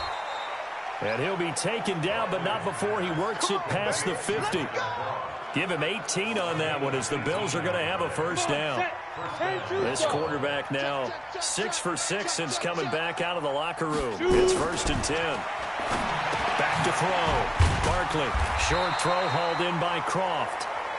Just a yard on the catch there. It'll be 2nd and 9. They only got a yard out of that last completion, and that makes this 2nd and 9. 2nd and 9 now. Short throw hauled in by Croft. 4 yards on the completion, and it sets up a 3rd down. One thing I think that's safe to say defensively, the tackling's been really good. And because of that, it's been very, very hard for them to move the ball because you're not getting the benefits of run after catch. You tackle them almost on the spot. That means you have to run extra plays, harder to move it. Now, meanwhile, a pass that should have been intercepted, but it winds up falling incomplete. All right, they're going to try and keep hope alive here on 4th down. They're going for it. Looking to throw. Barkley, and he's able to find Diggs. And they're able to get this one past the 30 down to the 25. The time to pull out the stops is now, and they convert there on 4th down. Clock running under 4 to play now as they come up on 1st and 10. Back to throw. Barkley. And that's going to be incomplete. Too tough to hold on to that one. It's second down. An incomplete pass leads to 2nd and 10 from the 25. He's checking. To throw again. Barkley. And this one caught by Beasley. And taking it to the 15-yard line before he's brought down. 90 Wolf. Single receiver. Hey, you're on an island. From the red zone now, they'll look to throw. And this is caught for a Bills touchdown. Robert Foster, his first touchdown on the year, as his guys are back within a single score. And, partner, they found a gap there on the post pattern, and it was in the middle third of the field. And that's really difficult to do because ordinarily the safeties are back there to prevent that happening. But they found the opening and exploited it. So now an important conversion attempt here as the Bills line up to go for 2. From the gun, Barkley. And this is caught. They got it. And that could be an important 2 points. It gets them back within a field goal. I guess the coach looked at the 2-point cheat sheet, said go for it, get it to a 3-point game, and they did it. Yeah, and sometimes you just throw out time of game. You don't worry about that. There's just a feel sometimes in making that call, and he felt good about what he had for a 2-point conversion, and now they're only down 3 and feeling great about themselves. Hauschka now to send this one away following the score. This one fielded at the 5. Then he'll take this across the 25. A couple extra yards up to the 27-yard line. Out comes the Miami offensive unit now. They get set to take over. A little less than 4 minutes remaining. And the margin for error is small with this slim lead. Operate within your 4-minute offense here, Charles? Definitely. And remember, the 4-minute offense doesn't always correspond to what's up on the clock. What they need to do is play a little bit of keep away right now. Run the clock down. Make sure their opponent doesn't get the ball back. Their dream scenario, get enough first downs and make them eat up their timeouts so the game ends when you're kneeling down with the football. Back to throw now on 2nd and 10. Being chased out left. And now he's going to use his legs. A nifty bit of scrambling there. 12 yards, first down. How many times have we seen this late in the fourth quarter? Because you know the pass rush is getting after him, and they get upfield, get that great push. And what do they create? Space, and he takes off. Buying time to his left. He's going to take off with it. Good coverage downfield led to him taking off, picking up the first down on a 13-yard run. Containing him is becoming a big problem. We've already seen this once earlier on this drive. Yeah, and so now 2 times this has happened. Do you adjust something? Yeah, I think you do. I think you got to start thinking about your rush lanes. Try not to either get... Oh, no, he lost the football. But this will fortunately wind up out of bounds. Able to make something out of nothing there. 17 yards and a first down. I don't know about you, but I could hear and feel the sigh of relief all the way up here in our booth. That was palpable. The sideline, the friend there. No doubt about it. Ball goes over the sideline, able to retain possession, no turnover. I know his coaches are screaming, just hang on to the ball, man. Some good games going on in the early window. This might be the best of the bunch. On first down, he'll drop to throw. Steps away to his left. And he's going to keep it here. Nice work to get 7 out of that, and it's second down.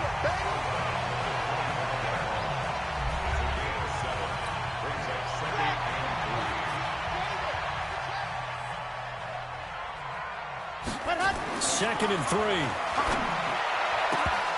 And that is incomplete.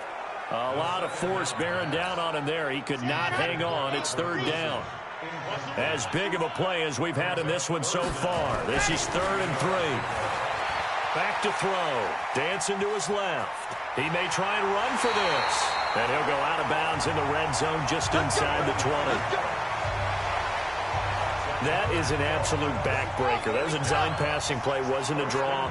You think you got him stopped. Good coverage downfield. And he's able to pick up the first with his legs. Defensively, that kicks into your side. Oh, no, he lost the football.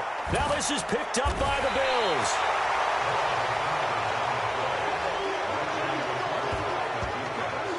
Well, partner, here's where team football gets tested a little bit, because I know the defensive guys were over there chilling on the sidelines, and all of a sudden, they heard the sudden change call because that fumble puts them right back on the field, and they've got to go out and finish the game now themselves. Absolutely. Nursing that slim lead here in the fourth, a costly turnover. So the Bills now down 14-11, and time, a huge factor. Plenty of time here. They've got 3 timeouts and the 2-minute warning as they've got it 1st and 10. Here we go. 15 lining. 15 lining. Ready?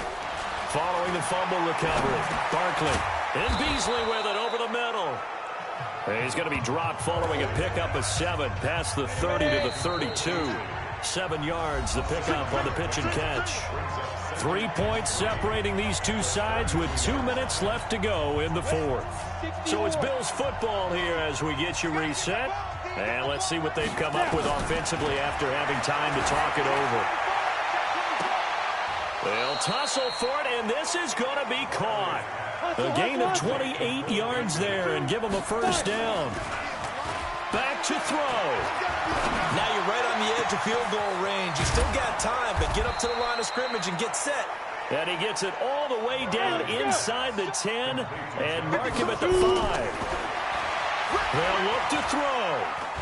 Well, I guess at the very least they got the tackle from keeping him out of the end zone. Yeah, you're looking for that silver lining, aren't you? But guess what? Everything changes now after that big play. They've got a chance to strike. A line of scrimmage once again, the 5 as they get ready for 2nd and goal. He gets this down to the 3, but no further. Brought the great move out of the bag, but couldn't do a ton with it. The Miami defense trying to keep him out. They haven't let him in yet. Can they hold again here on 3rd and goal? He's back to throw. And this is caught. Touchdown. And they've taken the lead here in the final minute.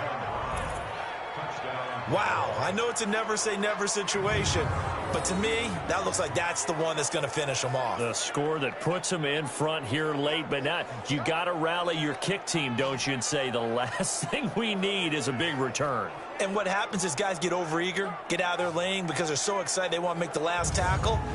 You mess up, could come back at you a long way. Stephen Hauschka for the point after. And that will make this a 4-point game. So that drive spanned 5 plays, and it culminates in a Bills touchdown.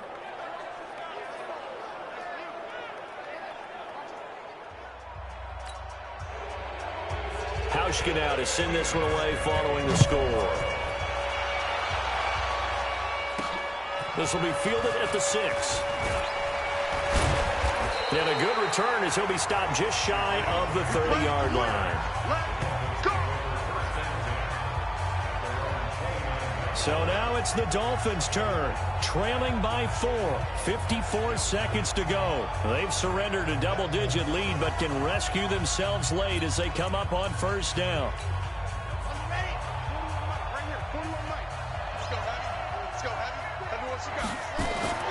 He'll look to throw. And this will be incomplete. Physical play on the football there, and it's 2nd down. Here's 2nd and 10 now from the 29. Back to throw. Forced out to his left. And that'll be incomplete. Good protection that time, and they couldn't hook up on the long one. Now it's 3rd down. Big play coming up. Here's 3rd and 10. I would expect to see some pressure here. The pressure drops off as they'll look to throw. Being chased out left. That's it, baby. He certainly had plenty of success running the ball, and right now I'm getting the sense that he's looking to take off and run every time he steps back to throw it. But they did a nice job there collapsing on him and holding him to a short gain. As expected, they're going for it to keep the drive alive. And that's complete to Walford. The Dolphins going to take their 2nd timeout as they'll stop it with a little over 30 ticks to go in the football game. Let's go, let's go, let's go.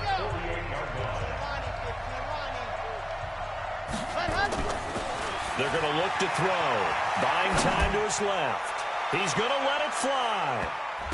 And that will be incomplete. Looked like it might have been intercepted, but he's out of bounds. And a good thing, too, probably. That would have cost him yardage. But now they'll get the ball back on the turnover on downs.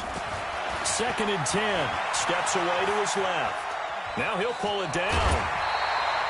He turned that into a nice gain. Gets him 8 yards closer for 3rd down.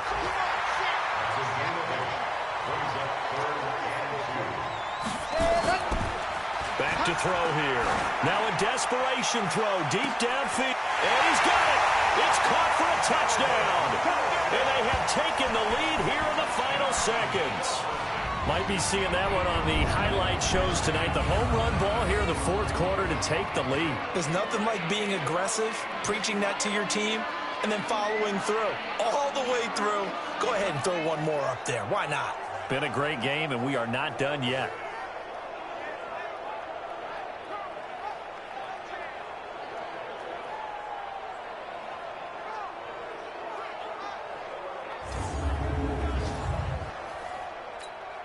Now an important extra point here to stretch this lead to a field goal. He's got it, and this is indeed up to a 3-point lead. So this drive spans 7 plays, and it winds up in 6 points for the Dolphins.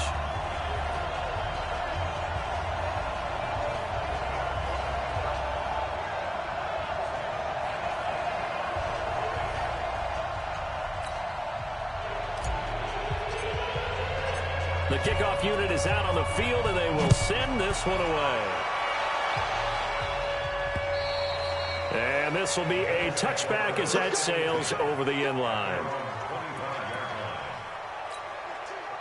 The Bills come to the line to start their next drive. So you're right there, but obviously the clock is not your friend. How do you handle this situation? You're thinking 2 plays.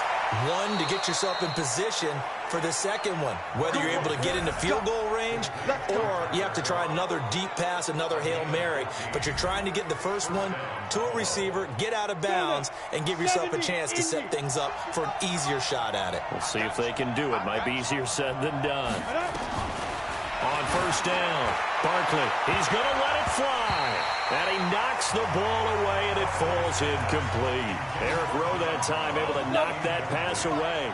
So line of scrimmage still at 39 on 2nd and 10. One final shot. They'll look to throw. Now a desperation throw deep downfield. And it's incomplete. So their final drive comes up empty. And with that, the ball game is over. Well, going into the final play of this game, they knew that they needed some type of a miracle there at the very end, but they couldn't get it done. However, we were treated to really a spectacular affair.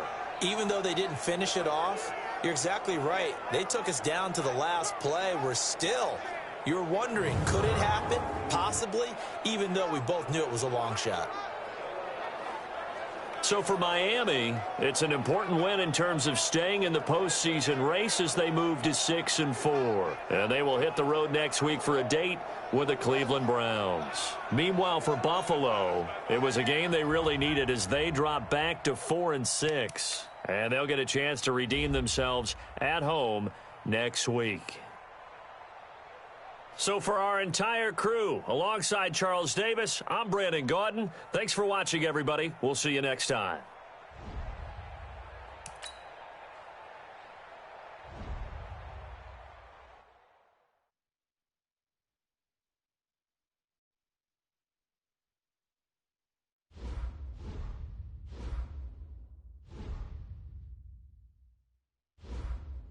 Scouting points are earned every week. Use all of your points because a portion of the remaining points will be lost when you advance the week.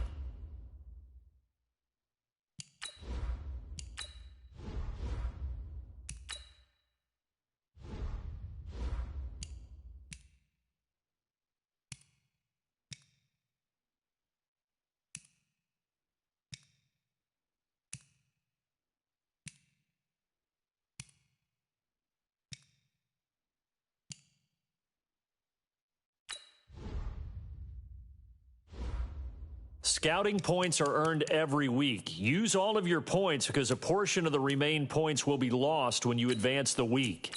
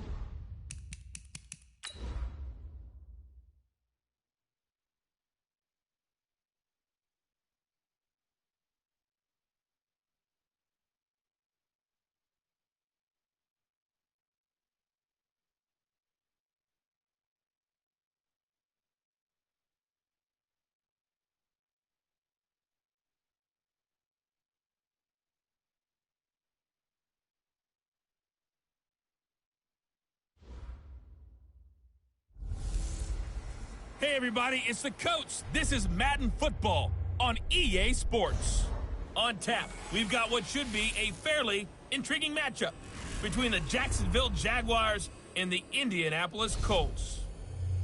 I'll have scores around the league for you at the half, but it's time for a little football. So we'll hand it over to our broadcast team, Brandon Godden and Charles Davis. All right, much appreciated, Coach, as we welcome all of you to our exclusive coverage of the National Football League on EA Sports. Just a short time ago, smoke from the pyrotechnics filled the dome as the Colts made their way out of the locker room. We're set for football as the Colts get set to match up with the Jacksonville Jaguars. With Charles Davis, I'm Brandon Godden. And Charles, we take a look at the Colts entering play. They come in off a loss last time out, but they've been playing better than 500 ball the last couple months. 5 wins in their last 8 games. Meanwhile, for the visiting Jaguars, they've been playing well, really well. Winners of 5 of their last 7, but losers last time out.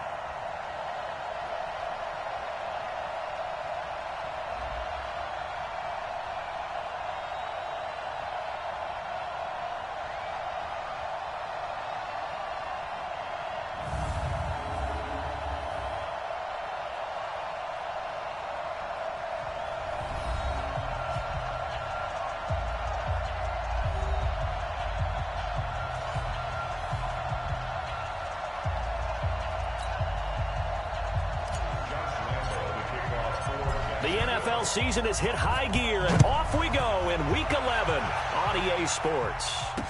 That'll be taken in the end zone. And he won't return this one. He'll go down to a knee, and they'll start at the 25. So the Colts now coming out for their opening drive.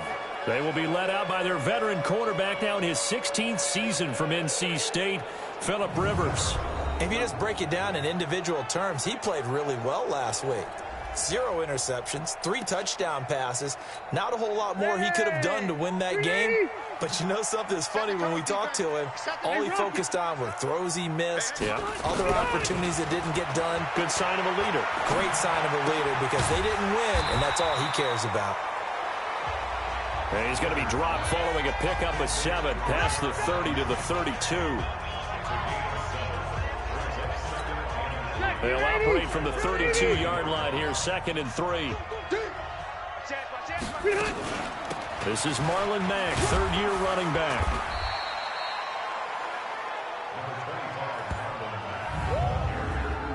And here are the Colts offensive starters. Ryan Kelly's a great example of how valuable centers have become in the NFL.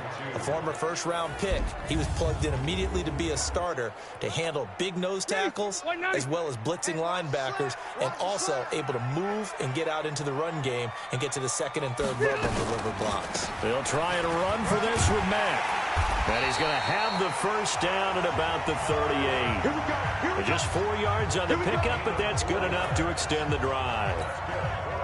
Defense had a chance to get off the field here on the opening drive, couldn't do it. I know that we go into these meetings with coaches, and sometimes maybe we can get a little bit numb because they're always going to talk about how important third down is, aren't they? And they finally get to him as he's taken down.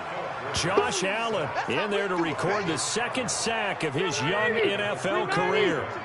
So following the sack, they'll try to change their fortune here on 2nd and 13. To throw, Rivers. Oh, the pressure too great, and he goes down once more. Marcel Darius flies in at 331 pounds for the sack. Needs something from deep in the bag of tricks here after 1st and 2nd down went backwards. It's 3rd and very long. Rivers now. Under pressure again, and down he goes again. It always helps for a visiting team to come in and set the tone on defense. In fact, when we talked with them prior to the game, they said they wanted this home crowd to feel like they had to hide their valuables when they were in town. Well, the home crowd quiet now early. See if their offense can take over and get some points on the board. They'll call that a punt of 59 yards. Tough to do better than that. And the Jaguars go on offense, 1st down and 10. So here are the Jags now set to get their first drive. They'll be led out by Gardner Minshew, 6th-round selection in 2019 out of Washington State. You talk about the pause that refreshes. I think it's come at a perfect time of the year for them, hasn't it? You know, the season is starting to wind down, got a little bit of a break. But how about the guy calling the signals? He's got to be excited about that because now he didn't just get a game plan for 1 week. He was able to work on it for 2 weeks. I can't wait to see if they have anything special in store for him today. Yeah, this will leave him a yard short. Nice pickup of 9 yards on 1st down. Looking to throw again on 2nd down. Minshew brought in here by Tyler Eifert.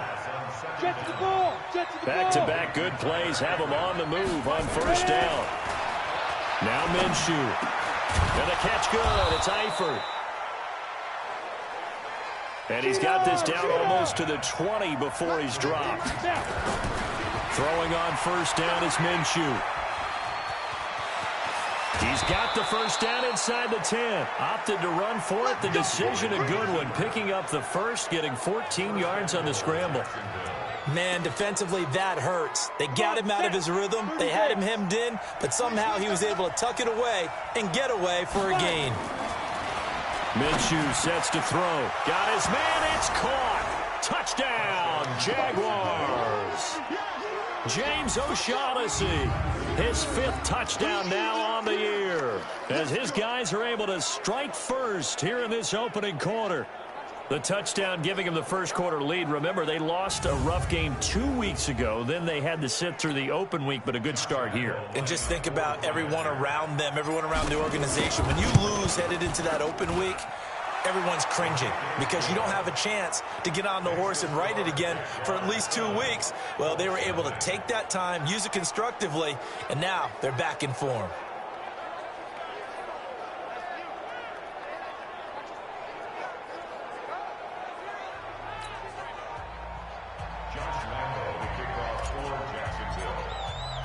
And Lambeau now, after the touchdown, he'll kick this one away.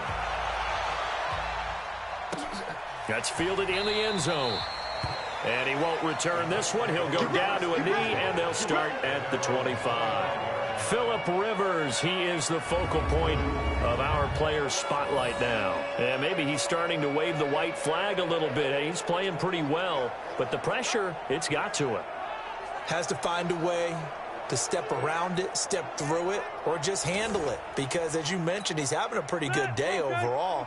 Just the hits keep coming and taking those sacks. That's not the way that they want to finish a ball game with a quarterback on the ground so much.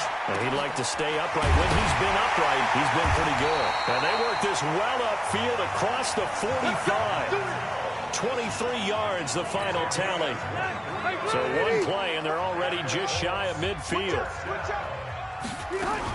They'll run on 1st down with Marlon Mack. And they'll get him down as he's inside the 40. A 14-yard gain for Indianapolis and also move the sticks. Tremendous blocking by the interior of the offensive line. They didn't just gash him there. They blasted a gaping hole for him to gallop through. I think if he comes back to the huddle, he better be giving him a whole lot of credit and thanking him for that much space to rumble. And he's brought down at the 34. Call it a gain of 4. After one, 7-0 on EA Sports.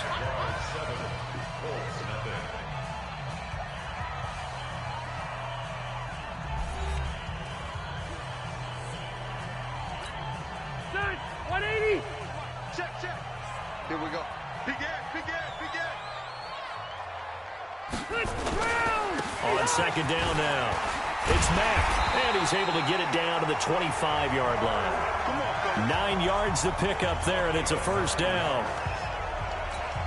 Well, they're getting ready to go to work now in prime real estate after that last run. Found his spot and picked up nice yardage, didn't he? And now he's got him knocking on the door of the red zone. On first down, nothing opening up really on the running play. Give him maybe a yard, and it'll be second down. Just a yard on the pickup there, and it'll bring up a 2nd and 9. At the Jaguars' 24-yard line. On second down, here's a run with Mack. And not much. Maybe a yard down to the 23. I do know from experience that when you slow down someone's running game, you're now doing the dictating on defense. And guess what? Now you're getting ready to tee off on their quarterback because they have to throw it all the time. But you still have to be alert for the draws and other plays of that nature to make sure you don't get hurt. And the catch made by Hilton. And he'll be stopped short of the first down right around the 18-yard line. One hallmark of good defenses is understanding the game, understanding positioning, and tackling immediately in the secondary after catches. I think we just saw that on display right there. Got to him before he ever had a chance to think about turning it upfield. Vinatieri, the NFL's oldest active player, also the league's all-time leading scorer, past Morton Anderson last year. Yeah, he turned 46 in December of 2018. He really can't see it in his leg. Maybe in the beard. You can see it in the beard. Maybe in the beard. That's about it. But as long as he's booting him the way he's booting him, keep going, big guy. This will be taken in at the 1. And he'll get across the 20 before he's brought down at about the 23-yard line. And out now comes Jacksonville as they get ready to go. And still a lot of football to be played in this season. We're only in November. A lot can happen between now and January. But if it ended today, they would just be on the outside of the playoff picture looking in. So a lot to fight for. Yeah, and wasn't it interesting in our meeting with the coaching staff that they all made sure to let us know, we know where we are right now. But the playoffs don't start tomorrow. We still got some time, and they plan on putting it together, formulating a streak. Got the whole month of December still left to play. They think they can get in. And they made it very obvious to us that there's no playoff talk in the locker room right now. It's win this game and look to next week. Excellent focus.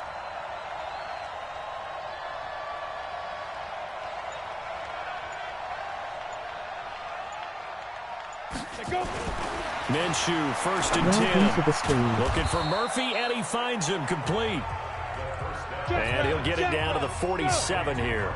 A good gain again. That's now 31 yards combined on those last 2 plays. Got his man. It's Eifert. And they'll get him to the ground. He has another first down at the Colts 28. And there's another completion to the tight end. And let's face it, it is hard to overthrow a 6'6" target. It is indeed. Quarterbacks like their speed guys. They like that huge 6'6" target that they've got in him. They really do, and it reminds me of what one great tight end told me once. He told his quarterback, just make sure you throw it up there, you know, kind of like put up on the top shelf where the kids can't get it. Here we go, set, 60 Pittsburgh. Heavy on the edges, heavy on the edges. Get it.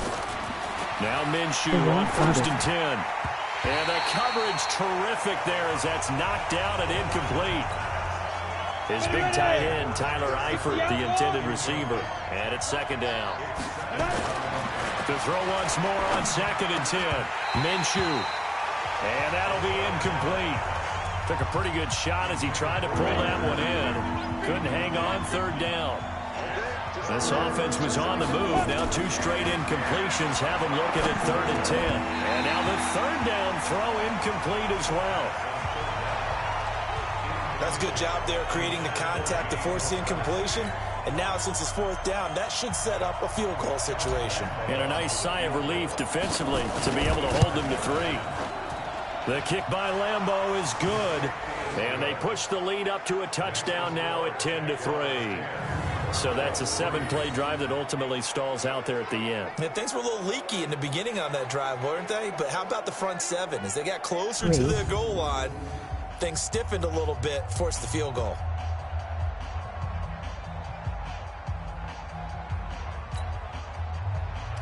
Wow. Now after the made field goal, back out Lambeau to kick this one off.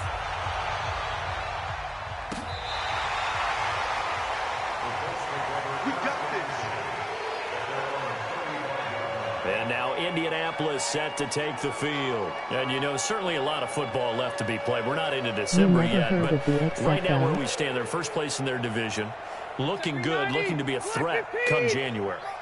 And let's think about what every team has in their goals, all right? Number 1 goal is what? Make the playoffs. Number 2 goal is win your division. Number 3 goal, and the biggest goal, I think, is to be the highest seed possible that you can be heading into the playoffs so that you can have as many home games as possible to try and get you to the Super Bowl. And right now fighting for every win possible to try to at least secure home field for the wild card and or divisional round. We'll remind you that coming up at halftime, we'll join Jonathan Coachman and the gang in Orlando. Coach will have stats and scores from the early games going on here around the NFL. Give him 4 on the carry, and it'll make this a 3rd and about 2.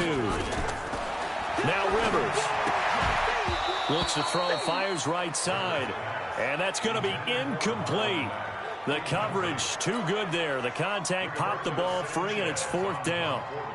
You can tell they were hoping for a flag there offensively. Several on the sideline motioning, hey, why not a penalty? Why not a penalty? What did you see? Yeah, I think you've got to let them play, and the officials are instructed. If there's contact coming from both sides, no flag. Let them fight it out. And forces 4th down. Out comes the Jacksonville offense as they get set to take over here. And they split the uprights last time for 3. They've got the lead. They're not going to play this conservative. They're not hoping for another field goal. They're hoping for a touchdown. I'm with you on that one. I like where your head is. I like the way you're thinking because you're exactly right. Trying to sit on a lead and play that way, that doesn't work too well for most teams. Run your offense. Run what you do best. Exactly. Put it all the way down and try to increase your lead in a big way. And the best way to do it, touchdowns. Here's Minshew.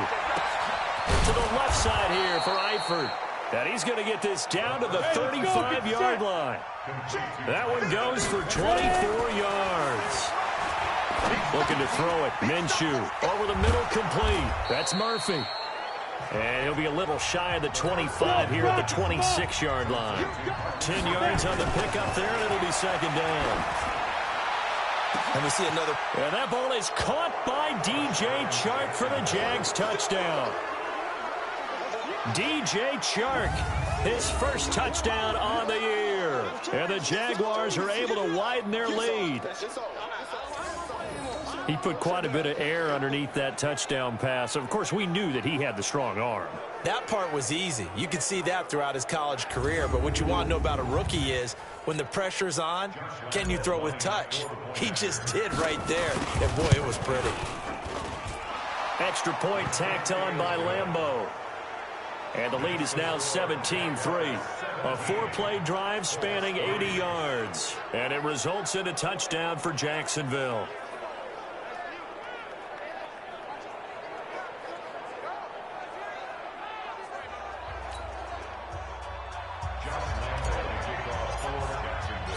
And Lambeau now, after the touchdown, he'll kick this one away.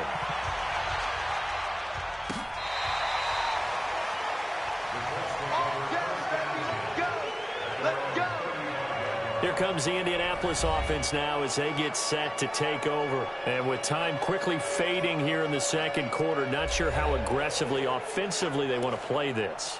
I think we'll find out just how much they trust their guys in this situation if they decide to take a shot. A first down throw here for Rivers. He's got it to Hilton. The Colts going to use the first of their timeouts.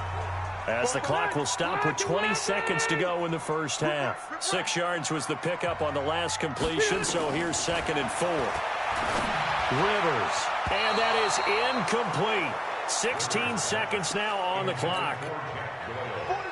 Now they face a 3rd down and 4 after that incompletion on 2nd down. From the shotgun, it's Rivers. And Pascal's got it. A big seam, and he might go all the way. Touchdown, Indianapolis.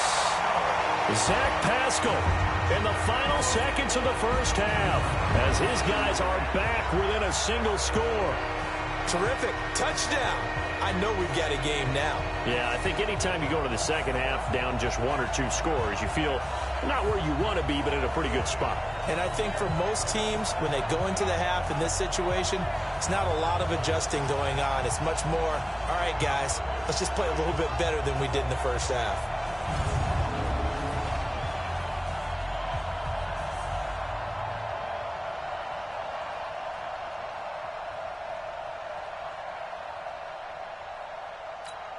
Now Adam Vinatieri for the point after.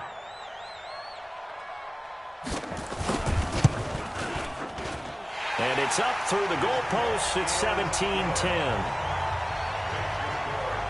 The drive there only spanning 3 plays. And it culminates in an Indianapolis touchdown.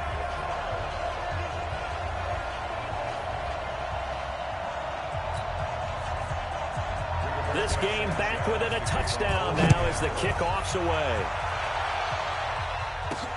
This fielded at the 2.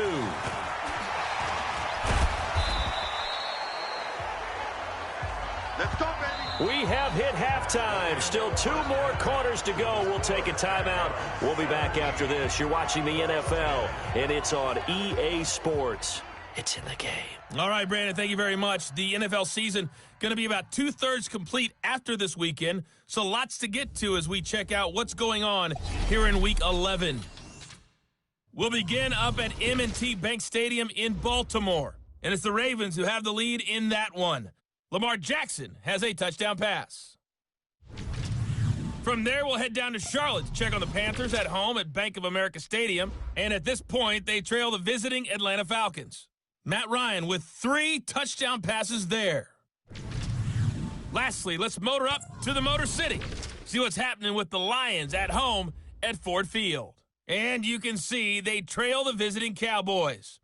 Dak Prescott, 2 touchdown passes thus far. Meanwhile, in our game, it's been a back-and-forth first half. Who can put it together in the second half? For the answer, we turn it back over to our broadcast team of Brandon Godden and Charles Davis.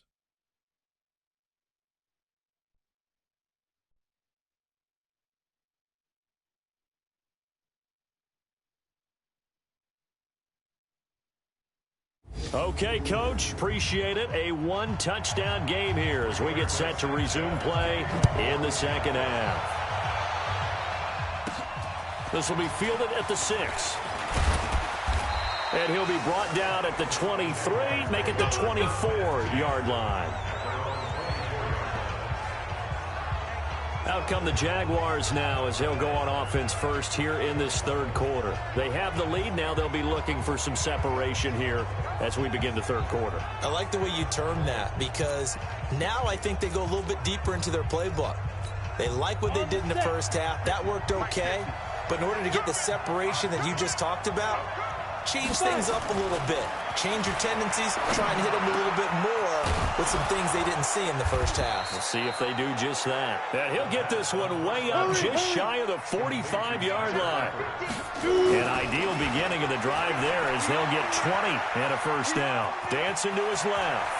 And he gets this to the other side of midfield across the 45 before going out. A nifty bit of scrambling there. 12 yards, first down. They're throwing it on first down, but no one was open, so he gets flushed out of the pocket, runs towards the sidelines, gets out of bounds with a good gain and a first down. Forced out to his left. He's going to take off with it. He'll get 8 on the scramble there. It'll be 2nd and a couple. Here we go. 18 Gators. throwing again on second down. Minshew throwing middle, but it's incomplete. The free safety, Malik Hooker, there in coverage. After the incompletion, here now, 3rd and 2. They'll try to throw for it with Minshew. And the throw there going to be incomplete. Not only was the call spot on, how about the execution of that defense right there? The zone was absolutely locked up tight. He was trying to force it in there on 3rd down. But if there's a time to force it, he felt like he needed to make a play, right? Yeah, exactly right. 3rd down, you got Tyler Eifert. Touchdown, Jaguars. Tyler Eifert, his 6th touchdown of the season. And the Jaguars are able to widen their lead. And remember, partner, that's a rookie quarterback back there. Apparently, he's getting the hang of this NFL thing pretty quickly. Yeah, 3 touchdown passes. You're right, he looks comfortable. What are they doing? Anything in particular? Well, they keep talking about making sure they're giving him plays that fit his talents and also maybe shrinking the playbook a little bit. They did tell us that. Bottom line, he's really good.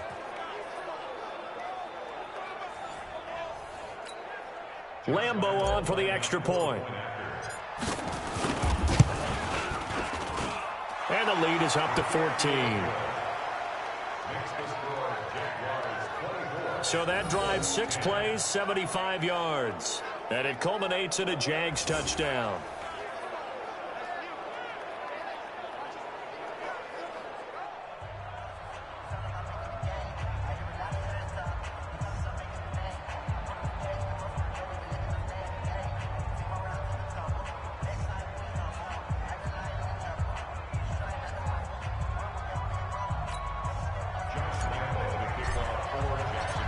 Lambeau now, after the touchdown, he'll kick this one away. This is taken about 7 yards deep. And no run back here. This will be a touchback, and it comes out to the 25-yard line.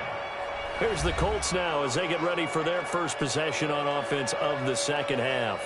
And their halftime hole now even deeper, and they need a big drive here just to answer the first touchdown of the second half scored against them. They were down at the half. Now, as you mentioned, they're down a little bit bigger, but no time for discouragement. Just got to get back to it, right? Put your shoulder against the boulder and start pushing and try and get back to where you were to start the half. They're throwing to start the drive, but that one incomplete. Rivers incomplete on first down. Here's 2nd and 10. They run the draw play with Mack. And he's upended at the 33 following a good pickup of 8. I thought that was a good call. Passing situation on second down. They hit him with the draw instead and pick up nice yardage. Yeah, because the draw, they're thinking pass when they see that initially defensively, right? But you know, in today's NFL, most of the time on second and long, when it's a passing situation, pass rushers are on the field and they're only thinking one thing, get to the quarterback. And oftentimes you can bypass them with a running play.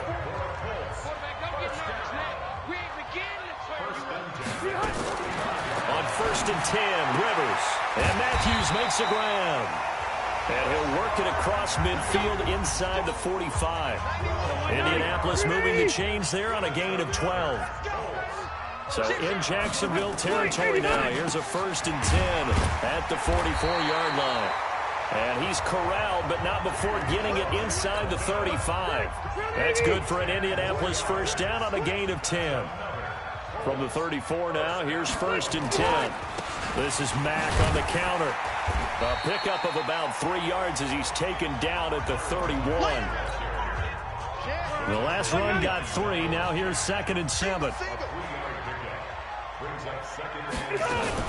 Now a fake on the give here as they try the run-pass option. A good throw here, finding Pascal. An eligible receiver downfield. Offense. They get the all-pro guard there, Quentin Nelson. Still second down. Ready! Block 15! Mike 91. Here we go, D. Rivers now on second down. Open man is Trey Burton. And he'll be brought down on the 30-yard line after a gain of 6. This offense in desperate need of a conversion as they come up on 3rd down. Mack off the draw play. And he'll lose yardage. Brought down at the 32. Down on the field, we've got an injured Colt after that last play. We'll check on his status when we get back.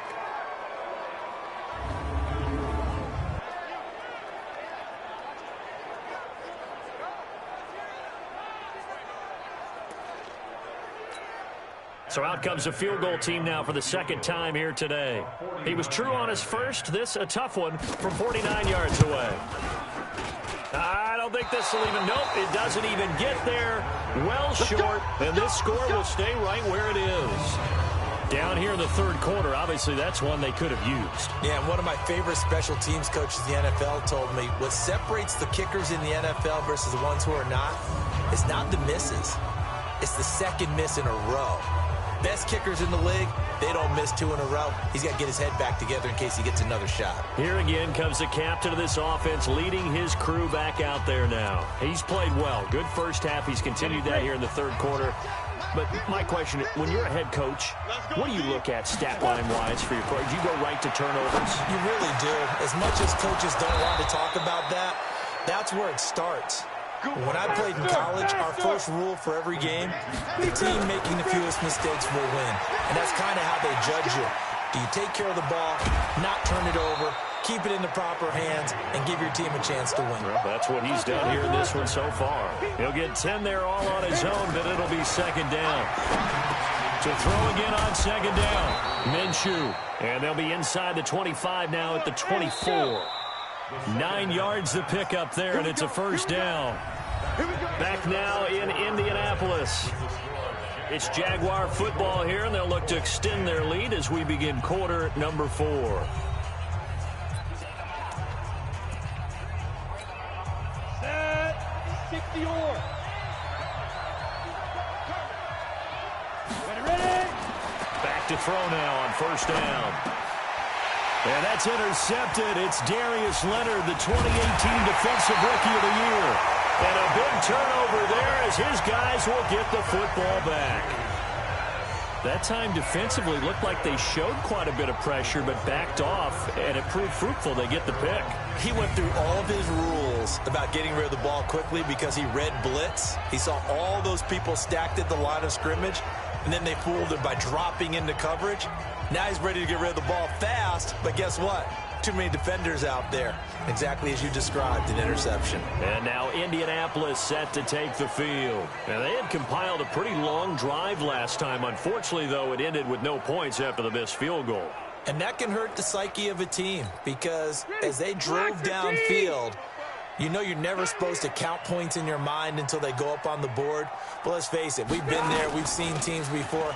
They were counting on those points. They didn't get them. Can they come back now, start over again, and grind it out? 16 yards to pick up there. The Colts have a first down. He's obviously a bit of a shorter running back. Sometimes when he goes up the middle like that, he gets lost in there, and then he pops out for 10, 20 yards. I actually asked NFL linebackers if that was true. Do you actually lose sight of some of the smaller running backs? And all of them confirmed that that can be a problem. Think of it this way. 2 of the top running backs in NFL history, Emmitt Smith, Barry Sanders, both 5'10". Rivers now 6 for 6 since coming back out of the locker room. It's 1st and 10. Here's a ball thrown right side and complete. And he is brought down, but not before reaching the 30. 23 yards on the play. With that grab, he now sits at 200 for his career, and maybe more importantly, a first down. Rivers on first down. Taken in by the tight end, Doyle. Touchdown, Indianapolis.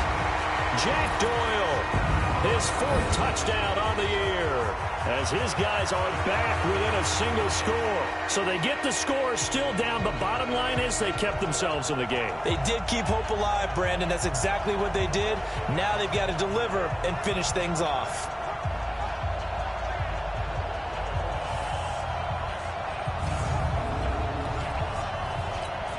Vinatieri now to tack on the PAT.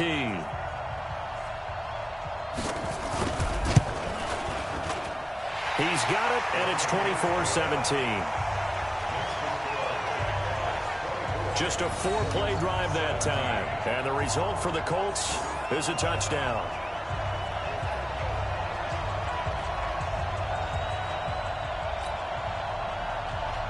This game back within a touchdown now as the kickoff's away. This is taken at the 3. And he'll bring it back to just about the 25. Call it the 24-yard line. Here comes the Jaguars offense as they get set to go again. I'm curious to see, Charles, about the play calling on this drive. Last time out, the interception that led to a touchdown. Here we are. I mean, very close, one-score game. Yeah, and if I'm a defender, I'm actually chirping to you on the other side of the ball, saying, hey, we picked off the last one. What you going to do about it now? So when you do throw the football, high percentage, but throw it with confidence. If there's any hesitancy at all, it could end up in enemy's hands again. And they work this well upfield across the 45. A pickup of 24. And that's where the play began, the 24-yard line. And that'll wind up incomplete. Try to give his man room to run under it, but it's second down. So after the incompletion on first, now 2nd and 10. On 2nd and 10, it's Minshew being chased out left. He'll try and run it.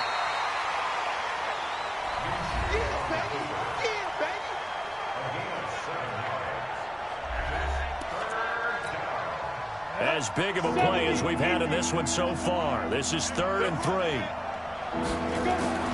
Now Minshew. Buying time to his left.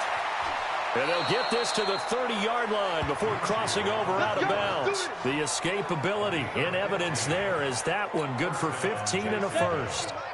So 1st and 10 now from the 30. They'll set up to throw. Steps away to his left. And he can't get rid of it. He's taken down. Justin Houston making his presence felt there in the backfield. After the sack on 1st down, Minshew got his man complete over the middle. It's Murphy. And now a fumble. The ball's out. Get him, boy. Get him, boy.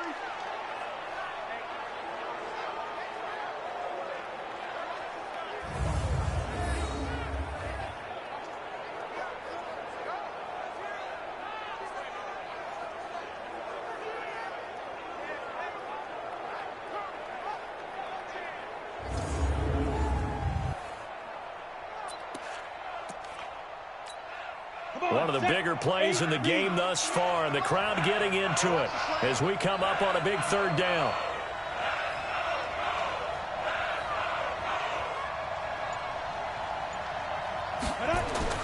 Minshew throwing on 3rd down. And he bats it away, and it falls down incomplete. Getting in there to break that one up, Rock Ya-Sin. Certainly looked like they were getting ready to convert there on 3rd down, but what an effort to get his hand on that one, knock it away, and brings up a 4th down decision. And that is no good. And this score will stay right where it is. And that one hurts a bit. That was a golden opportunity to possibly put this one on ice, but he comes up empty. And how big of a miss might that turn out to be? Stay tuned. There's still time left on the clock. This could be critical. Still a one-score game. Had he hit that, it would have been 2 scores. Rivers gets set to lead this offense. Down by 7, 2 minutes, 17 seconds to go. And they're in danger of a 3rd straight loss as they come up on 1st and 10. 1st down, Rivers. Airs this out for Matthews. And that will be incomplete. Would have been a big hitter if they had connected. Instead, it's 2nd down. Rivers incomplete on 1st down. Here's 2nd and 10. Throwing again. Rivers. They'll try and set up the screen to Hines.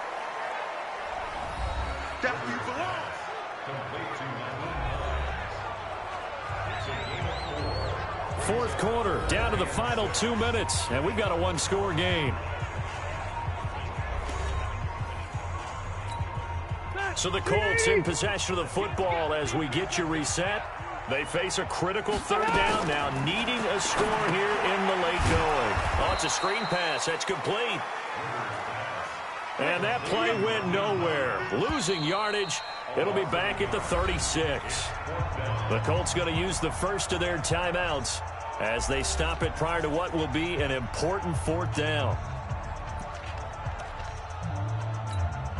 Down 7, and they've got to go for it here on 4th down.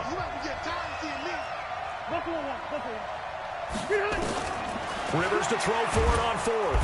And he can't get a throw off. He's taken down. What a huge play at this point in the game. Miles Jack with a sack.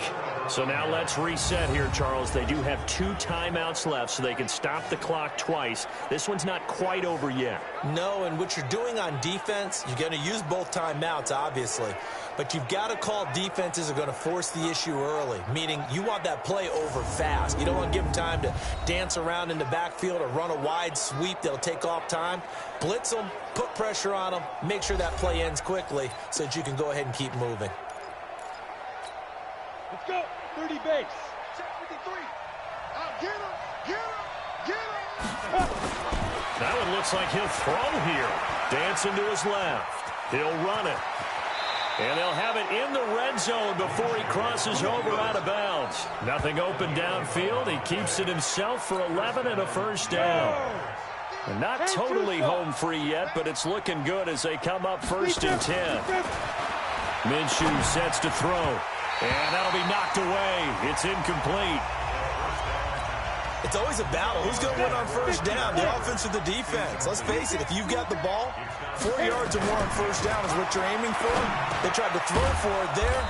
Nice effort to knock that one away and bring up 2nd down.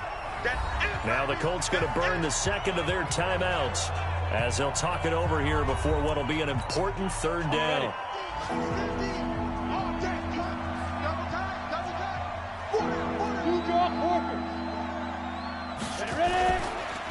Murphy trying to pick it up on the ground. And brought down, but not before he was able to break the tackle, and the extra effort moves the sticks. Now the Colts will use their 3rd and final timeout, and they'll be disappointed to have to burn one there after giving up the 1st down. It's 1st and goal, and a late touchdown at this stage could officially salt this one away.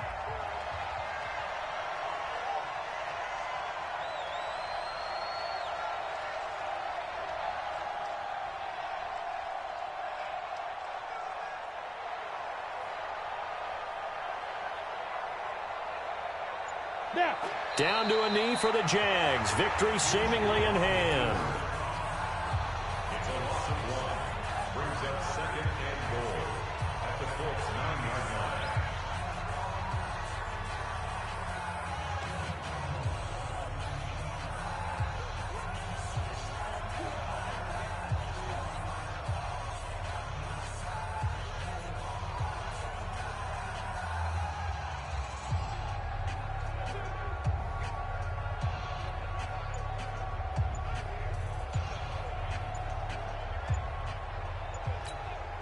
Now from the 9, here's 2nd and goal.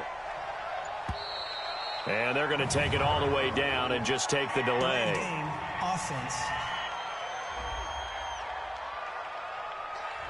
He didn't seem in a rush. I guess they just didn't know where the play clock was. I think you're right about that because there was no hurried movements there, right? No up-tempo at all. Clock just ran out. I think he was as surprised as maybe his bench was. Can't afford another delay here as they come up again on 2nd and goal. One final kneel down here, and that should just about do it. Yeah, it's fun to kneel down in front of your home crowd, but when you go on the road, that band of brothers attitude, right, just us against the world and get it done, how happy are they? I remember a coach at a previous stop telling me, you get a win on the road, doesn't matter the opponent, get out of there like you stole something, and they did in this one.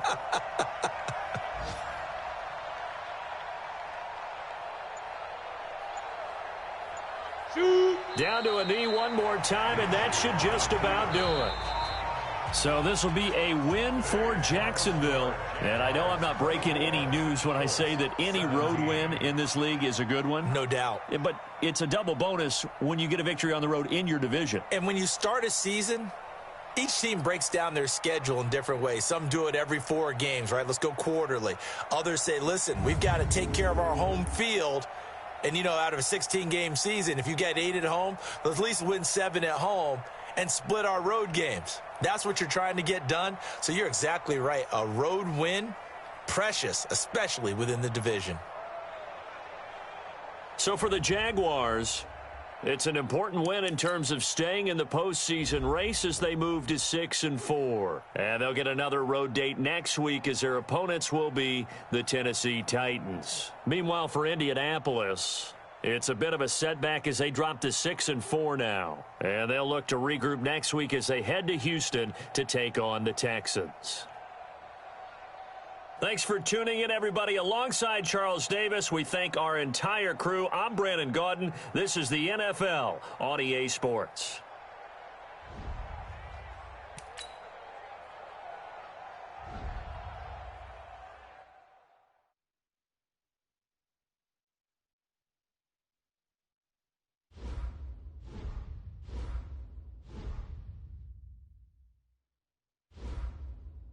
Scouting points are earned every week. Use all of your points because a portion of the remaining points will be lost when you advance the week.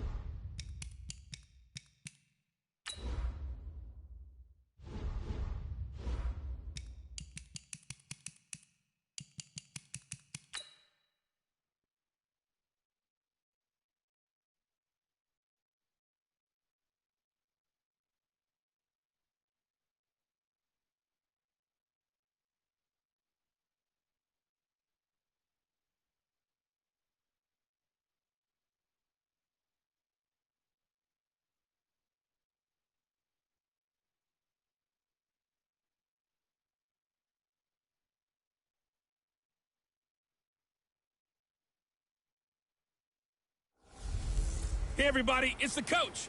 This is the NFL on EA Sports. Straight ahead, we've got a great one on tap between the Tennessee Titans and the Dallas Cowboys. So with that, let's head over to the heart of Texas. Massive AT&T Stadium in Arlington. On the call, here are Brandon Gaudin and Charles Davis. Coach, EA Sports coverage of the NFL brings us to the Lone Star State and the very mammoth AT&T Stadium in Arlington, Texas. A moment ago, here was the scene with the Cowboys emerging from their tunnel. It was loud. It's still loud. We're ready for football as the Cowboys get set to match up with the Tennessee Titans. Brandon Gaudin and Charles Davis, thrilled to be with you from the broadcast booth. And, partner, before we get this thing started, what are you going to be watching?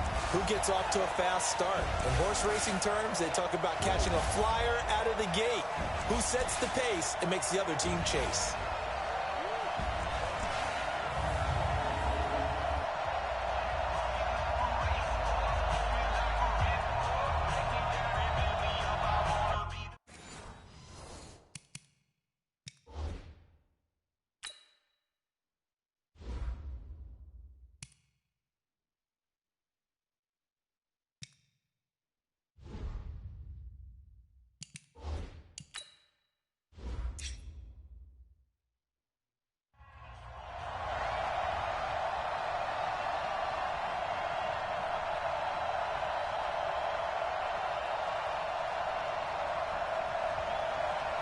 The Florida Atlantic man, Greg Joseph, ready to get this one started. And we are underway from AT&T Stadium. This will be taken to the back of the end zone.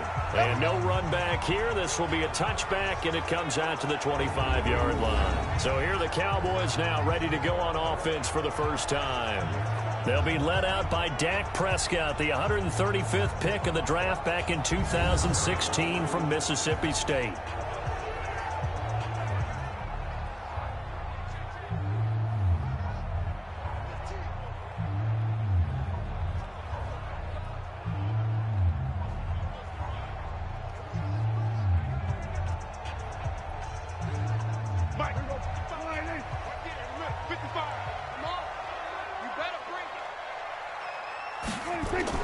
Off play action to Elliott. Here's Prescott. Under a heavy rush, and down he goes. A bad start there. A big loss on their first play from scrimmage. It's second down. Brandon, if I'm an offensive coordinator and I see an all-out rush like that, I file it away because I'm going to use their aggressiveness against them as this game goes on. I'm going to hit them with a screen soon.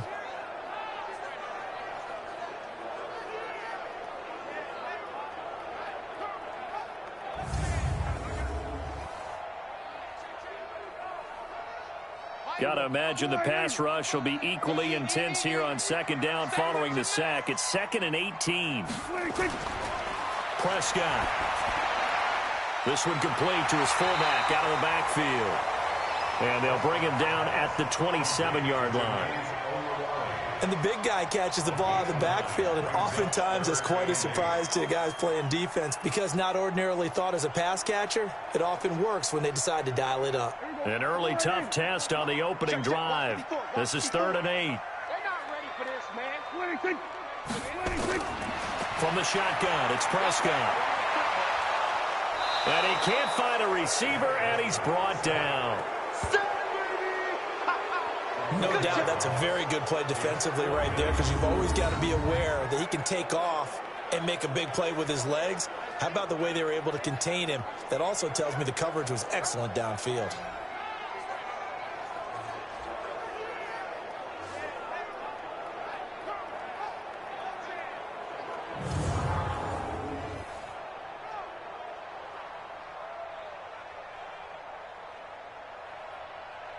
So on 4th down, here's Chris Jones to punt it away.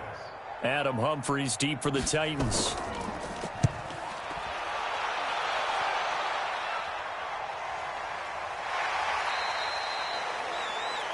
So possession goes over here on the punt, and it'll be Titan football. So now the Titans get their first shot on offense. They're led out by their strong-arm quarterback out of Texas A&M, and that's Ryan Tannehill. And many believe that Ryan Tannehill is ready to fulfill his promise. Been in the league a little while now, been through some ups and downs, some bumps and bruises, but the talent is evident. Can run it, can throw it, and I think now he's ready to be a great leader.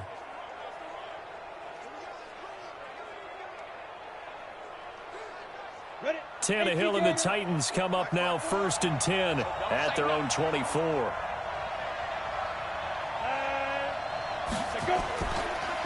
Now a first carry for Derrick Henry. And he is met in his tracks behind the line of scrimmage. That's going to go as a loss of 1 on first down. Nice play right there to stop him behind the line, but I want to see how this defense continues to play him here in the first half. Yeah, we know, you know better than I, he has the ability to take over a game. So what do you do? Yeah, I think you have to make sure that you bottle him in at varying levels, because if you crowd everyone to the line of scrimmage, if he breaks through, there's nothing but room to run. After the loss to start out, here's 2nd and 11. A shotgun snap for Tannehill. It's brought in by Adam Humphries. They'll get 9 there as that sets him up better for 3rd down. A 9-yard gain on the play. And it's 3rd down.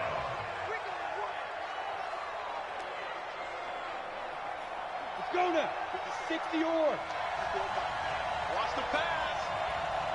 Get it. Get up. 3rd and 2, Tannehill. And he's got a man, Corey Davis. And they get him down, but not before he takes it across the 40-yard line. An 11-yard pickup for the Titans and a first down. This has to go down as one of the simpler routes in the playbook, but oh so effective. Nice completion there. Keeps the sticks moving.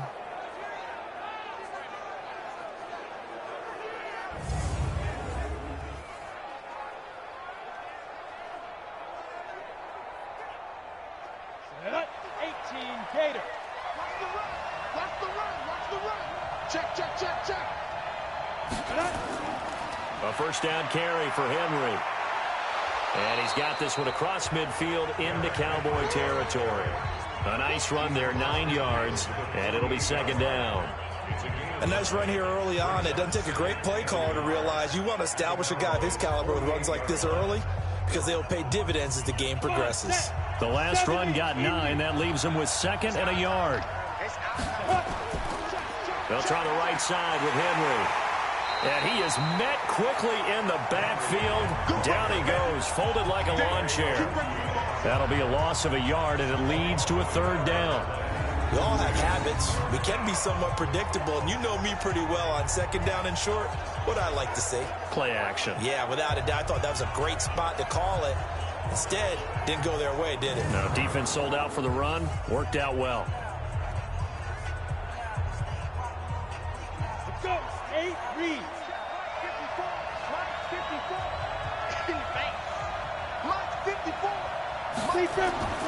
Tannehill on 3rd down. He gets it to Brown, complete. And he is tackled inside the 40, not quite to the 35. First down, Titans, gain of 12.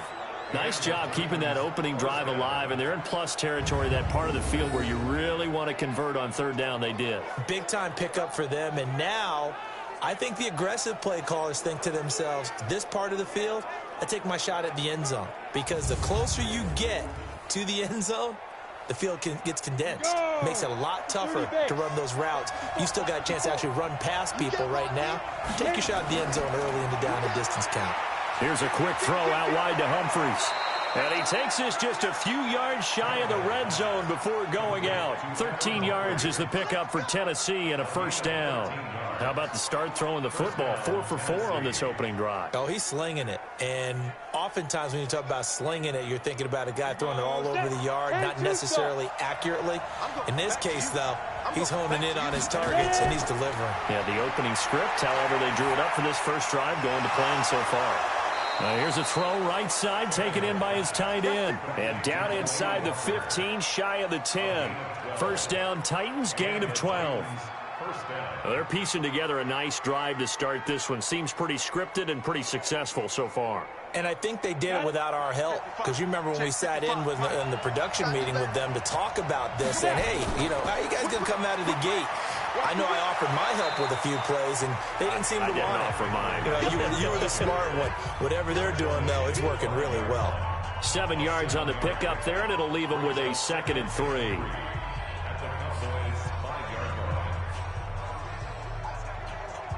So they'll come up after the gain of 7 on a 2nd and 3. Here we go. 49. Check 49. Now Tannehill. And he'll hit his tight end, Walker. And he will score. Touchdown, Titans.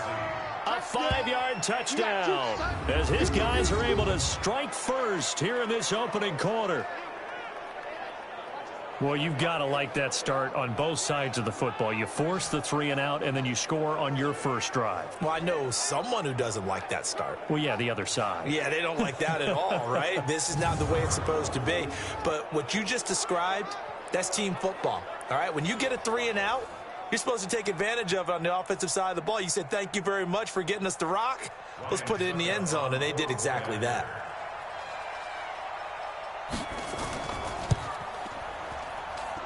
Extra point put through by Succop, and it's now a 7-0 game. So that one a pretty time-consuming 10-play drive, and the result in the end, a Titans touchdown.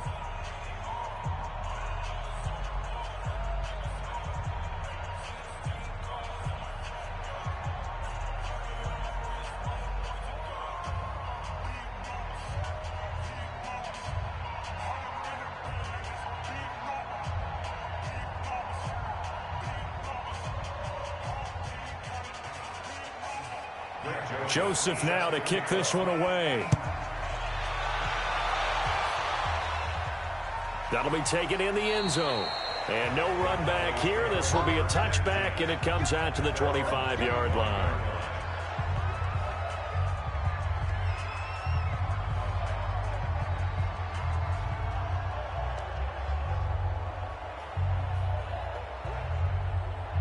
The Dallas offense here set to begin the drive. And on the first drive, 3-and-out. I know that these are professional athletes, but I would imagine sometimes you get the nerves at the beginning of a game still, don't you? Those don't ever go away.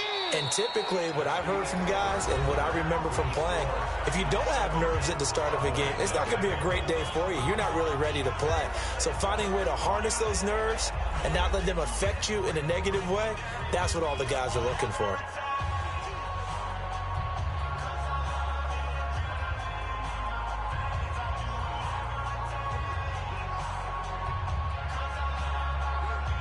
So the opening play of the drive goes backwards. Now they'll come up on 2nd and 12. Elliott takes this to the 27. Give him 4 yards.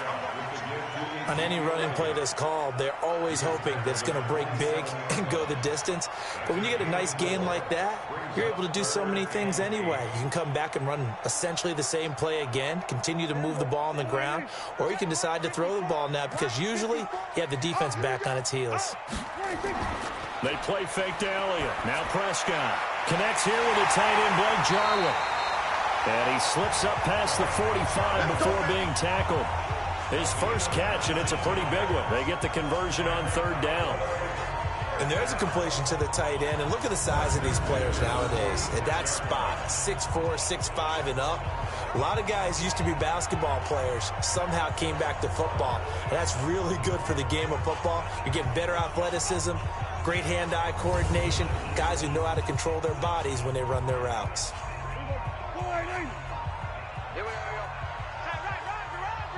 Everyone's got 4 down. On 1st and 10, Prescott. And he'll hit the slant route. That's caught by Cooper.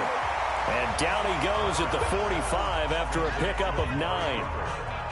Nothing fancy on 1st down, but a very consistent type of a play. Hit that slant. A lot of people call it an extension of the running game, and it can be if that pass is completed, because you hit a guy on the run like that, you often can go for big yardage. Sets him up nicely for 2nd down, staying ahead of schedule. Looking to throw again on 2nd down. Prescott, Vic Beasley, making it look easy, cruising in for the sack. I'm starting to feel for that quarterback back there. I mean, you know me. Normally, don't have a lot of empathy for the QB, right? In this case, definitely. He's been under constant duress this entire game. I don't know how he's surviving back there. And to think, there's still a long way to go in this football game.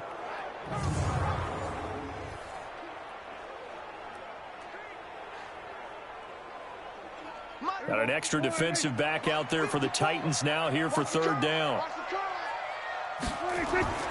Prescott from the gun. And that is incomplete.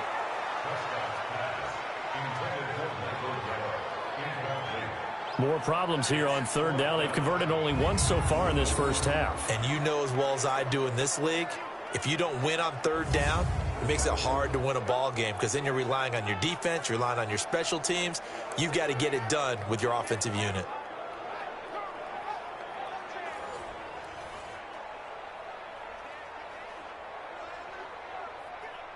Out now comes the Cowboys punter as he'll come on to kick this one away. He gets this away. It's a good one, drawing toward the sidelines. This one will sail out of bounds. It'll depend on the spot here. And the side judge says that went out at the 7-yard line.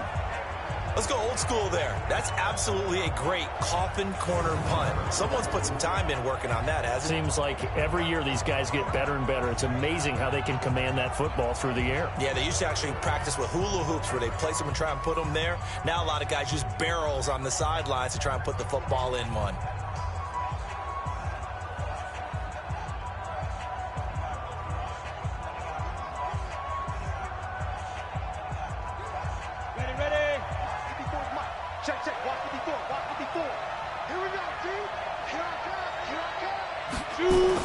On first down, Tannehill. Oh, a scrap for the football, and he's going to come down with it. Just like that, a pickup of 20 on their first play from scrimmage.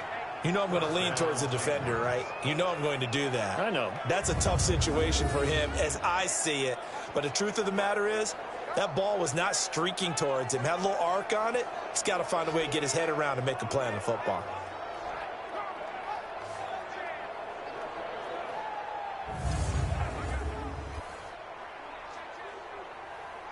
Tannehill on the offense with a 1st and 10. And he's completed all 7 of his passes thus far. Now Tannehill. He's going deep for Brown. And that is incomplete. Showed off the arm strength there, but to no avail. 2nd down.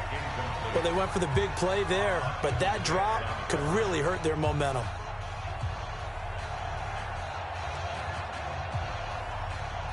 So now they'll come up on 2nd and 10, once again from the 28.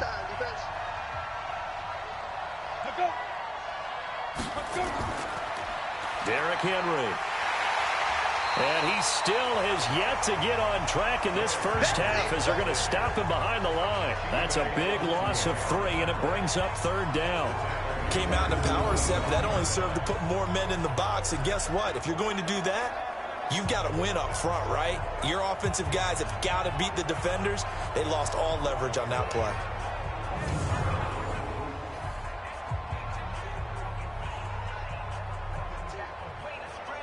And on 3rd down, the Cowboys bringing an extra defensive back. Out of the gun, Tannehill. And Walker has it. And he's going to get this to the 31, but that is still well short of what he needed. The completion good for only 6, and that'll bring up 4th. He wasn't the primary target, but I think it was almost like a check down situation, wasn't it? Yeah, hoping he can break some tackles, a big tight end, but he couldn't do it. Yeah, get it to that big frame and hope he can scatter some bodies, unable to get it done.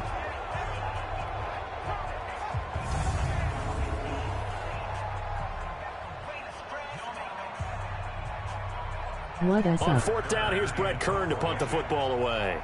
Back deep for the Cowboys, Tavon Austin.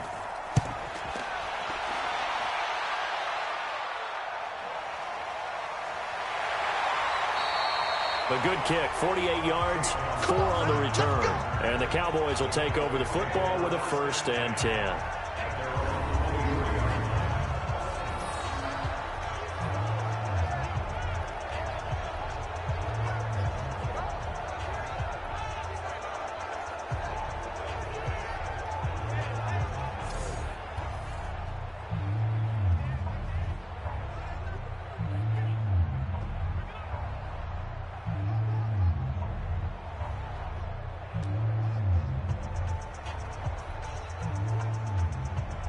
About set for this next drive by the Cowboys offense. They've had it twice. They've punted twice. Not the start they were hoping for. Not at all, and let's face it, every facility we visit, everyone talks about converting on 3rd down, how big that is.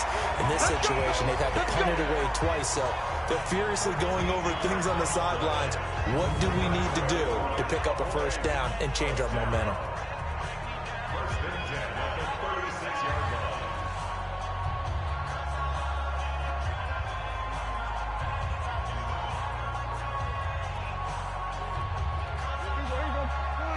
Fans, a reminder, I have a note card here that says ad-lib halftime previews. So I guess let's do just that as we'll hand things over to Jonathan Coachman in Orlando when this one reaches halftime. Did I do okay? You did great. Not a bad job. Hey. But, writing down your ad-libs. If you print it, I'm going to read it. I'm Brandon Gaudin.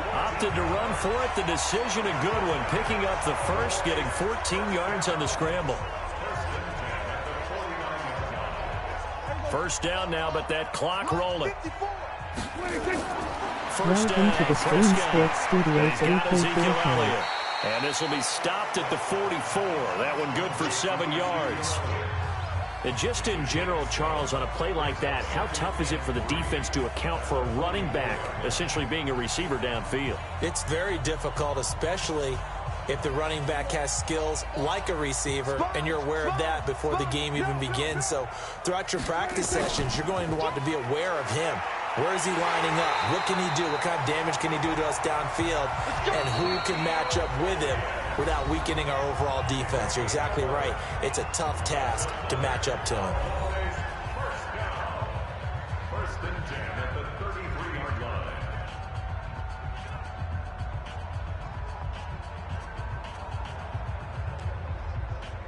What's going on So with after you? a good run by Zeke, another first and 10.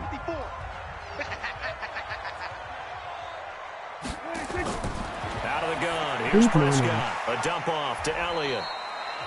The Cowboys going to use their second timeout now, as the stoppage will come with a little under a minute to go in this first half.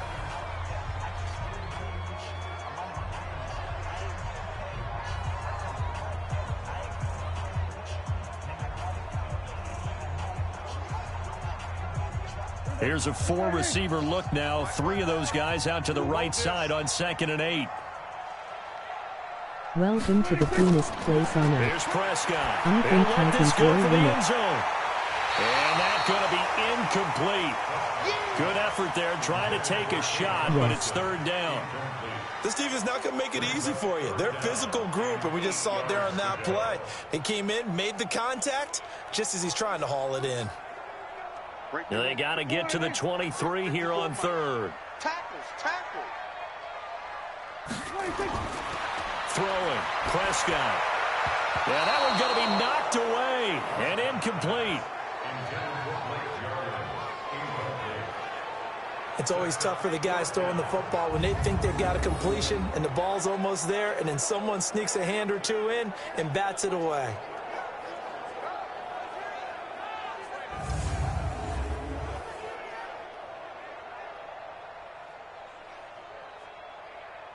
On now is Kai Forbath to try the field goal.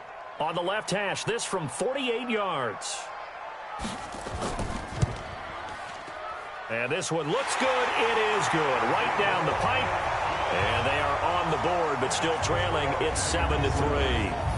So 3 drives now for this offense, and that field goal gives them their first 3 points. So if you're an offensive coordinator and you're averaging a point a drive, you're in the wrong line of work, aren't you? You got to find a way to unlock the key to these defenses and put some big points on the board.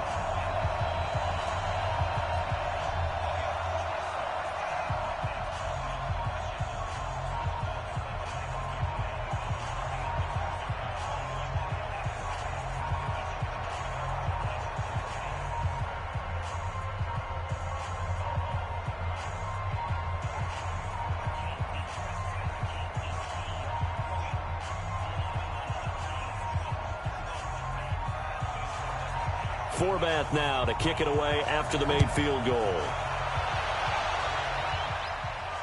That'll be taken in the end zone. And no run back here. This will be a touchback, and it comes out to the 25-yard line. And here comes Tennessee as they get set to take the field. You're under a minute to go here in the half. Field position not really in your favor, but still time to try and move the ball and get in field goal range. Yeah, you've got the lead. It's definitely a thought. Let's go ahead and try and increase it. But at the same time, I don't like the odds. I don't like where they are on the field. Got the lead. They've done well in the first half. Don't mess it up and go into halftime looking at each other wondering what if.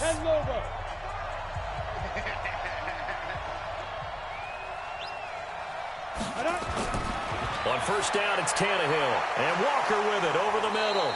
And he'll be brought down. Oh, that's a face mask. Certainly looked like it. Indeed, here come the flags. So they'll take the yardage and tack on 15 more for the face mask. Talk about a play that absolutely costs you in the end. Just trying to do your job, right? Trying to get him on the ground. Next thing you know, they're marching off another 15 against your squad.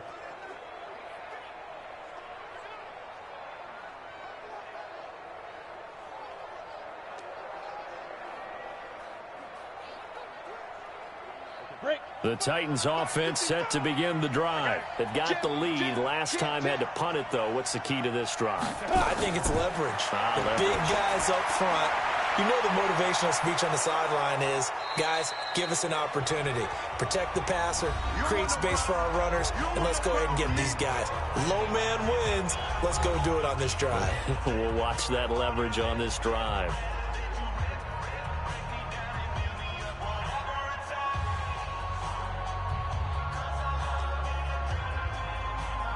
Second and 5 after the 5-yard completion on first down. Defense, let's go.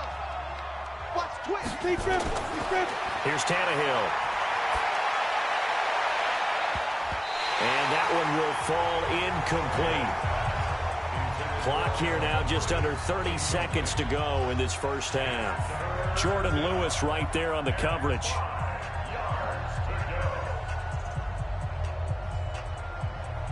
They come up now 3rd and 5 following the incomplete pass. They're going to need some therapy after this. Back to throw, Tannehill. Completes it to Davis. And he's going to be out of bounds, but not before he takes it inside the 40. 13 yards is the pickup for Tennessee and a first down. People worry about throwing the out route because often it can get jumped, and that can turn into either an incompletion or an interception. But not on that one. Everything came together, and he catches it and goes over the sideline.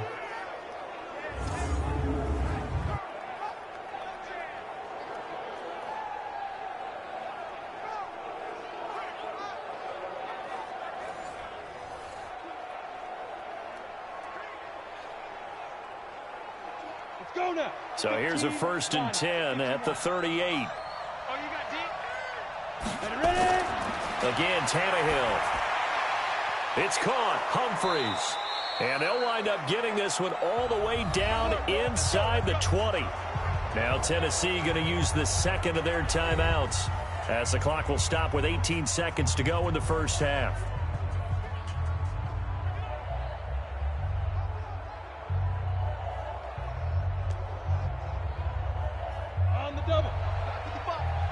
Here we go, D.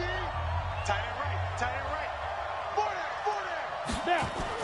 From the red zone now, Tannehill. Complete. This is Lewis. It's a gain of 5, and it'll make it 2nd down.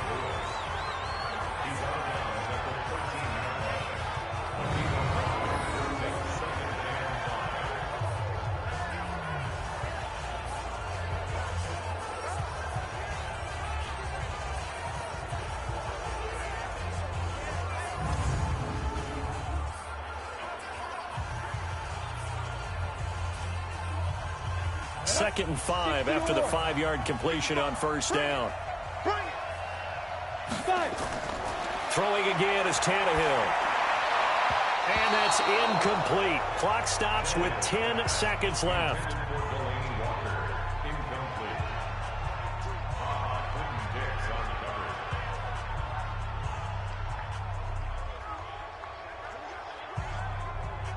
They come up now 3rd and 5 following the incomplete pass.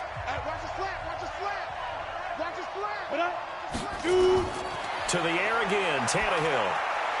Got a man, it's Brown. And he will be very close to a first down, but I see the closed fist of the referee, and that means 4th down.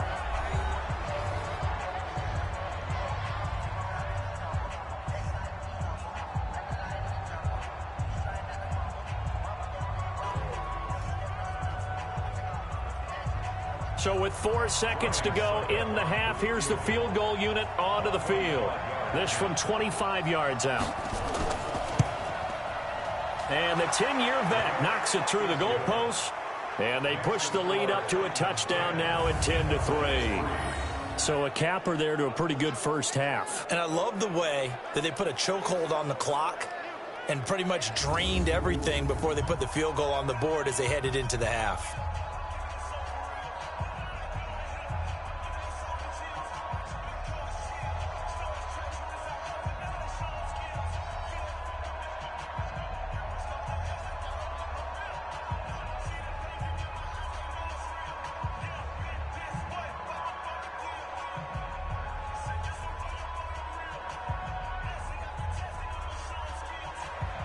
Joseph now to kick this one away.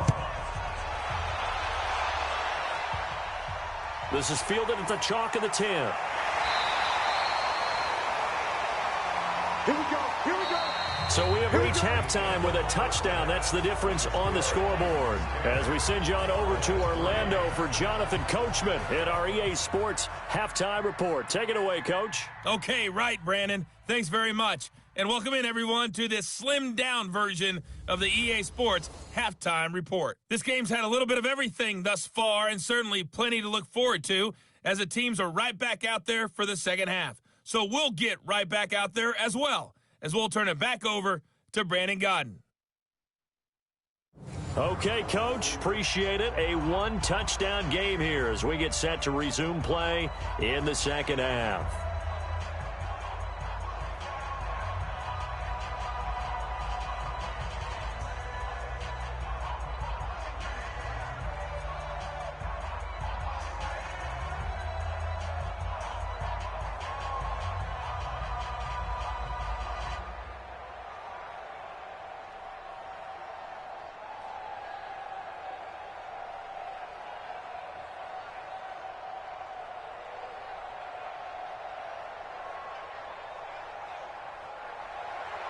The Titans hold the lead, and they'll get the football first as the third quarter gets underway. This fielded at the 2. And he'll get it up to about the 26-yard line just across the 25. And here comes Tennessee as they get set to take the field. They have the lead. Now they'll be looking to extend that lead. And this is where I enjoy talking about one of my favorite subjects, tendency breakers, or counters as I also like to call them. You've done things in a certain way in the first half, and they've had the ability to see what you've done. They're going to make their adjustments. So guess what?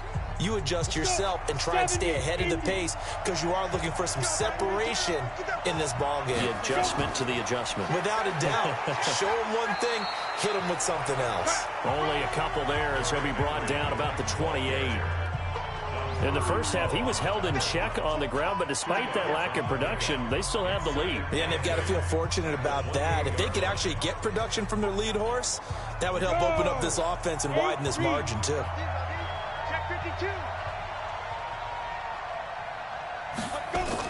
Again, it's Henry. And this has been a familiar sight all afternoon as they stop him behind the line. It'll go as a loss of a yard, and it'll set up third down. And plays like that are exactly what this defense needs here early in the second half to give it a little spark. I think their halftime adjustments, what they talked about, maybe it was just a little inspirational speech. Who knows? But looks like they're ready to go.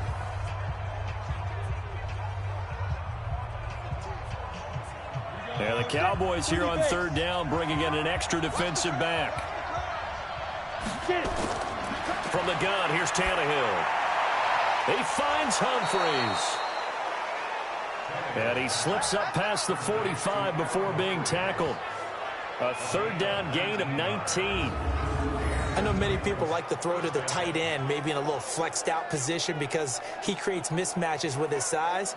But slot receivers do the same thing with their quickness, their speed, and their route running savvy.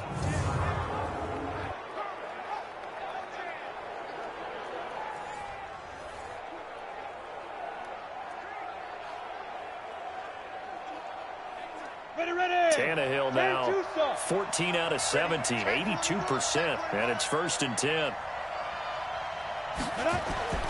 A shotgun snap for Tannehill, and he'll hit his tight end, Walker. 5 yards on the catch there, brings up second down. Well, they're unable to convert that into much, but it's never a bad idea to try to get the ball into a tight end of his caliber's hands and see what kind of disruption he can cause. 2nd and 5 after the 5-yard completion on first down. Ready?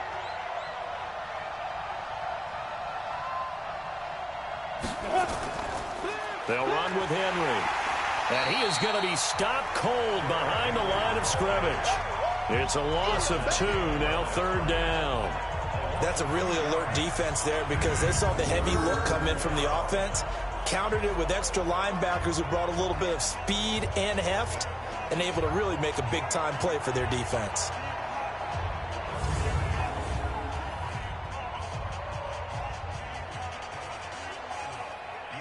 Down.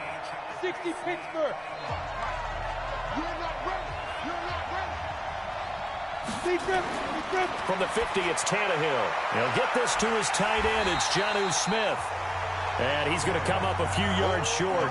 Brought down at the 45. Just a 5-yard pickup, and it leads to 4th down. So much about offense is what you call hidden yardage. You know, you throw the ball to someone, they catch it, and then they can make a big play. You know, they create a play, run after catch. They did a really nice job there of limiting that and keeping him from a first down. Yeah, stopped him in his tracks. Here's Brett Kern now as he's on to punt for Tennessee.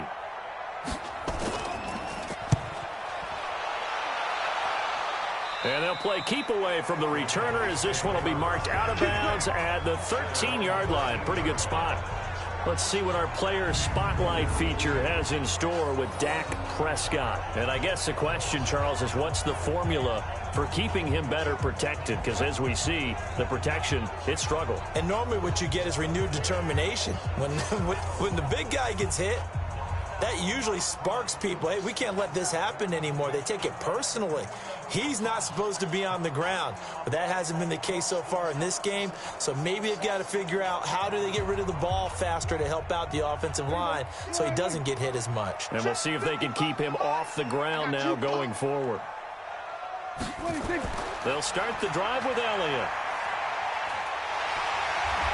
And brought down, but not before they're able to get it up to the 25. It's a gain of 12, and the Cowboys pick up the first.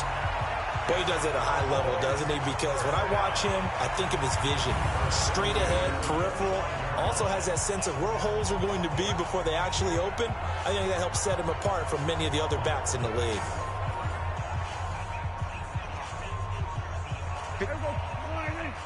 Check, check. Watch 54. Watch 54. I'm coming for you, man.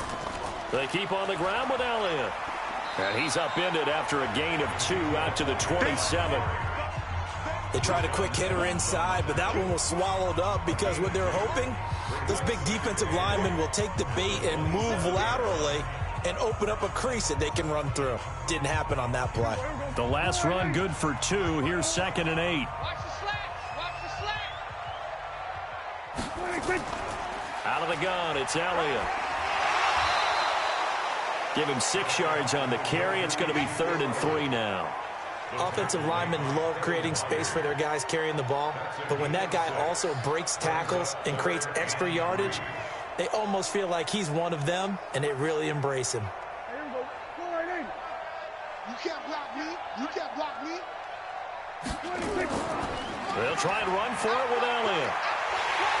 And he will have first down yardage as he's brought down at the 41. They get 9 out of that one, and as a result, the drive continues. And there we saw one of the downsides of blitzing during a rundown because sometimes you get out of your gaps. You don't fit the run quite as well because you're headed towards the ball carrier with abandon.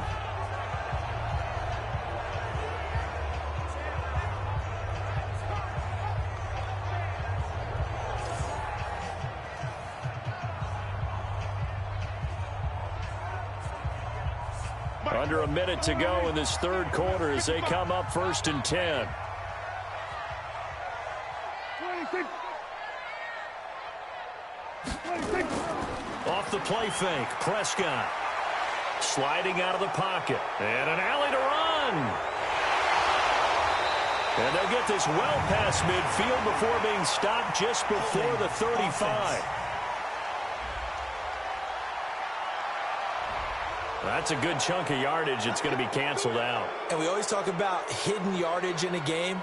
That's going to count as that because now it doesn't go on the books, but now they have to make that up again, don't they?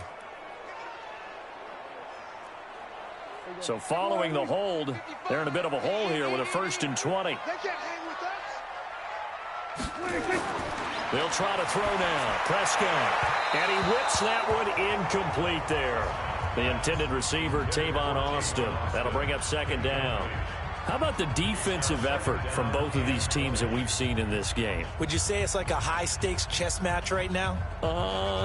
Chess is one way to go. Yeah, I like it. Okay, the only reason I say that, you feel like they're contemplating their moves before actually making one, and none of them being done very confidently. Truth be told, I've never played chess, and I know that I'm not smart enough to play chess. Guys like you with your IQ, you can pull that off.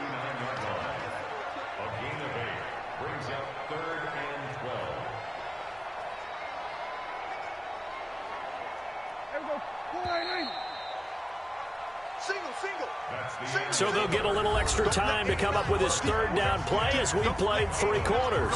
And that'll do it for the end of the 2nd quarter. This is the NFL, and it's on EA Sports.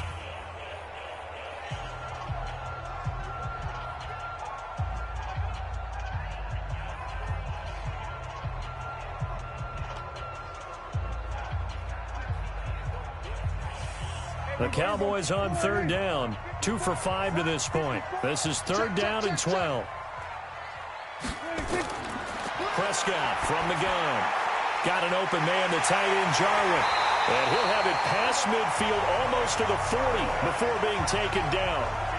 A big 3rd down pickup of 20 yards. For many teams, the evaluation of tight ends has really changed. We used to wonder about how they would block first and foremost. Now we want to know how these guys can run because we envision them in offenses, catch the ball. How much yardage can they gain after that? And that on display there for a good pickup.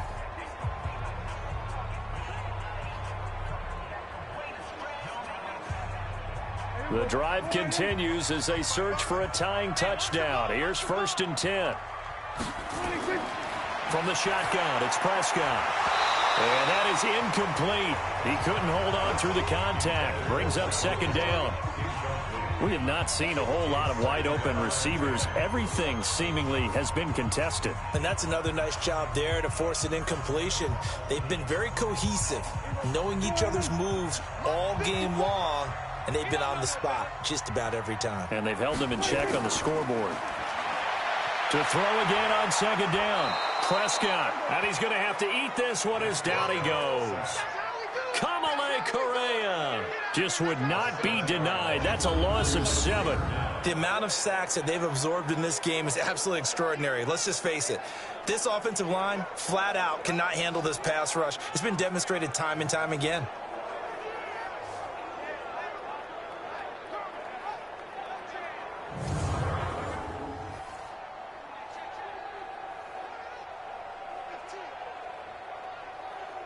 They'll need a big play here. Will Dak and the Cowboys after the sack. It's 3rd and long. To throw is Prescott. Hard throw, incomplete. A 4th and very long coming up. You're out of field goal range. I don't know that you can go for this. Well, I know that you want to, right? You know that they want to say, hey, let's go for this. We've got the perfect play drawn up. Let's do it. But I wouldn't go for it either. I agree with you totally. You only down 1 score. Punt it. Let your defense pick you up. Out now comes the Cowboys punter as he's on to kick it away. His first punt, 45 yards. This looks good as well. And for an offense that is struggling, this is not where you want to start from. Great punt. Fantastic punt. And for all those who wonder, what do punters do during the course of practice each and every day? The best ones do what we just saw there. Work on positioning the football and helping their team.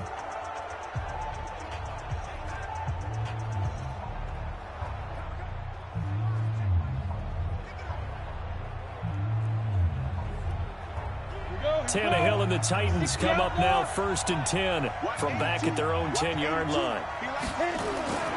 Out of the gun, Tannehill. It's caught by Davis. And he'll be brought down, it looks like, right at the 15. 5 yards on the catch there, brings up second down. I got the sense that the defense created a little momentum for them there, didn't they? Did their job, forced the punt. Now, nice start to the drive. Offense has to do their part. Yeah, they certainly do, but what a great start for them. They got to go thank the guys on D. Now a carry for the shifty Dion Lewis. And he'll take this up only to about his 18-yard line. It'll be a pickup of a couple, and it leaves them with a 3rd and 3. A tight game like this, such a tough spot for the offense to be in. Even though they have the lead, Charles, back up so close to their goal line, they got to protect the football. And that's when you have to take care of your team with play calling as well. Not a lot of misdirection, not a lot of counters, not a lot of plays where you have extra ball handling. Get it right to the hands of your running back. Tell him to take care of the ball and try. And he can't find anywhere to go with it, and he goes down. Off the edge, it's Tyrone Crawford with a sack. Well, they go play fake. The problem is nobody was faked out. And when no one's faked out, what's the end result? Quarterback gets hit.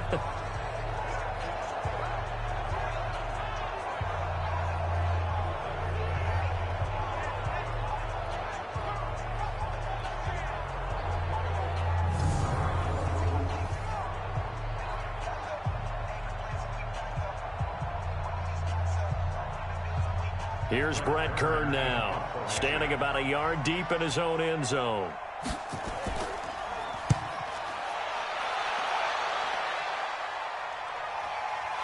Now Austin. Give him 11 yards that time on the return, and the offense will take over with a new set of downs. And now Dallas gets set to take the field. These guys had to punt last time. It has not been a very fruitful game offensively thus far.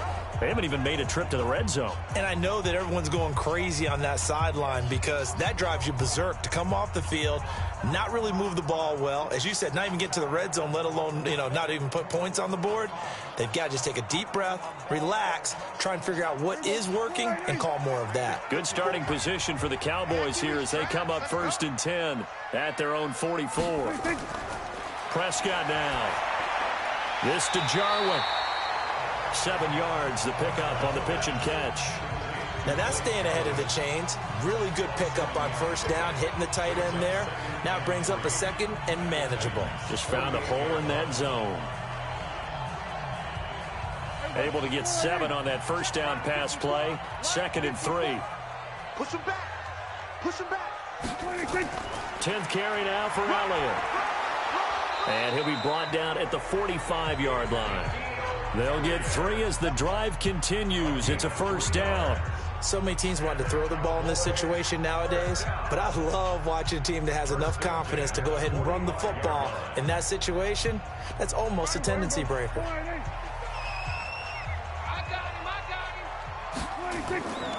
They'll run with Elliott.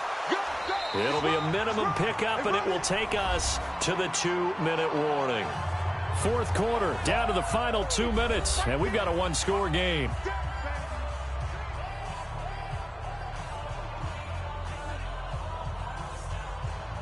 So the Cowboys in possession of the football here as we get you reset.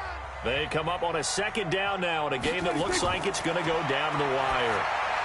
They try to throw on 2nd down, but this one is incomplete. Blake Jarwin, the intended receiver, and that'll make it 3rd down. So he's unable to complete it there, and just not the game that you would expect from him. He's been off the mark really start to finish. Yeah, it makes you wonder what exactly is going on. Is he a little bit dinged up here, or is he just off just by a bit? Maybe he can get it back in this situation. He'll need to. He'll look to throw, and that will be incomplete.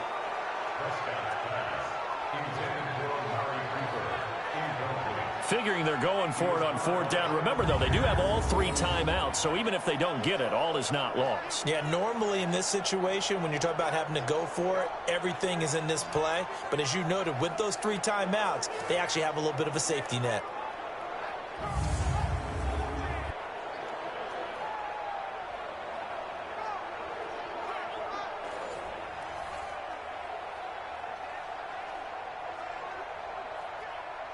One score down. Here we go.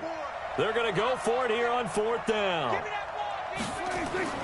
Now Prescott on 4th down. He's going to let it fly. That's going to be knocked away and incomplete. They had to go for it with such little time remaining. And as a result, it'll be Titan football on the turnover on downs. So they'll trudge off the field with a bitter taste in their mouths after that failed fourth down conversion. Yeah, there'll be a lot of analysis there on the sidelines. Was it the right call? Was it against the right defense? Should they have even gone for it at all? Will that change what they do going forward in this game? A lot of questions to be answered by them.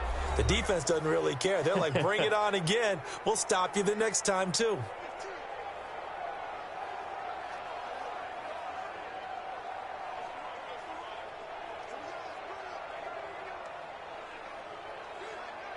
Good starting field position for them as they come up 1st and 10 at their own 43. They'll start on the ground. It's Derrick Henry. Now the Cowboys going to burn the first of their timeouts as they'll talk things over prior to this upcoming second down play.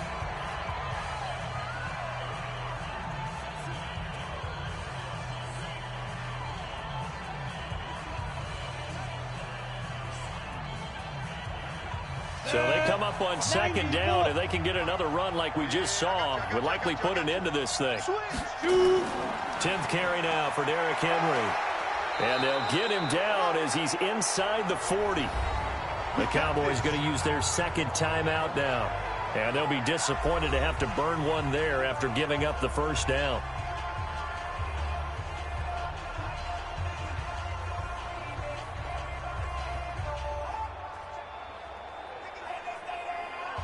Not totally home free yet, but it's looking good as they come up 1st and 10.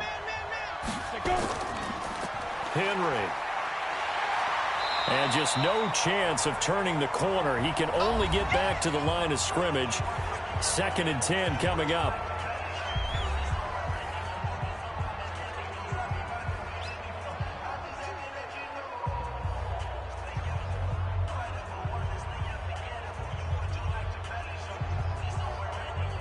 So after the run for no gain, here's 2nd and 10.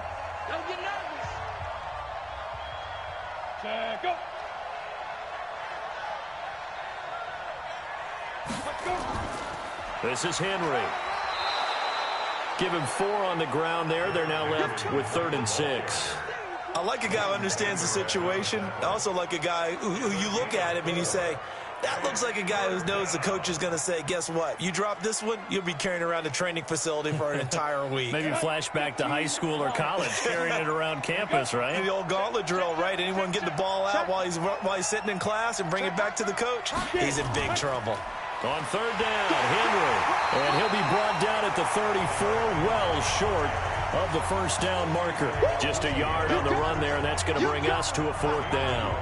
And the trend continues here in the 4th like it was in the 1st, 2nd, and 3rd. He's had nowhere to run. And you're probably thinking to yourself, why do they keep feeding him the football? Well, they trust him first and foremost. They do believe that over time he might actually pop one of these runs. But bottom line is he takes care of the ball well for them, so they'll keep handing it to him.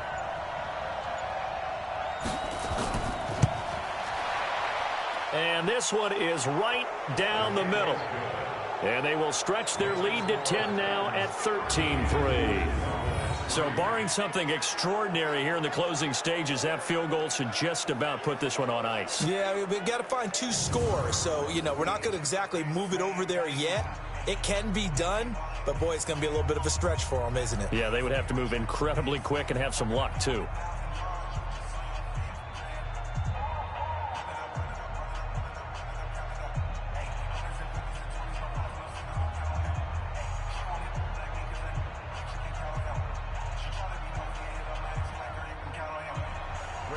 Joseph now to kick this one away. This will be taken in at the 1. And not a bad return here. He gets it out to the 25-yard line.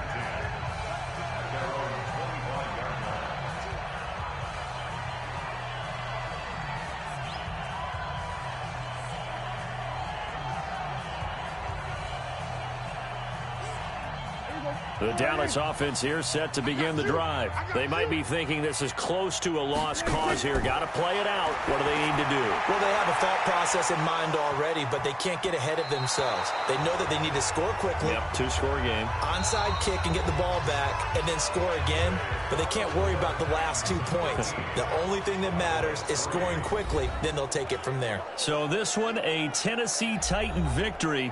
And you look back over the score sheet, interesting. A very clean game, no turnovers by either side. An absolute rarity when we watch games now because defenses have put such an emphasis on taking the ball away. Well, what we saw here was offenses spending their time saying, look, you know they're coming for it. Ball security is paramount. So they worked on that, not just a week of practice, but I'm sure all during training camp. Make sure when you have it, tuck it away because danger lurks everywhere you turn.